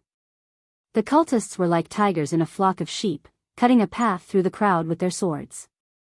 It was as if they were cutting off thorns instead of human limbs.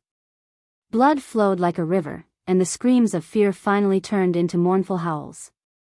Griffin's face was as cold as steel. No matter what, everyone present was once her father's subjects. Now that they were dead under the swords of these cultists, she was angry at the holy cathedral for not doing anything. On the other hand, she gently held the hand of Wolf Knight beside her. Oberwei. Your Highness. The great Daoist master of the palace raised his snow-white eyebrows and shouted before she could, I know what order you want to give, but please take back your order and quickly hide in a safe place. It's not good to stay here for long. This area is under the jurisdiction of the Holy Cathedral. The Archbishop will naturally give us an explanation. We don't have to overstep our boundaries. The kingdom's subjects are bleeding and sacrificing their lives. Since when did crews have the right to interfere in Erewhon's internal affairs? Princess Griffin turned her head and asked coldly. At this moment, her aura was like an unsheathed sword. Her aura was so oppressive that Makarov, who was about to speak, stopped talking. Slyfox's face instantly changed. He couldn't help but muse to himself that this princess truly lived up to her reputation. Just by looking at her outward appearance, one would often be fooled by her soft, gentle side. Lord Oberwei, separate the crowd. Griffin's expression did not change. She took the sword from her guard's hand and tied up her long silver hair with one hand. Her movements were neat and tidy. The nobles were eager to make way, but once they did, the ferocious cultists behind them would be exposed.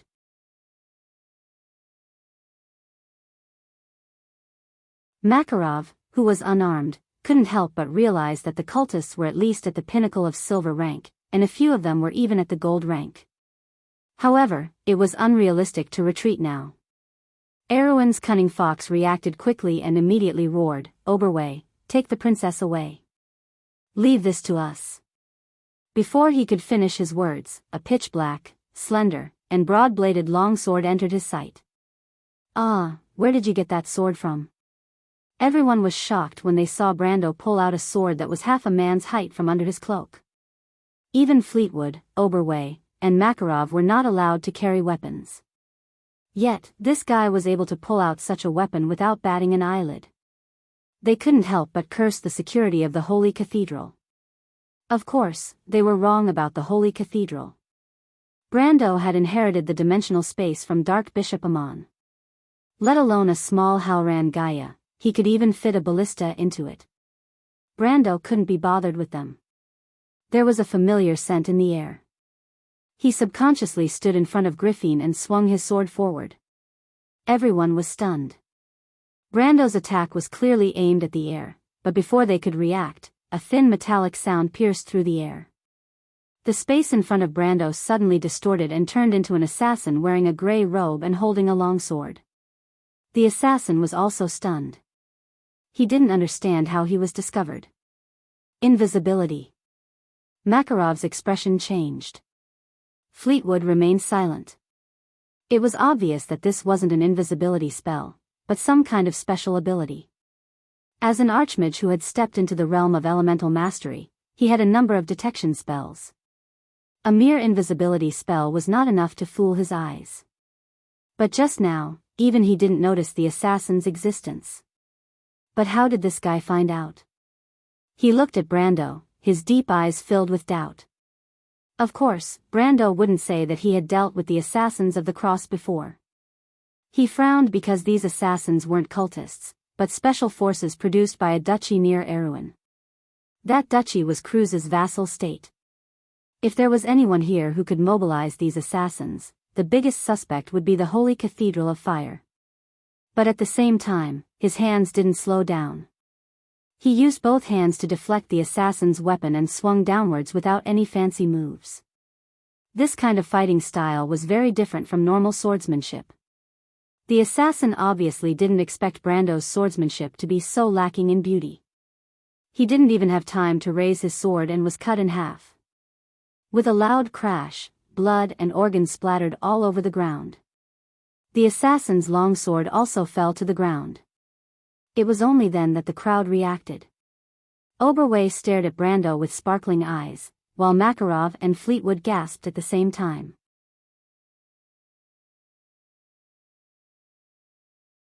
They had more or less seen the improved military swordsmanship from Maynard and Freya, but it was the first time they saw such a sharp and direct swordsmanship. "You are Brando, the Brando of Tonagel, right?" Her Royal Highness was extremely intelligent. She had already seen the characteristics of Halran Gaia in Brendel's hand, and now that she saw his swordsmanship, she immediately frowned and asked. Brando was stunned and turned to look at the future ruler of Erewhon. Griffin's beautiful face had some kind of expectation. Thinking about the future of the princess, his heart softened and he nodded. The half-elf girl was stunned for a moment. In her letter, the knight had jokingly said that he would come to Ampere Seal to protect her. She thought that it was just a compliment, but she did not expect that the knight she had never met before would actually come. "I didn't expect you to really come, of course, I'm a man of my word." Brando turned to face the assassin and replied. "Then are you here for me?" Princess Griffin asked softly. There was nothing to be shy about. A knight fighting for a beautiful princess was the most romantic thing in the world. Whether it was Erewhon or Cruz, commoners or nobles, this was a legendary story that everyone loved to talk about. Besides, Griffin had never doubted her charm. However, Makarov and Fleetwood frowned behind her back. Maybe that's the reason. Brando hesitated for a moment, but did not hide it. "But this time, I'm here for Erewhon." "For Erewhon?" Griffin was stunned. "I don't believe anyone else," Brando raised his sword and replied, "can pick up the flag of the late King Eric because it's too glorious. How can a person who hides in filth tolerate it?" The half-elf princess smiled and could not help but nod. Her eyes lit up. "We'll talk about it later." Brando looked straight ahead, his expression unchanged. Multiple cultists were rushing in through the gap in the crowd. At this time, he had already noticed that there were fewer cultists attacking Duke Cypher and Erek from other directions. More than half of the cultists that rushed into the hall were coming straight for them. Brando knew exactly what was going on. He could not help but sneer. Luckily, he was here. If he was not, the future princess regent might really be in danger. Everyone knew that a royal mage's strength was weaker than a warrior's when they were not prepared. Makarov and Fleetwood were obviously not a match for these assassins with their bare hands. The enemy must have predicted that the princess would stay behind, and with today's situation, this was clearly an assassination that had been planned for a long time. Brendel's brows furrowed, and he even suspected Archbishop would as well. Brando only knew that this did not happen in the Ampere Seal Conference in history. History had changed, but he had no idea where it came from. However, he was not nervous.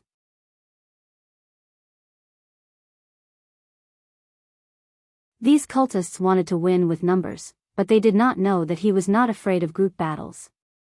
Thinking of this, he looked at Duke Cypher and Duke Erek who were not far away.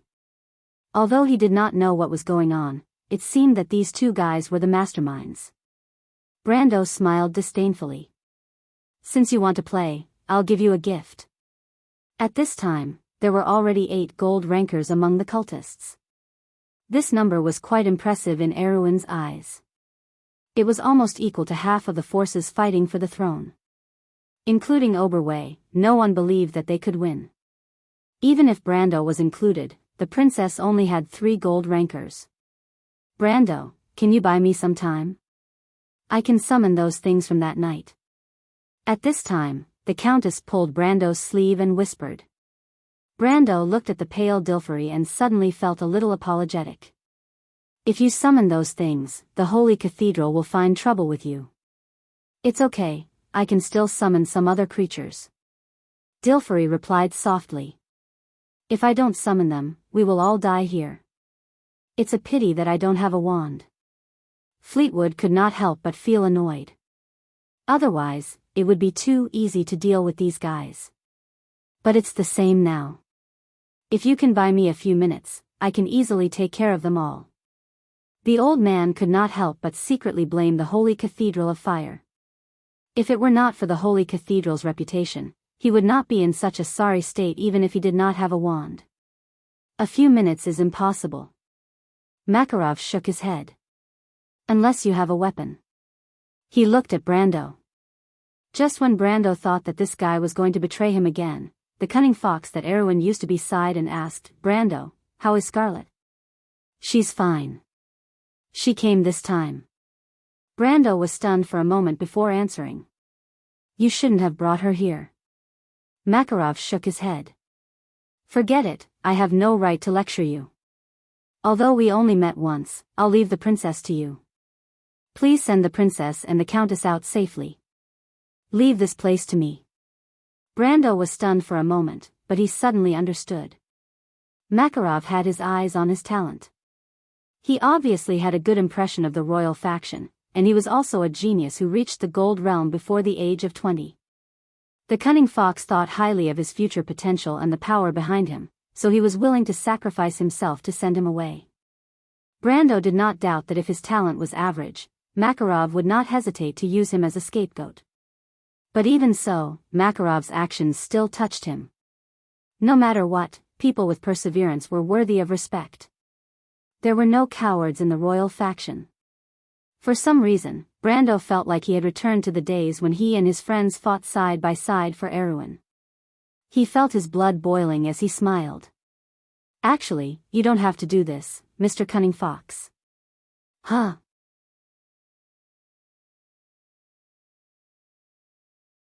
Makarov was stunned. He turned around and saw 2 doors of light open beside Brando.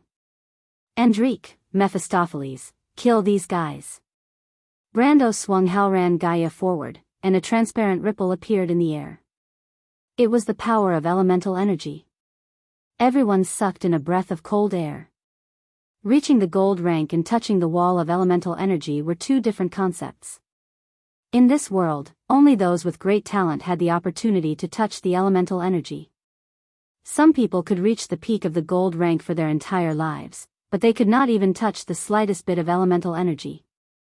However, Brando was clearly one of the few who could do it.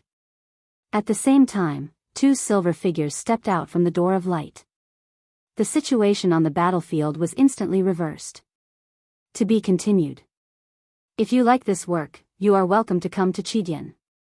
Come to vote for me. Your support is my biggest motivation. You're tuning into the Carefree Valley YouTube channel. Don't forget to subscribe and join us on this journey to catch the most captivating stories.